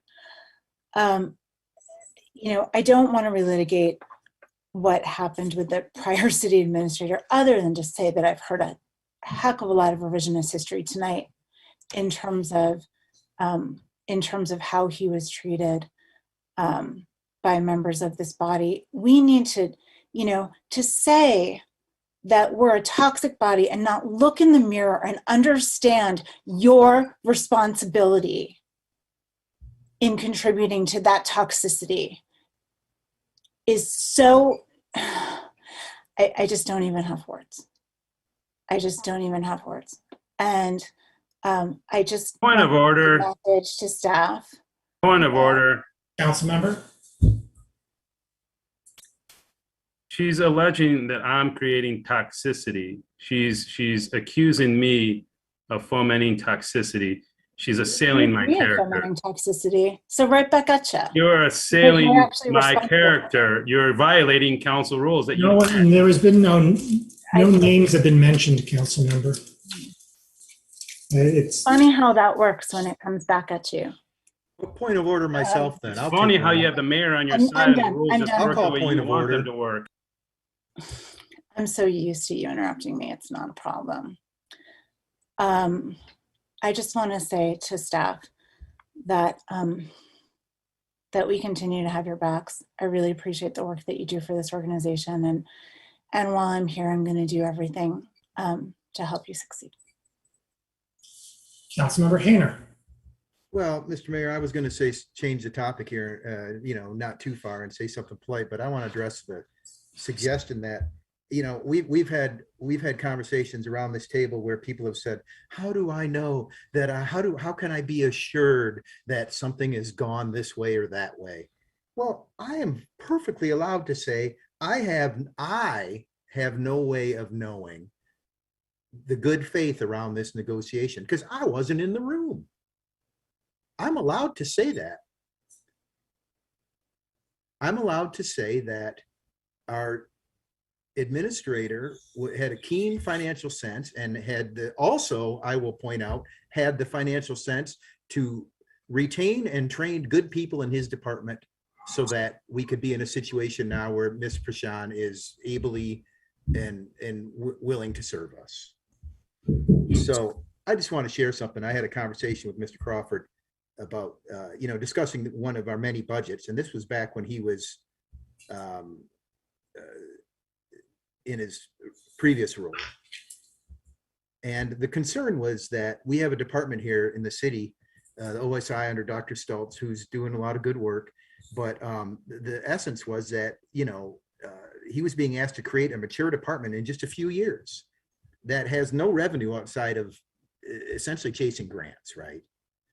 And that's a big challenge with a huge amount of staffing and so on. And I was really leaning into Mr. Crawford and saying, how are we going to do this? How are we going to put this together? The 2-year plan, 4-year plan, and so on. And I know I've told this to other staff folks, but he said to me, I will city in financial jeopardy. Jeff, I would never let this city be in financial jeopardy. And I thought that is exactly what you want to hear, because there's a lot of policy chat and a lot of feelings at this table. But when it comes right down to it, we're running a 450, almost a $500 million corporation here. We're the board of a $500 million corporation, and we sure don't act like it. Councilmember. And that's I'm looking at my own mirror and admitting that we don't act like it. Councilmember Dish.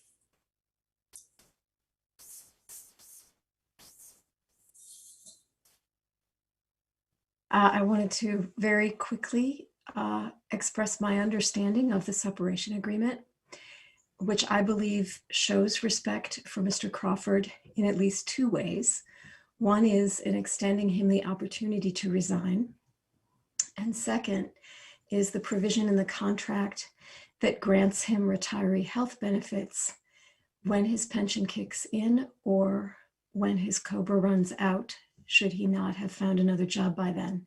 He's not entitled to retiree health benefits because though he has worked for the city for a long time, he hasn't worked, he's not retiring from the city at the point after the number of years that would enable those benefits to kick in. So it has been stated that it would have been less expensive to the city to terminate Mr. Crawford. That is correct. If we were corrupt and motivated by venal motives, we would have terminated Mr. Crawford on the evidence of the investigator's report, which found a cause for firing, which means that the investigator's report found that there was a violation of city policy. Had we terminated Mr. Crawford for the violation of city policy, we would have paid him nothing.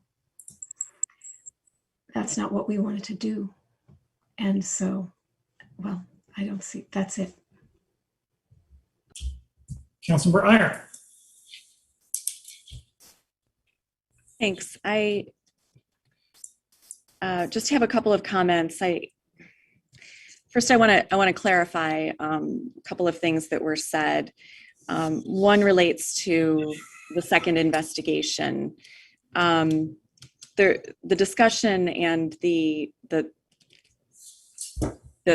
thrust of the second investigation was never about trying to corroborate or verify the determinations of the first investigation. The first investigation was done, and it found that the allegations were credible and substantiated.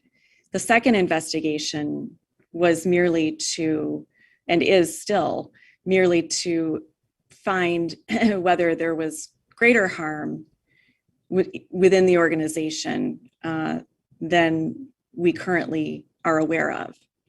So again, that first investigation found that great harm had been done to the organization already.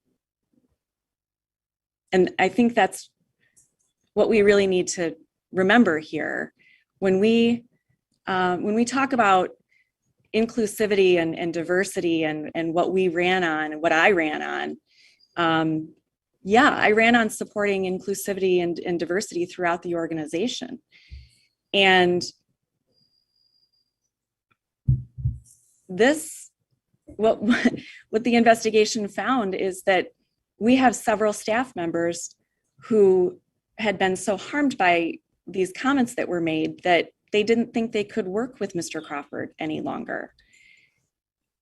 So we are supporting inclusivity and diversity by supporting staff who came forward very bravely to raise their concerns about the harm that had been done in the workplace that we oversee.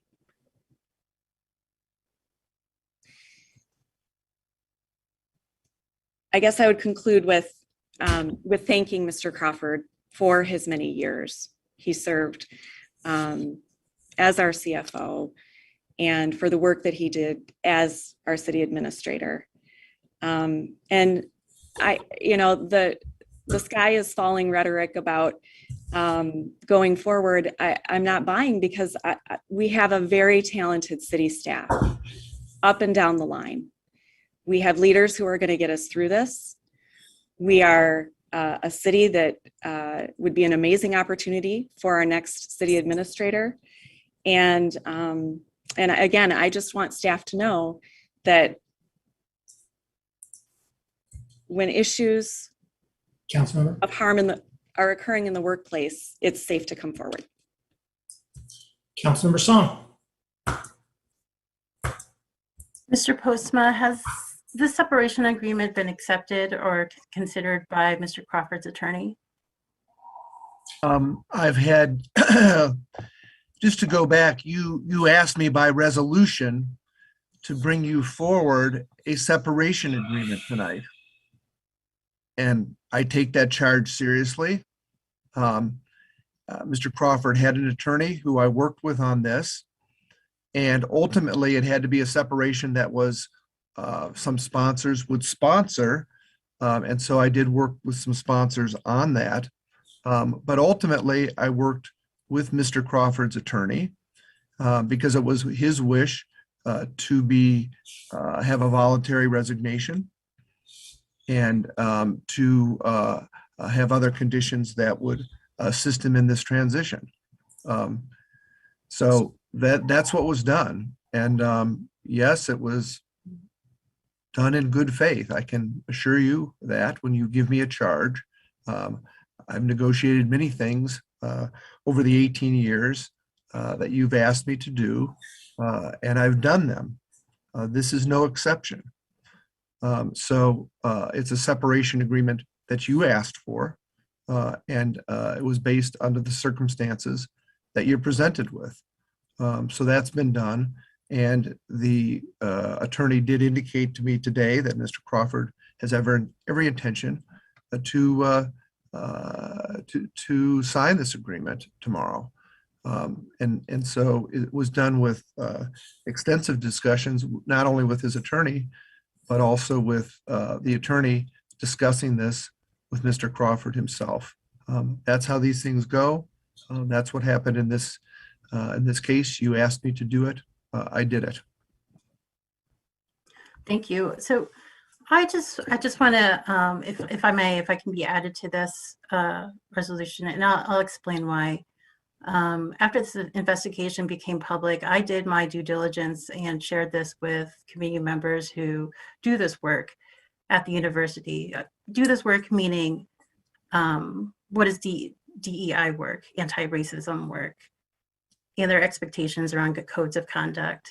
Had these conversations with folks at the schools too. So if Dr. Swift had exhibited this kind of judgment, I don't think we'd be surprised by how we came to this position. How we came to this decision. Stopping racism isn't up to the victim's tolerance. And I'll say that again because it sounds like it's worth repeating. Stopping racism isn't up to the victim's tolerance. Now, either we become a body and a city that likes to say that they're supportive of diversity, or we become anti-racist. So I hope this decision tonight it closes one chapter and opens another for the future of Ann Arbor. Further discussion?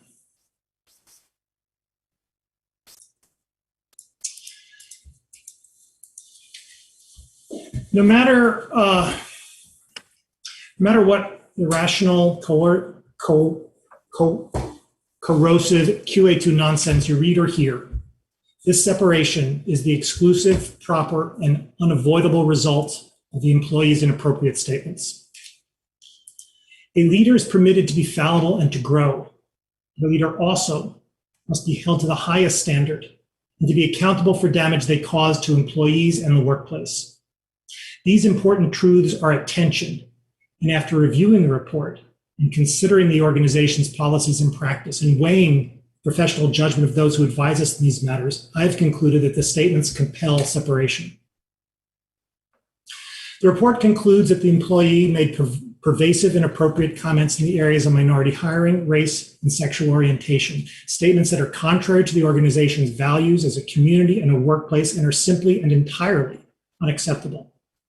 The report further spoke to the deep damage done to interviewed employees and communicated that several of them expressed serious reservations about their ability to work with the employee or for the city in light of the comments. We have public data from the city's HR director to the effect, and I'm quoting here basically, that my general practice concerning substantiated discriminatory comments, and that is distinct from conduct, would be to recommend to terminate employment immediately, though this could also be effectuated by resignation. This communication was confirmed in open session last meeting, and we have received more fact-specific advice in private. And to colleagues who still do not view the statements as warranting separation, I direct you to the stark and unequivocal language on page 4 of the July 12 memo. In my view, failure to effect this separation would give rise to a number of harms, including loss of organization morale, lasting retention and recruiting damage, substantially diminished ability to affect employee discipline throughout the organization in response to future conduct, and an incredibly deep undercutting of crucial internal and external DEI initiatives. A CEO that creates these conditions, no matter their contrition, their interpersonal kindnesses, or their prior service, that person just can't lead the organization. We need an effective CEO to lead. And the workplace statements that have been reported simply render Mr. Crawford's leadership untenable, and it is as simple as that. In closing, the experience of the employees and the others who've now learned of the statements is centered in my analysis, the employees who came forward. It is difficult to do that with DEI concerns about a supervisor, incredibly difficult, and it requires bravery and a true commitment to the workplace. I am grateful that they did so, and they have my thanks and my respect. Mr. Crawford will resign. The terms of the separation find the right balance in light of the separation circumstances and his years of service, for which I thank him. I'm going to vote yes to that.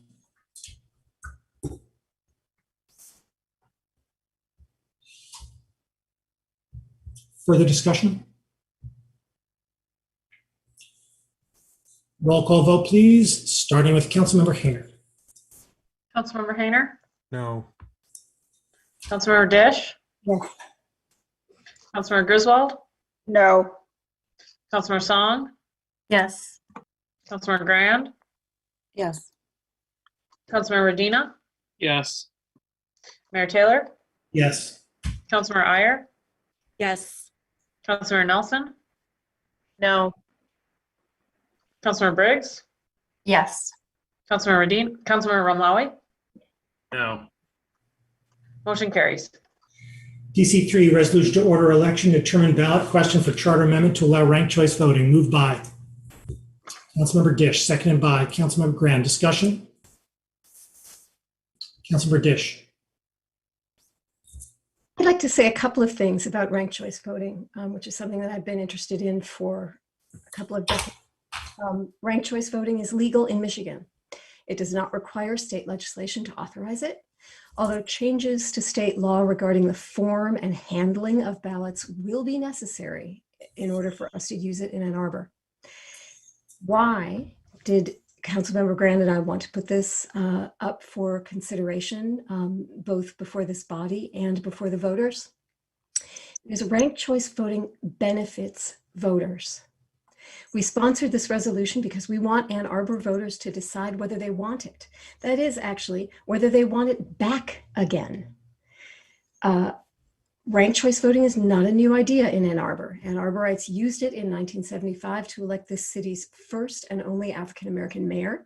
He did not get a majority of the votes on the first round of counting, but picked up the support he needed from the second choices of people who had supported the Human Rights Party candidate on the first round. Let me backtrack and tell you exactly how RCV works. Ranked choice voting lets you take a skill that you use every day, ranking, and apply it to politics.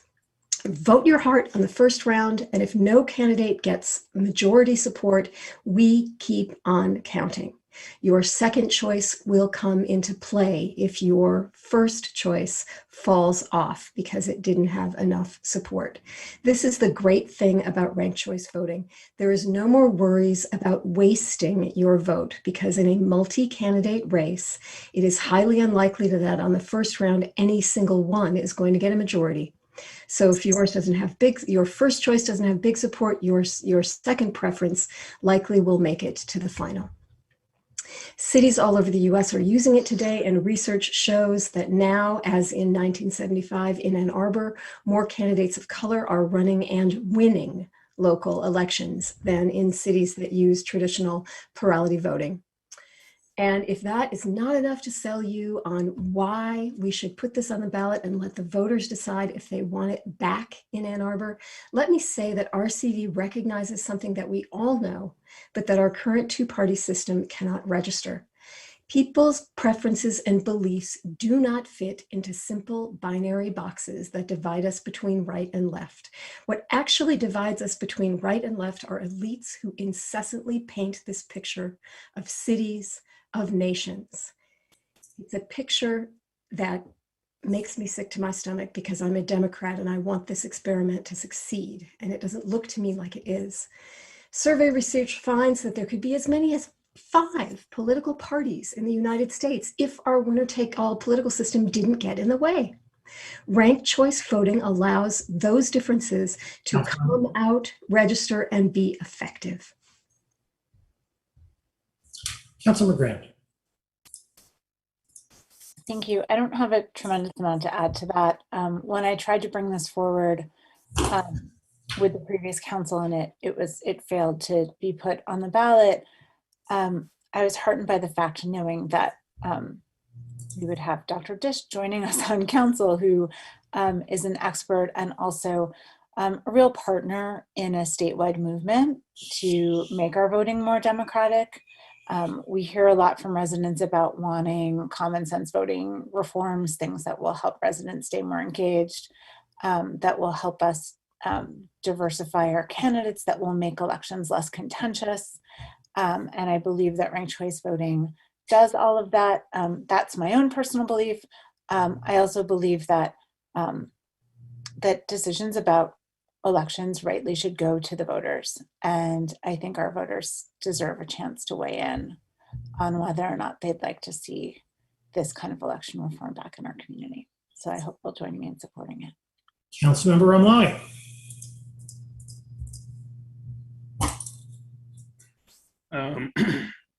You know, I'll have a question as to how this will be applicable here in the state of Michigan if it does pass.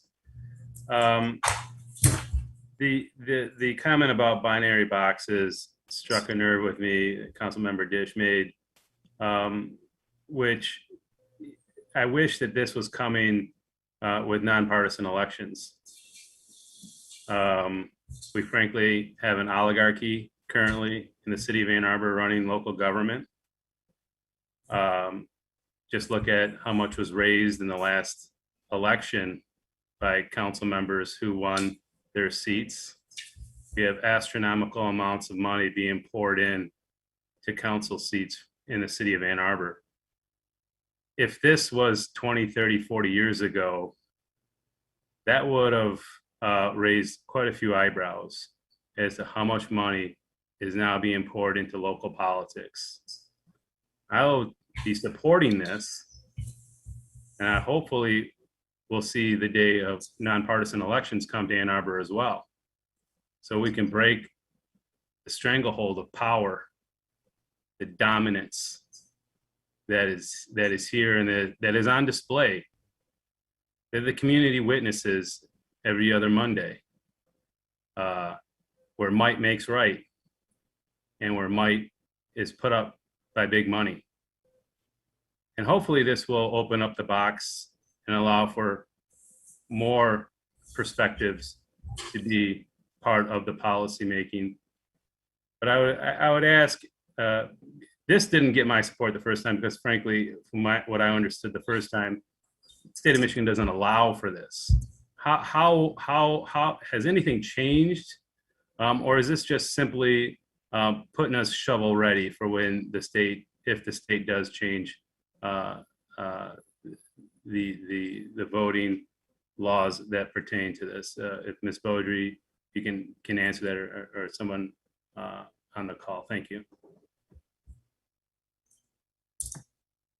Mr. Thomas? Councilor, I did send a memorandum out this weekend that we can discuss. I can tell you outside the memorandum, when the city of Lansing voted a couple weeks ago to place a ranked choice voting amendment on their ballot, they received a letter from the state of Michigan indicating that that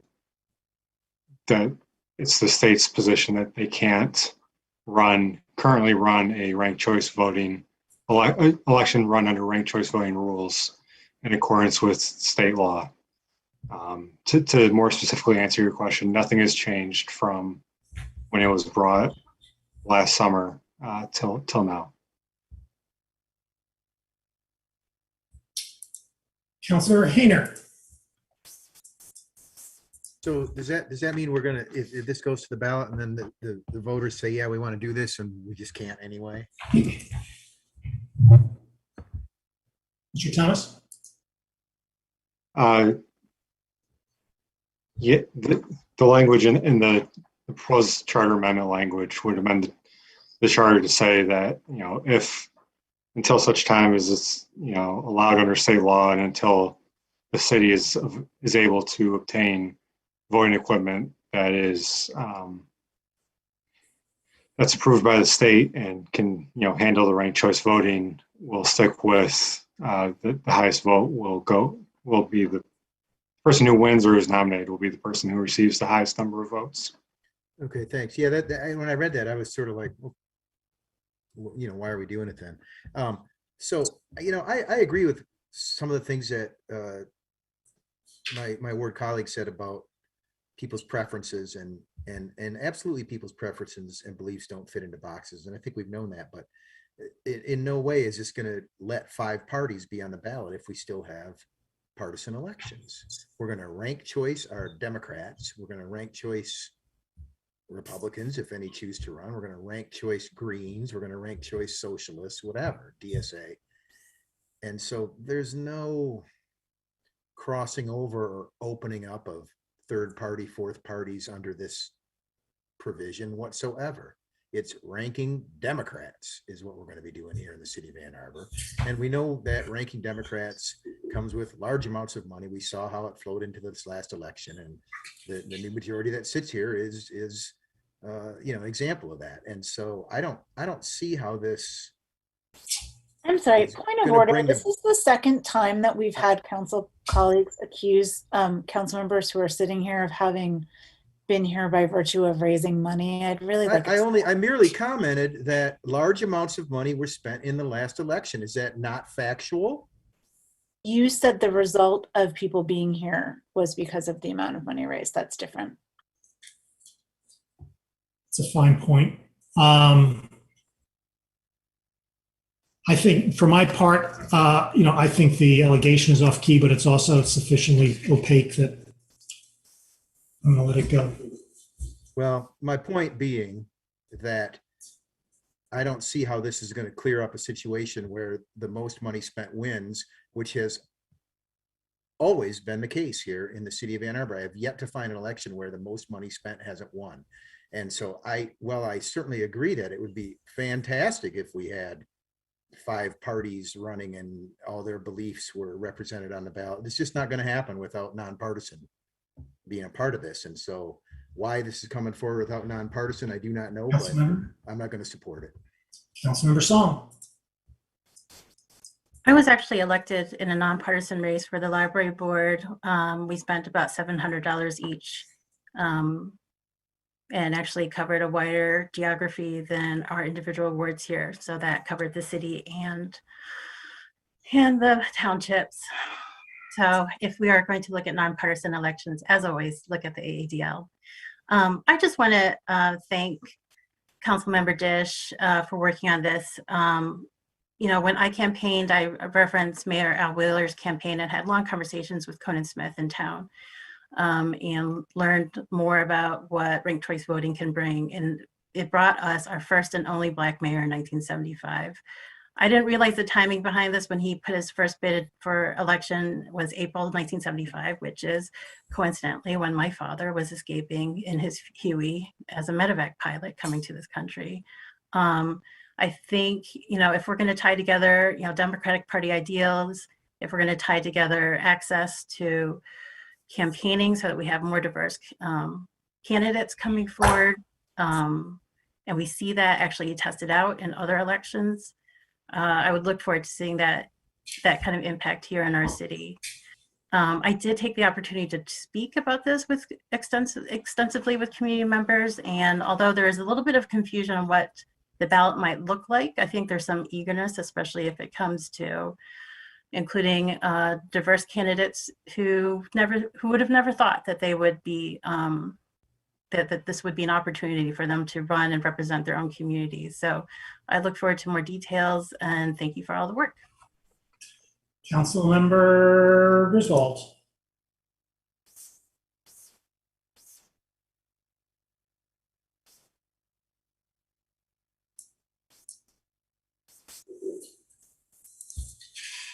Councilmember, you are inaudible.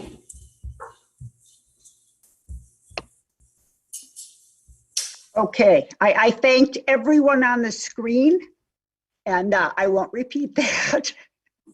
But what I want to say is I think that this takes us halfway to where we want to be. I also ran in a nonpartisan district-wide election, in fact, 3 of them for school board.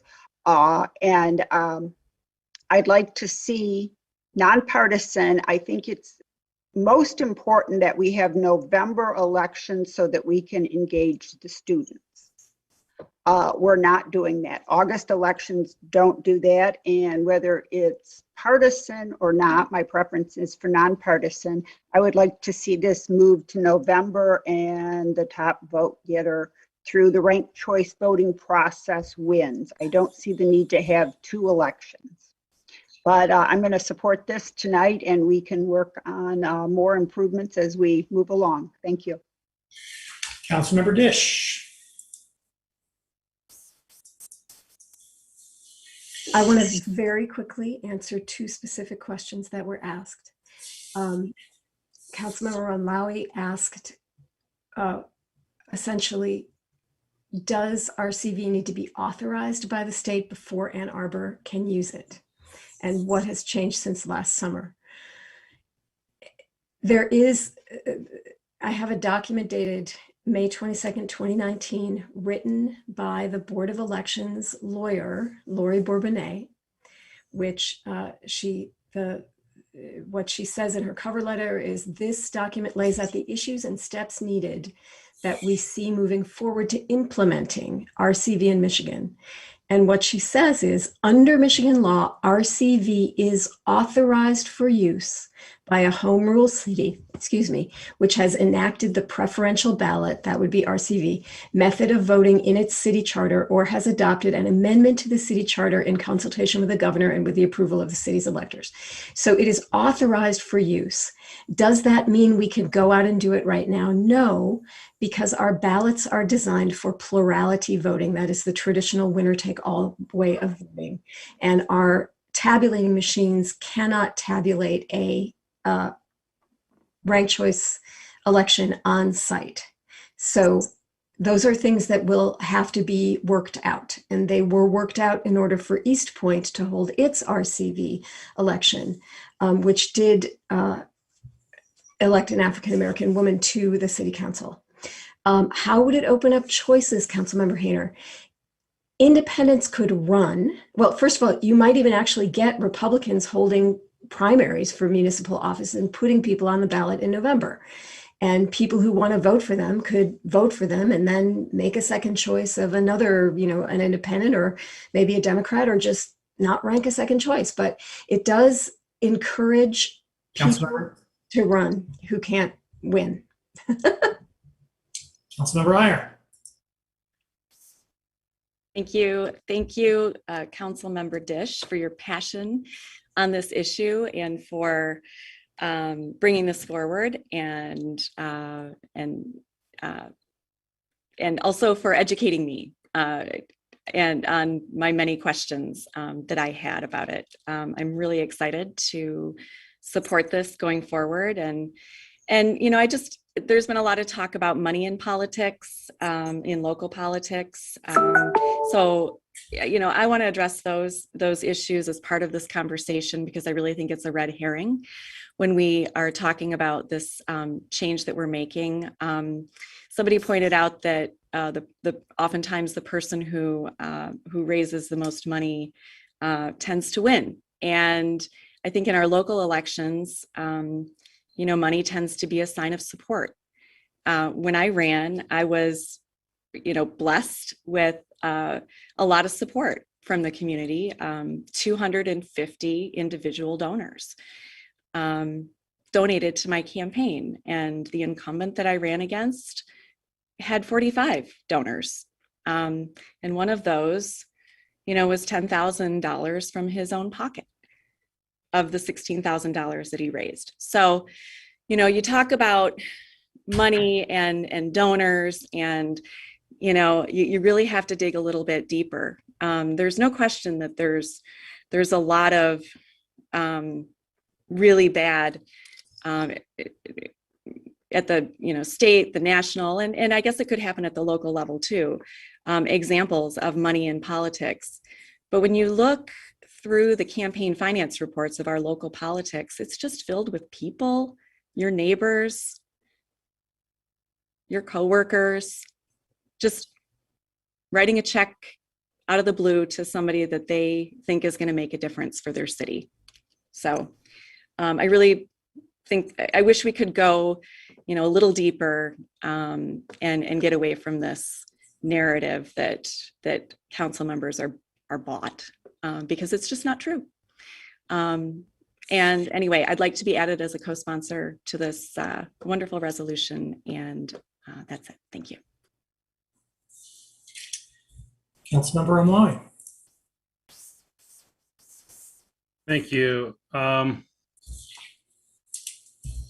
We won't agree on many of those comments that were just last made. I won't at least agree with them. We are seeing a proliferation of PAC money. You know, we have PAC money now that's being raised and given to candidates. And in my opinion, toxic. The people behind these contributions have only led to the downward spiral of civil engagement. Point of order, does this have to do with the current agenda item? I will be supporting this tonight. Yes, it does. We're talking about campaign. We're talking about campaign finances. Yes, I think it does. I'll let the chair rule on it. The conversation, campaign finance is tangentially related to this. The conversation as a whole has veered in this direction. I'm going to allow it, but maybe we should just move on. And you know, it would be nice, and I think this is a step in the right direction. Once we have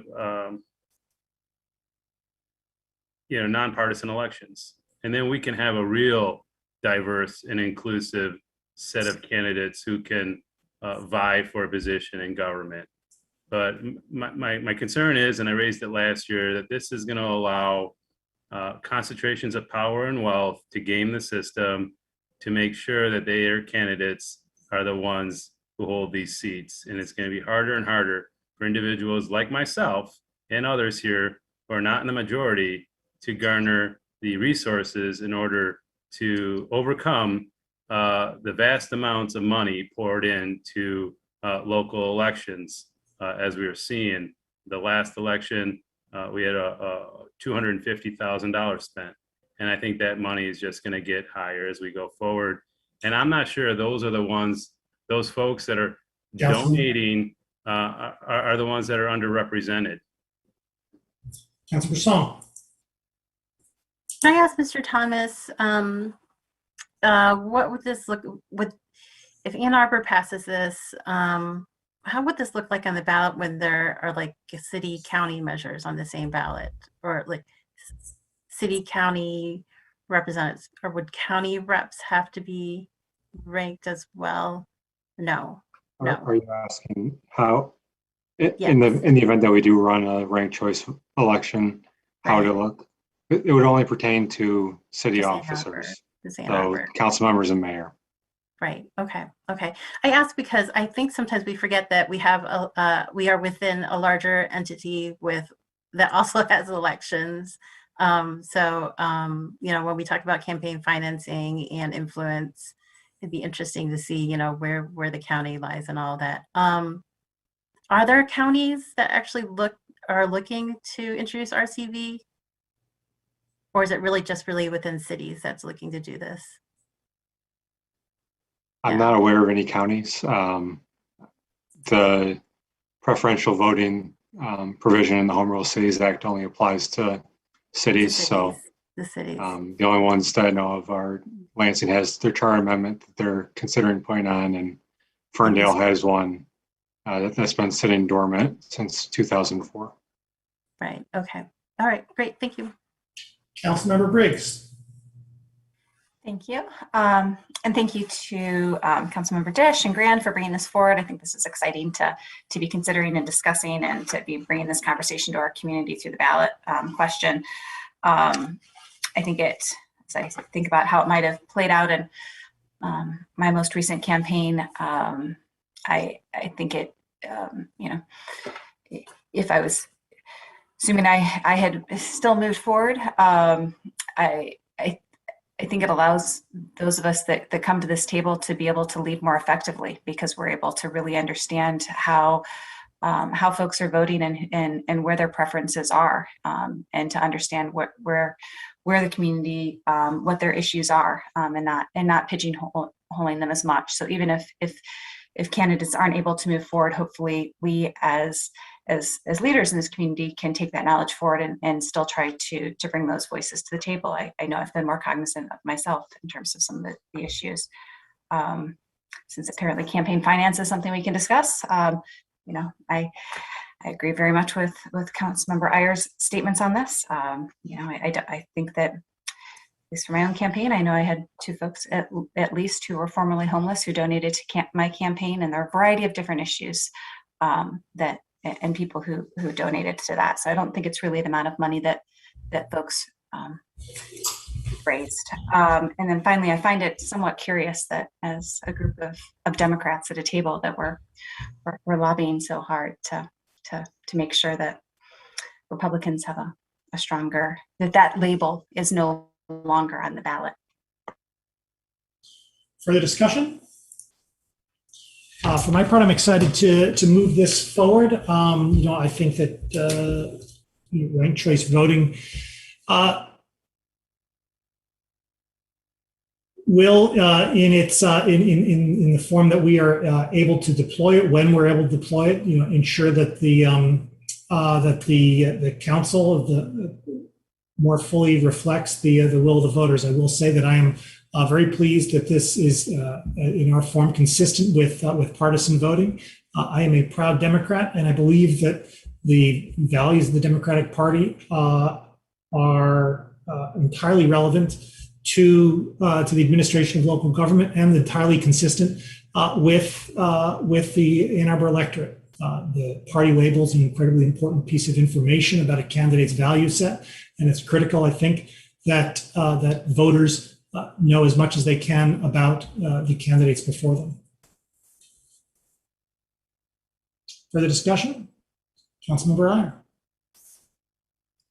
Just very briefly on that point, you know,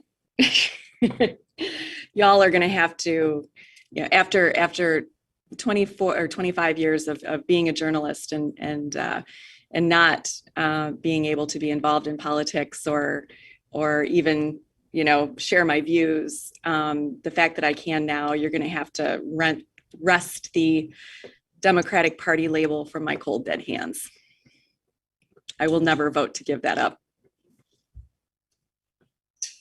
Further discussion? Roll call vote, please, starting with Councilmember Hayner. Councilmember Hayner, No. Councilmember Dish, Yes. Councilmember Griswold,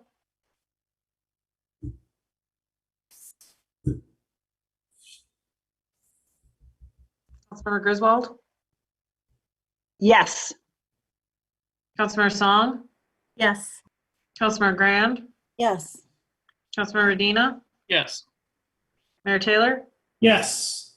Councilmember Iyer, Yes. Councilmember Nelson. Yes. Councilmember Briggs, Yes. Councilmember Mlawi, Yes. motion carries. DC4, resolution to order election of turn ballot question for amendment of section 14.2 of the city charter related to emergency purchases. Moved by Councilmember Medina, second by Councilmember Grand. Discussion, please, of DC4.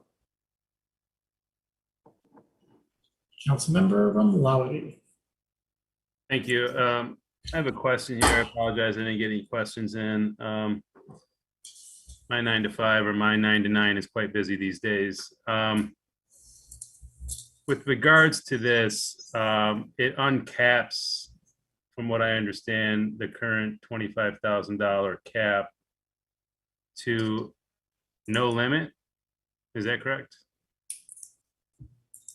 Or what's the limit on purchases without council approval? Under these emergency. I think you're asking a question about DC5, Councilmember. I'm sorry, do I got these mixed up? The emergency purchases, does this allow the city administrator unlimited buying power using the emergency powers?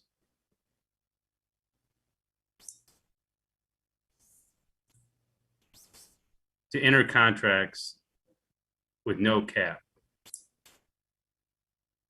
I would defer to Ms. Prashant on this one. Yes, I think that would be correct. There is no limitation to what the city administrator could approve on an emergency basis, with the requirement that they follow up at the next council meeting with a item to council for their approval.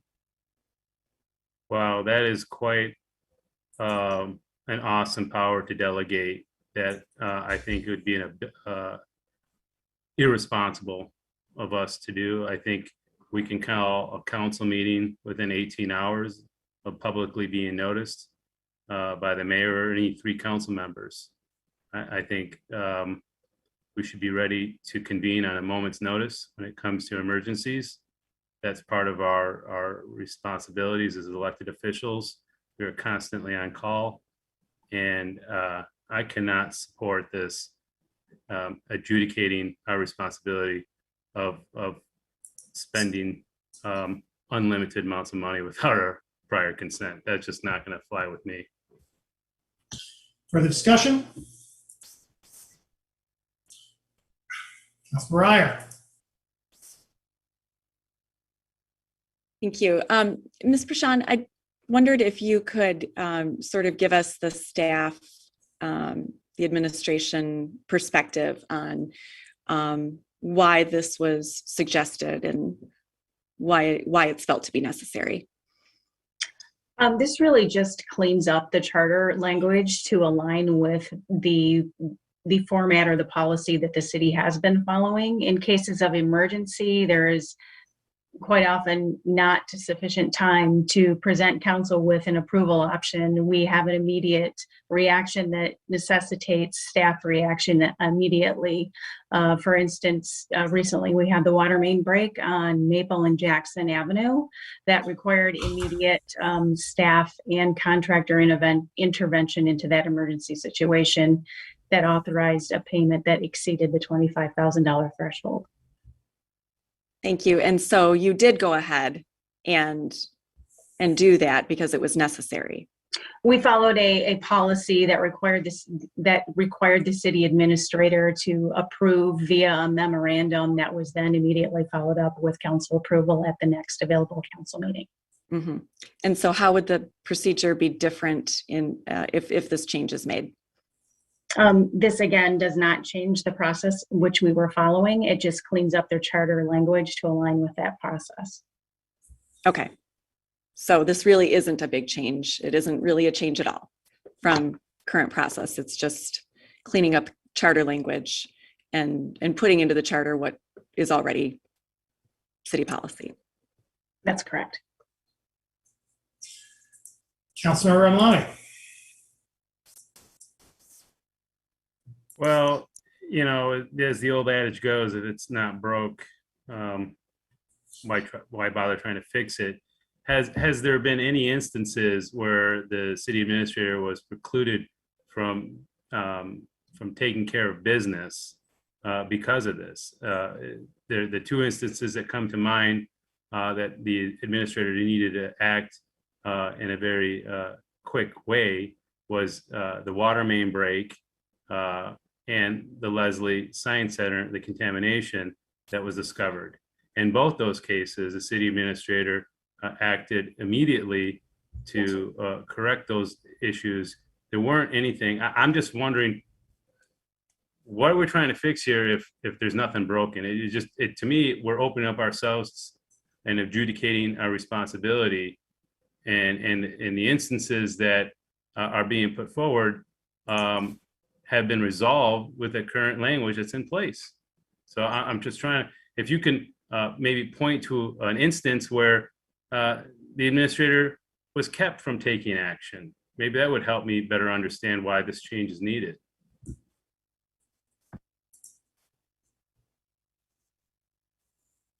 That's a question. I apologize. That is a question if there is an answer to it. Is there a staff response to that? I cannot specifically indicate a point in time when the city administrator could not act in an emergency situation. Again, the current charter as it stands does not have an emergency provision. This cleans up that language to allow that. Thank you. Councilmember Grand. I would try to take a stab at that and say that the fact that Councilmember Malawi didn't know that that he thought this was a change and not reflective of our current practice speaks to the need to putting existing practice in the charter so that, you know, and when we hear from staff that they want us to help align current practice with the charter so that everything is on the up and up and aligned, that, you know, I'm happy to support that. So I think it just makes it more it makes our practices more transparent and known to the public if they care to know that. Further discussion? Councilmember Griswold. Just a quick question. So to clarify, we haven't been constrained by the $25,000 limit because we haven't been following the $25,000 limit.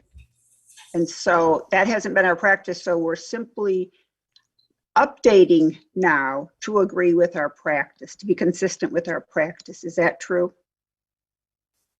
The only thing we're updating in this particular circumstance is the emergency provision that allows the city administrator to grant contracts or services in excess of $25,000 due to an emergency situation. Correct. And previously we were not constrained by the $25,000. That's correct. Yes. Okay. Thank you. Councilmember Dish. Further discussion? Roll call vote, please, starting with Councilmember Hayner. Councilmember Hayner? No. Councilmember Dish? Yes. Councilmember Griswold? Yes. Councilmember Song? Yes. Councilmember Grand? Yes. Councilmember Medina? Yes. Mayor Taylor? Yes. Councilmember Iyer? Yes. Councilmember Nelson? Yes. Councilmember Briggs? Yes. Councilmember Ramlawi? No. Motion carries. DC5, resolution to order election and to determine ballot question for an amendment of section 14.2 of the city charter related to the $25,000 limit. Moved by Councilmember Iyer, seconded by Councilmember Gish. Discussion, please, of DC5, Councilmember Iyer. Thank you.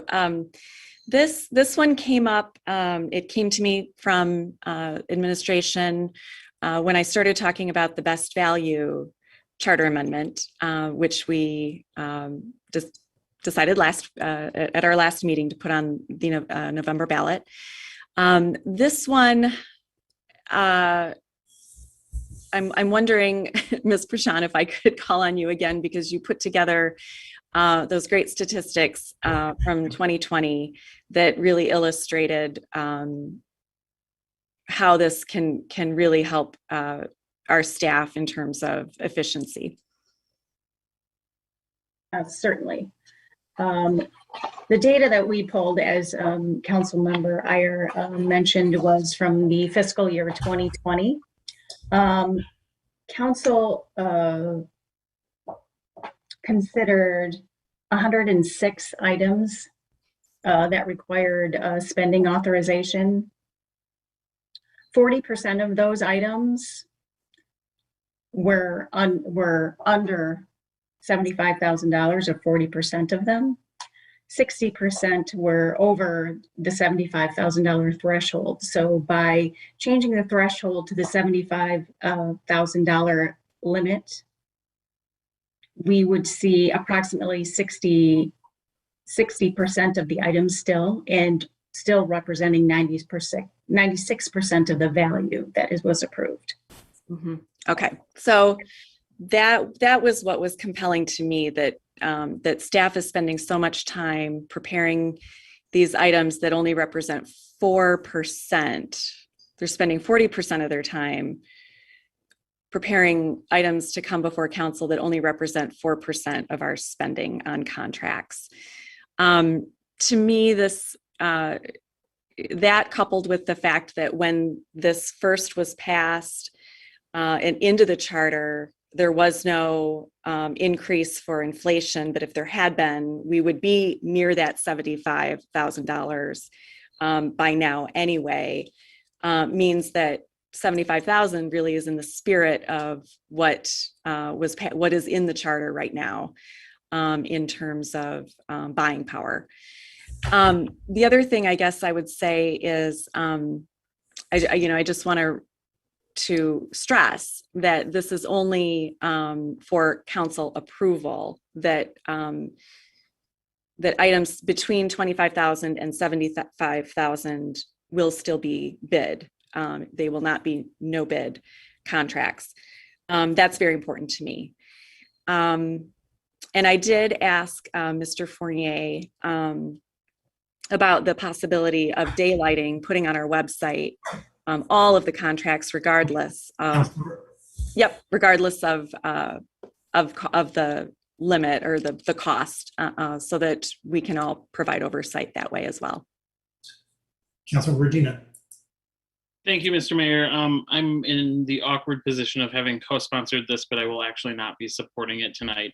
I co-sponsored it as a courtesy to ensure that we could talk about it, and I want to call attention to and mention my appreciation for the work that staff puts in to preparing some of these items for us. But I can at least think of there are times when this may still, the lower threshold may still have value. And I can think of at least one instance since I joined council where initially we were considering purchasing some Teslas for the police department, and had there been one Tesla put forward instead of two, it may not have hit this $75,000 threshold. And after conversations with council members, that was actually pulled and reconsidered, and we waited to put forward a Ford Mach-E instead. And so there are times when council has provided some discretion on these things, and I'm just not prepared at this stage to raise that threshold, and so I will not be supporting this tonight. Further discussion? Councilmember Song. If I can, just a point of reference that I know at the library director had a $33,000 spending cap. So she was allowed to spend $33,000 before coming to trustees for approval and votes. I understand the library is different from the city, but there are other entities that do these things. All right, thank you. Further discussion? Roll call vote, please, starting with Councilmember Hayner. Hayner, No. Councilmember Dish, Yes. Councilmember Griswold, Yes. Councilmember Song, Yes. Councilmember Grand, Yes. Councilmember Dina, No. Mayor Taylor, Yes. Councilmember Iyer, Yes. Councilmember Nelson? No. Councilmember Briggs? Yes. Councilmember Ramlawi? No. Motion carries.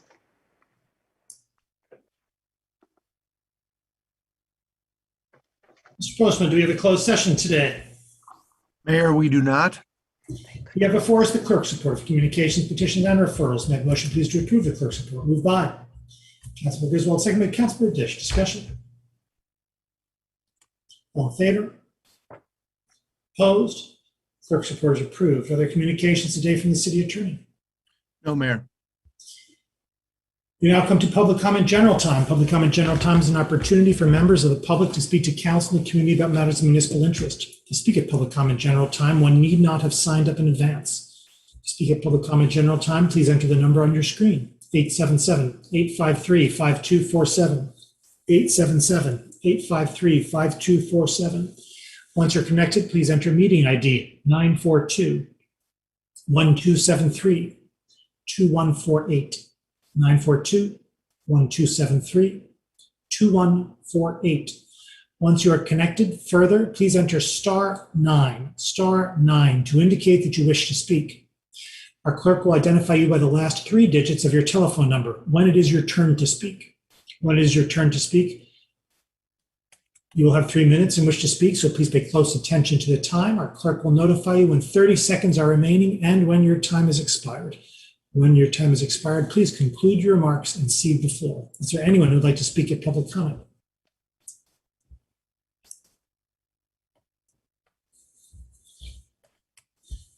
Caller with the phone number ending in 941. Go ahead. This is Blaine Coleman. Councilmember Jen Iyer is drenched in campaign contributions from old friends of the Israel Defense Forces, old friends of the IDF. And Iyer dares to brag about her campaign contributions. Look at the behavior of the Ann Arbor City Council in trying to smother any kind of resolution that talks about Palestinian human rights. Ann Arbor City Council has become one big dog for the Israel Defense Forces, in my opinion. And there's new evidence this week on what an incredibly low opinion the whole Ann Arbor City Council is displaying for Palestinian life. In my opinion, this is a viciously racist city council, which is getting ready to rank dogs higher on their agenda than Palestinians. Yes, City Council is about to bring the full force of the law down on dogs behaving badly against other dogs. And this comes years after throwing their weight against any kind of Palestinian human rights resolution. You see the problem here? City Council is getting ready to punish dog violence against dogs. Did you read the article in the Ann Arbor Observer? Read all about it. City Council is getting ready to flex its muscles on that issue, but taxpayer-supported violence against the Palestinian people, City Council is not going near that. In fact, they're smothering the resolution against military aid to Israel. they seem to feel the taxpayer-supported violence against Palestinians is sacrosanct. After doing everything they could, the Ann Arbor City Council voted almost unanimously to smother even the mildest resolution mentioning Palestinians. When it comes to taxpayer-supported genocide against the Palestinian people, City Council 30 plays dead. seconds. But boy, do they feel powerful when it comes to controlling dog-on-dog violence. In my opinion, Ann Arbor City Council has become one big dog for the Israel Defense Forces. And I say vote every one of them out before Israel launches another massacre with their help. That's my opinion. Thank you.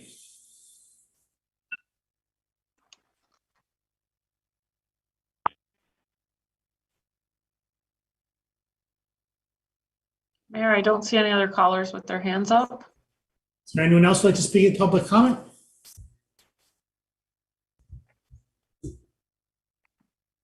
Caller with the phone number ending in 469. Press *6 to unmute yourself. Go ahead. Hi there. My name is Petal Sandcastle, Ward 1. I kind of decided I was not going to really think about what I was going to say until it came time to speak. And then I was going to look at all of you and kind of how you all made me feel. We're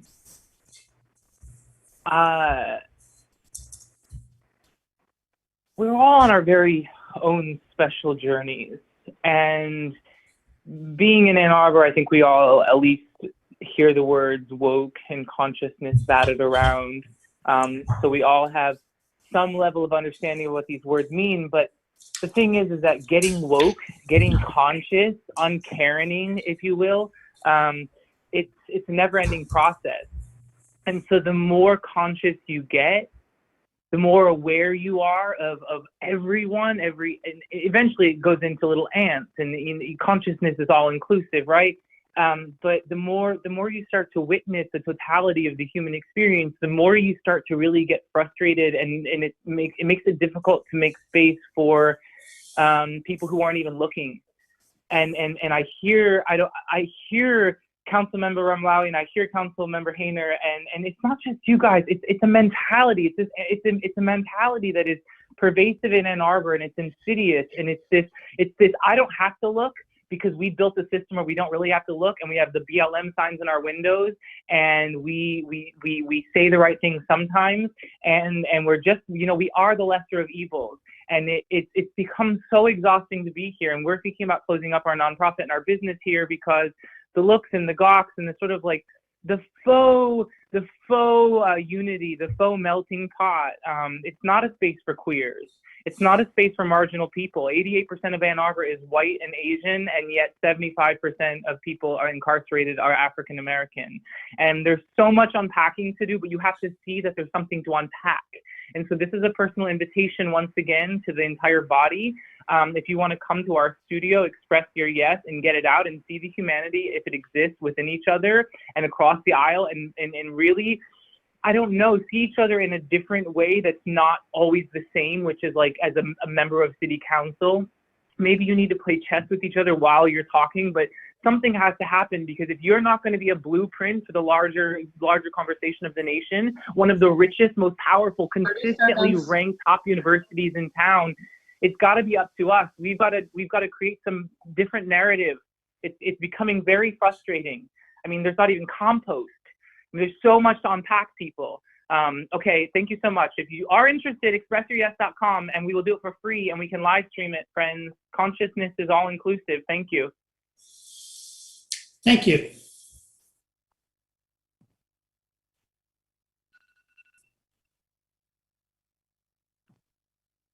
Caller with the phone number ending in 941. Press *6 to unmute yourself.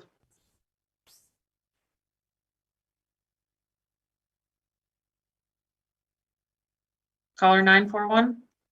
Hello. Go ahead. Can you hear me? Yes, we can. Thank you. My name is Mojgan Savabi Isfahani.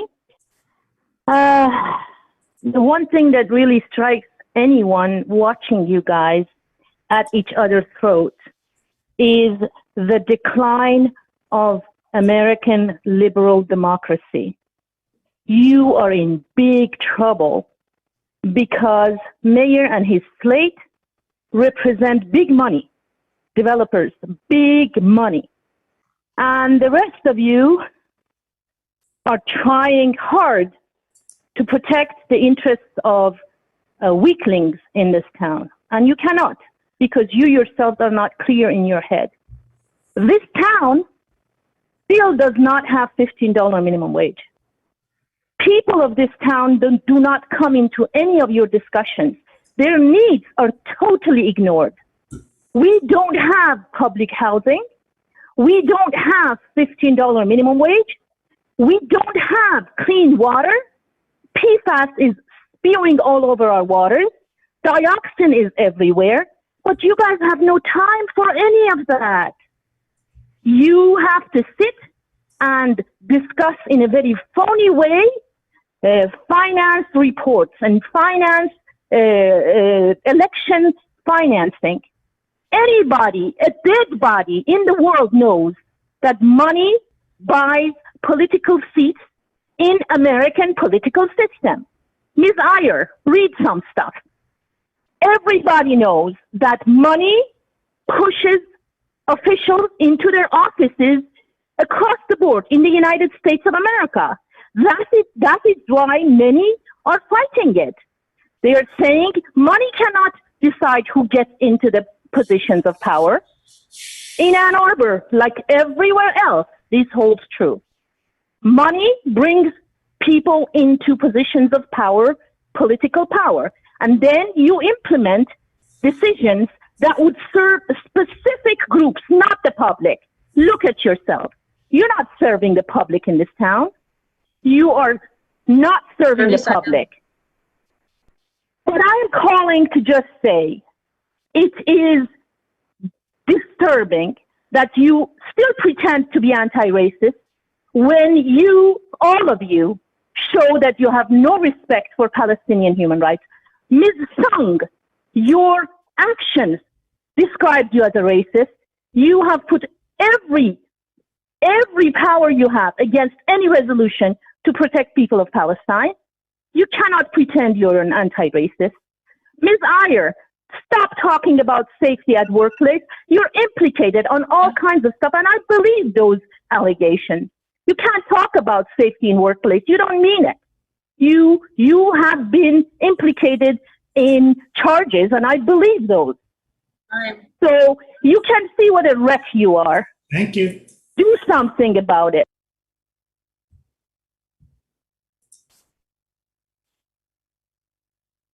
Caller with the phone number ending in 556. Do you have a comment?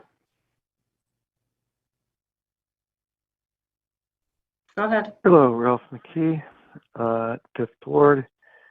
I wanted to follow up on your discussion of Mr. Crawford's termination. I think the majority here need to consider more carefully what some of the words you're using mean. Were the witnesses who came forward from staff credible? I have no problem with Ms. Salvatore's initial description of the witnesses as appearing credible, but it's a long way from there to concluding that they were more credible than Mr. Crawford. What she was saying ultimately that his denials were incorrect based on, one, that there were multiple similar comments, and two, Crawford's bad memory. There was no documentary support. There weren't two witnesses on any comment, not one. She failed to interview a single person other than the complaining witnesses on any points and reviewed no documents. And the imprecision of the report leaves open the possibility that one person made all three of the allegations deemed most problematic. Now, you might know more via the closed sessions or some private source, but what I just said is all that's shown in the public record, period. So what does substantiated mean here? One person who failed to do obvious due diligence. Again, compare this report to the Stark report in 2019 on the Wilkerson affair. One person decided that Mr. Crawford didn't remember accurately. It's substantiation in a technical sense. You can use that word, but it's very skinny. And again, I'm not disrespecting the staff who came forward, and maybe they were all telling the truth and Mr. Crawford's memory is shot. But the fact is that the incomplete and imprecise report disrespects the staff by leaving that doubt there. Next, what do you consider discriminatory comments? I think I could likely assume the three that Ms. Salvatore found most problematic, but for future guidance, what about the rest? Should employees have to worry that they'll be reported and maybe disciplined for saying that women often bear a disproportionate burden of childcare in our society, or to be nice to moms? At least one of the staff you're lauding for coming forward apparently actually complained about those comments. How about the question about how to refer to the person who recently came out? How about the comment about the haircut? What if someone says Juneteenth shouldn't be a holiday? Is that a fireable offense? These aren't rhetorical questions. That just 30 happened. seconds. And you're touting a zero tolerance policy. You really need to give some real guidance. And if we're talking credibility, I'll echo what the doctor just said on her call. If our staff is credible, what about the Vanguard employees? They came out, they talked to the press, they actually used their real names. Specific charges against Ms. Iyer. Aren't they credible? Oh no, Lisa Dish says, oh, they're unsubstantiated. How about asking Ms. Salvatore to interview them? Thank you.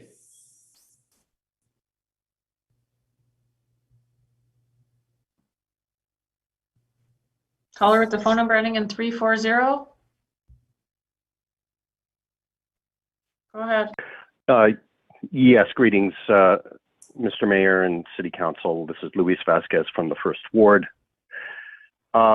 Speaking as a member of a minority group, my father came from Puerto Rico to New York City. I grew up in New York City and experienced discrimination just because of my very name. This was all I had to see, all I had to read. This one comment from Mr. Crawford that kind of sealed the deal for me. He said, "This is why you have to be careful hiring minorities, because you can't fire them or let them go." So forgive me, I'm having a very difficult time wondering why council members Nelson and Hayner and Ramlawi and Griswold, why they're apparently okay with that kind of language coming from the city administrator, one of the highest level people in all of Ann Arbor. I think this makes those four council members not fit to serve in office anymore. And I really wish you guys would take a look at yourselves and what it is that you're saying in defense of racially and sexually insensitive speech, including that speech which comes out of Mr. Hayner's, the stuff that comes out of Hayner's pen or keyboard, which are also racially and sexually insensitive. Please change your behavior. I can't wait till next year so that we have the opportunity to make our voices heard once again and get those who are not fit to serve off of council once and for all. Thank you. Have a good night. Thank you. Caller with the phone number ending in 736. Do you have a comment? Go ahead. Yeah, this is Trisha Duckworth. Excuse me, I'm yawning because it's really late. So much has happened in this meeting. Like, again, it's so embarrassing to watch you all argue back and forth. But I just want to say that It was really hard to watch you praise the employees for coming forward, and then on top of that, thank Tom Crawford for his amazing work. Well, what if that amazing work includes racist comments? What if that amazing work includes sexist comments? Like, how do you thank someone who does that? Racism is an atrocity. You don't thank someone for that. You don't give them a smack on the wrist and give them 9 months to go find another job while you pay them. You don't give them access to retirement benefits. And you call this anti-racism work. This was just more fluff. Because if you meant it, you would have fired him for the atrocity that was committed. So you participated, all of you that voted yes, and perpetuated racism.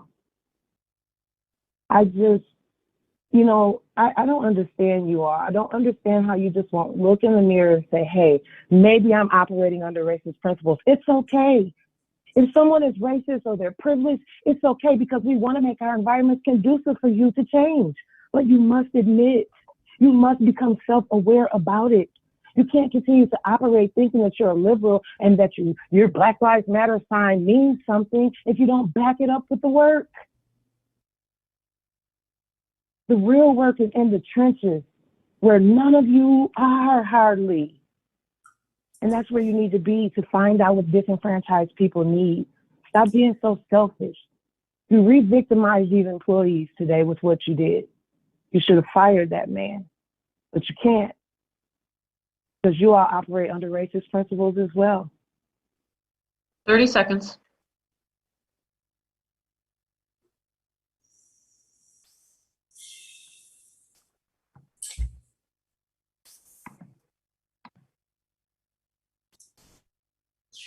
Seeing no one, public comment is closed. Are there communications from council? Councilmember Griswold. Yeah, I just want to summarize some of what's been said tonight. And if we were striving to be anti-racist, anti-homophobic, when we had 5 members of the staff come forward with claims, and then we did somewhat of a superficial investigation, and there were allegations that were denied by some, agreed to by some, anti-racism would have been at that point to have a robust investigation. That would have honored the staff that came forward, a robust investigation that would have then led to either termination or restorative justice. But we didn't do that. What we did is we had a superficial investigation of 5 employees that were simply allegations. There was no serious investigation of multiple people trying to verify the results. And so now this has turned into the term that I've used before, but nothing more than a toxic political tornado where people are using this for their own political advantage. And I'm sorry, and I want to apologize to the 5 members who came forward, because we have not treated you with the respect that you deserved. Further communication from council.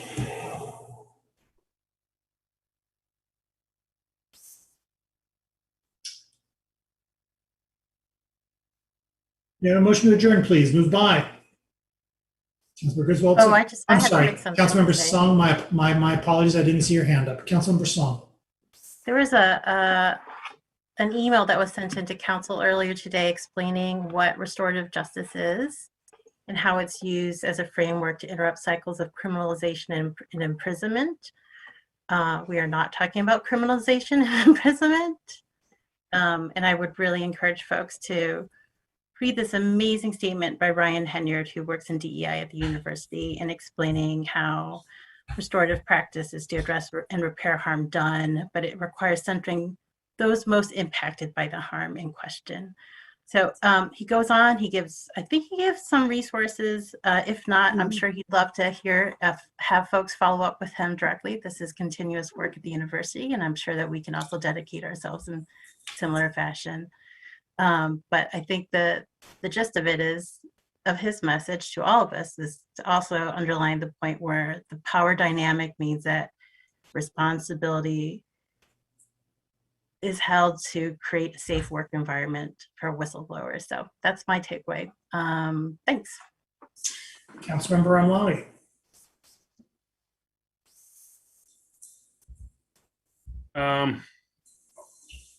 I think it's time to look in getting an emergency manager for the city of Ann Arbor. I think this council has proven itself incapable of leadership. The mayor pro tem have decided to lead in a way that does not bring people together. The new council majority has failed on its promises to bring this council together. This community is more divided than it was before, and it continues to be divided. Nothing will be settled until the next election, but it's come quite clear to me this town needs new leadership. This town definitely needs new leadership. We are on a destructive path. We're on a toxic path. We're on a path with not much hope going forward. And I don't think we're going to find a competent, high-functioning city administrator who will come into this and jeopardize what they have going for them otherwise. I think it's time that Ann Arbor gets its own emergency manager.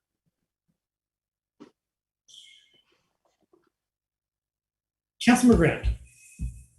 Thank you. I feel the need to respond to that. I vehemently disagree. I think, they're getting along means that everyone has to be willing to come together. It doesn't mean that people who were elected compromise their principles and capitulate. There's a difference. From my perspective, I will continue to say that I will always vote for an idea that I think is good for the city, no matter where it comes from. And one thing that I admire so much about our mayor is his optimistic tendencies and making sure that we see what's so great about our city. It can be hard when you do this because you see the really, really good and you see the really, really not so good. But I'm going to continue to believe that being in this role means that I think we have great things ahead of us for our city and the people who live here. And I want to make it a more inclusive community and provide opportunities for everyone who wants to, or as many people who would like to be here to contribute to our betterment. It's not all doom and gloom for me. And if you think it's such a terrible place to work and someone wouldn't want to come here, you can leave. That's fine. And if you think you're so great at leading, then I don't know, run for mayor. I'll look forward to you getting, I'll look forward to you losing. That is charming. Wow. Yeah, that. Wow. The idea of appointing an emergency manager, thereby usurping every voter, every resident, taking away our right to self-rule. It's just crazy. I think any council member who doesn't want to do this work anymore can step down. If it's, if it's too much, and it's a lot, it is a lot. These are tough things that we've been dealing with. But I would not, the idea of calling upon the state to come in and take over our city because you don't want to do the work anymore is just absolutely shocking. And I think it speaks to the lateness of the hour, perhaps. Maybe we can blame it on that. So perhaps it's time for us to adjourn. Further discussion?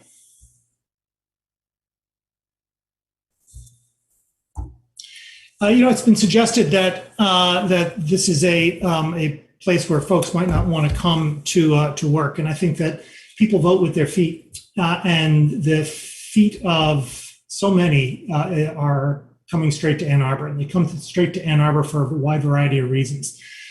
They do because the quality of life in the city is amazing, because the community is amazing, because although imperfect, like all human endeavors, I wouldn't trade our problems for anyone's. And we are constantly looking forward in ourselves, trying to ourselves be better and have our community be better. I'd say in terms of someone coming to apply to serve as a city attorney or city administrator, or really any other position in City Hall, what they will know is that they'll be working in a community that values them. People appreciate the services that City Hall provides, and they know that they'll be working with a workforce that is outstanding and committed to doing the work. Committed to doing the work for the residents, for themselves, and committing to support each other.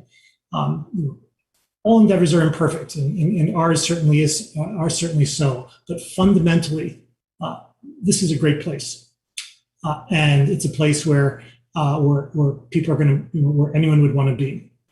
As to meetings here on Monday nights, I'm going to say I don't believe that this is a toxic council. I believe there is toxicity on council. There's a lot more conversation about us than there ought to be. We are not the focus here. Our focus is on getting work done for community members. That should be our task, not to drag down and talk about each other in ways that are corrosive and unproductive. Further discussion, or rather further communication from council. We have a motion to adjourn, please. Move by Councilmember Griswold, second by Councilmember Adina. Discussion? All in favor? Opposed? We're adjourned. Thank you for everyone. Thank you. Good night.